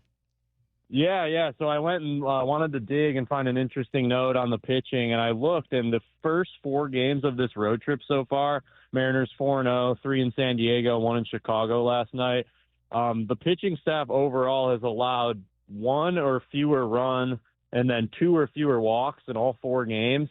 And we're actually the first team to do that in 4 straight games on a road trip since the 1943 St. Louis Cardinals. Dang. That team ended up winning the National League, losing the World Series, but a really good team. Yeah, what a year. What a year. But I agree, Bump. Speaking of 85, the Bears won the Super Bowl that year, and we're in Chicago. So there's your full circle right now. Wow. On the spot. That boy good. I know, we should have known talking to Alex about the Bears too, being like 1985. Not sure if you know anything about it. Yeah. Now, while I love the numbers that we're hearing about from the starting rotation, I mean no disrespect, but I would also love to have some of these guys back, right? Like, no offense to Logan Evans, who obviously had a great start. No offense to Emerson Hancock. I want to know when and how soon we could be seeing Bryce, Logan, and George. What are you hearing? Yeah, totally. So Logan Gilbert went on the Root broadcast top 3 last night, talked to Aaron Goldsmith, Ryan Rowland-Smith. I thought that was really fun. He was on the headset in the dugout, and he said that he's thrown a couple times, and he's scheduled to do a live BP at some point soon. So that's from Logan, not me, not breaking news here. Logan said it on the TV broadcast. Bryce, I think Justin Hollander told our media last homestand that we expect him back at some point in late May, early June. And then George Kirby is with the team on the road trip. He joined us in San Diego after making a few rehab appearances with Tacoma. And George should be back here pretty soon. So really excited to get our guys back and be at full strength. But like you said, Stace, like Logan Evans has been so good, like ERA sub-3. Emerson Hancock, after like 1 shaky outing to start the year, he gets optioned, then recalled. He has been nails. He was throwing 98 miles per hour in his last start. Just can't say enough good things about the rotation this year, especially recently. Yeah, with the different type of arms that we've seen too. It's it just shows the depth of this organization when it comes to the arms. But what about what's going on in AAA? I mean, who's balling? Who should these fans be looking out for? Give me some names. Yeah, I think a couple guys have been balling down at Tacoma. I think Cole Young is the one who's really stood out to me, one of our top prospects, obviously. Got off to a decent start, but over the last 15 games has been just rock solid. He's OPSing over 1,200. He's got 4 home runs, got like over an RBI per game. I think 4 homers. Like, he's just been so good, really good defensively too. But you guys know what it takes for him to get the call up, obviously. Ben Williamson and Logan Evans did it, so you guys tell me what he has to do to get to Seattle. He absolutely has to go on with Bump and Stacy. Yeah. He's got to go on with Bump and Stacy. And look, Yep. I'm not going to tell Cole that you, Cole, coming on Bump and Stacy, Cole, will get you to the bigs, but it's worked for 2 current major league players. There's so a formula. far. There's a formula. You know what I'm saying? Real subliminal there, Yeah, Stacey. and it doesn't make a lot of sense. Like I don't get it, but a lot of science doesn't make sense to me. You know what I mean? But I just accept its truth. I receive it and I accept it and I just let it be. So, getting Cole on the show would be pretty nice. Speaking of Cole Young, one of the most common questions, Alex, the Bump and I get is, unsurprisingly, how soon could we see him? So I'll throw it your way. Is he someone that, to begin the year, before any injuries, before any question marks, you thought, yeah, we could see him this year? When do you anticipate potentially him getting a chance with the Mariners? Yeah, I can't exactly put my finger on when Cole's going to make it to the big leagues, obviously. I do know that Jerry DiPoto and Justin Hollander both told our media, a couple times in the offseason, Cole is totally a name that you could see in the lineup at some point in 2025. So I'm assuming that we're still operating under that timeline. But I will say Cole is an A-plus dude, too. He's an awesome guy. I've got to know him a little bit. Made a couple trips up to Tacoma, or down to Tacoma, I guess you could say, and then spring training as well. So I'm looking forward to having him eventually. Now we're trying not to take this series for granted. I did that with the Jays, and it was all bad. So tell us why the White Sox are a capable team against these Mariners. Yeah, I think like their record's obviously not where they want it to be, and obviously, they're not, competing for a postseason spot this year. But Dan Wilson said it yesterday. This is the big leagues. You can't take any opponent for granted in any major sport. I mean, these guys are professionals. They have some really impressive young pitching. I mean, Davis Martin looked great yesterday. Only allowed a run, or I guess maybe two, because I think one of the guys I inherited scored. But like 2 runs, 7+ innings. They've got some legit starting pitching, and then they have the reigning AL Player of the Week in Miguel Vargas, who I think stole the award from Brian Wu, but that's beside the point. They've got a solid core of young players. Hey, I've got a weird stat request that's going to take you all of 2 seconds to find. That's my favorite. No, Come on, well, you know me. I wish I had a more fun one. I was just going to ask about No, you're good. like a dumb birthday paradox, or like how many Geminis do we have playing with us here? Like something like that. It's going to take you 2 seconds to figure. You don't even have to do research. You just have to look up the baseball reference. But I always think the birthday paradox one is interesting. Like of the guys, the birthday paradox bump. Yeah, like how birthdays are like super like the chances of someone having the same birthday as someone else are like weirdly high, right? Yeah, so it has to do. The reason is it's because of multiples instead of because of so you would think, oh, the odds of me having the same birthday as someone else, you'd have to have 300, certainly 365 people in a room, and then you'd know for sure. But it turns out that the way the math works, if you have 23 people in a room, there's a greater than 50% chance that 2 people have the same birthday. No way. Yes, so I'm telling you right now, there are 2 Manners with the exact telling same the birthday. truth. I've Yes, heard it. I swear to God. And if you have something like 70 people, has something like 99.99% chance that 2 people have the same birthday. I'm telling you, 2 Mariners have the same birthday. I just don't know which day. There are 365 days in a year. Yes, but if you have 23 people in a room, well, there is a greater than 50% Is it one of your birthdays today? Did I miss that? No, mine's coming up next week. It's her birthday month. That's why She's I was been up in here talking about all day. Geminis and birthdays. Okay. I know. Well, I was just wasting my own time. I don't have a birthday paradox for you, but I'll leave you with this one. I have a KCL paradox. Yes. Our starter, our opener, whatever you want to call him tonight, Casey Legumina, is going to pitch the first inning tonight in Chicago. Yeah. And then Casey Lawrence, who we expect to add to the roster today, is going to be the bulk guy. Those are the only 2 KCLs in MLB history. So there's your KCL paradox. See, this is why, Alex. This is why. There's so many things in your brain. We just need to find them. But they're everywhere. It's like filing cabinets full of fun facts. I thought maybe a May 31st / Gemini fun fact would be in there, but I'll have to keep looking. I'll work on it. He is Alex Mayer. Thanks, Alex. You're the best. Thanks, Alex. Thanks for having me, guys. I had to make the dugout about myself. Yeah, I was just going to say that. I sure did. Found a way to make it about you. I don't know why I was thinking about it actually initially had nothing to do with me, but I think it's because I was reading about the birthday paradox more the other day. You'd never heard that? Nah. No, Bump, I'm telling you, when you get 50 people in a room, it's almost 100% odds. That's crazy. Isn't it? Doesn't make sense. It doesn't. There is like a math reason behind it. I just have no idea what it is, but it's because it's about possible pairs. So it's instead of one person. Sounds like witchcraft to me. It probably is. It probably is. Wyman and Bob coming your way next. Wyman and Bob, afternoons 2 to 7. The release of the Seahawks schedule, you open at home with the Niners, you close the season on the road with the Niners. You know what's interesting about that is just that where's San Francisco going to be? I'm just curious. They're going to be able to be that team that kind of has dominated. Those 2 games I think are going to be really interesting just to see where the Seahawks are. I think this year the tougher challenge might be the Rams. Dave Wyman and Bob Stelton, afternoons 2 to 7 on Seattle Sports, the app, YouTube, and your smart speaker. Did you know that your windows and doors are your main source of energy loss? At Lake Washington Windows and Doors, our windows with triple weather stripping and gasket seals are up to 25% more efficient than Energy Star standards. LakeWashingtonWindows.com, a name you can trust.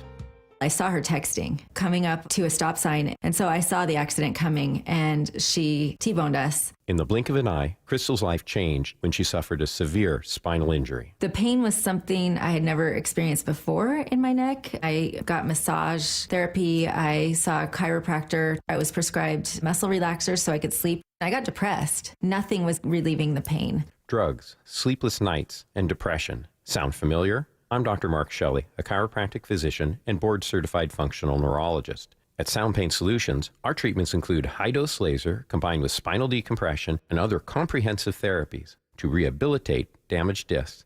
We use treatments that are non-surgical, FDA-cleared, drug and pain-free. I was able to get off my pain medicines and I was able to sleep through the night, and that was what I was desperate for. To learn if you're a candidate for our treatment, call us. Sound Pain Solutions, 855-996-0025 or click soundpainsolutions.com. You never get a second chance to make a first impression. Superior Linen Service, 98 years providing logoed apparel, uniforms, floor mats, linens, and more.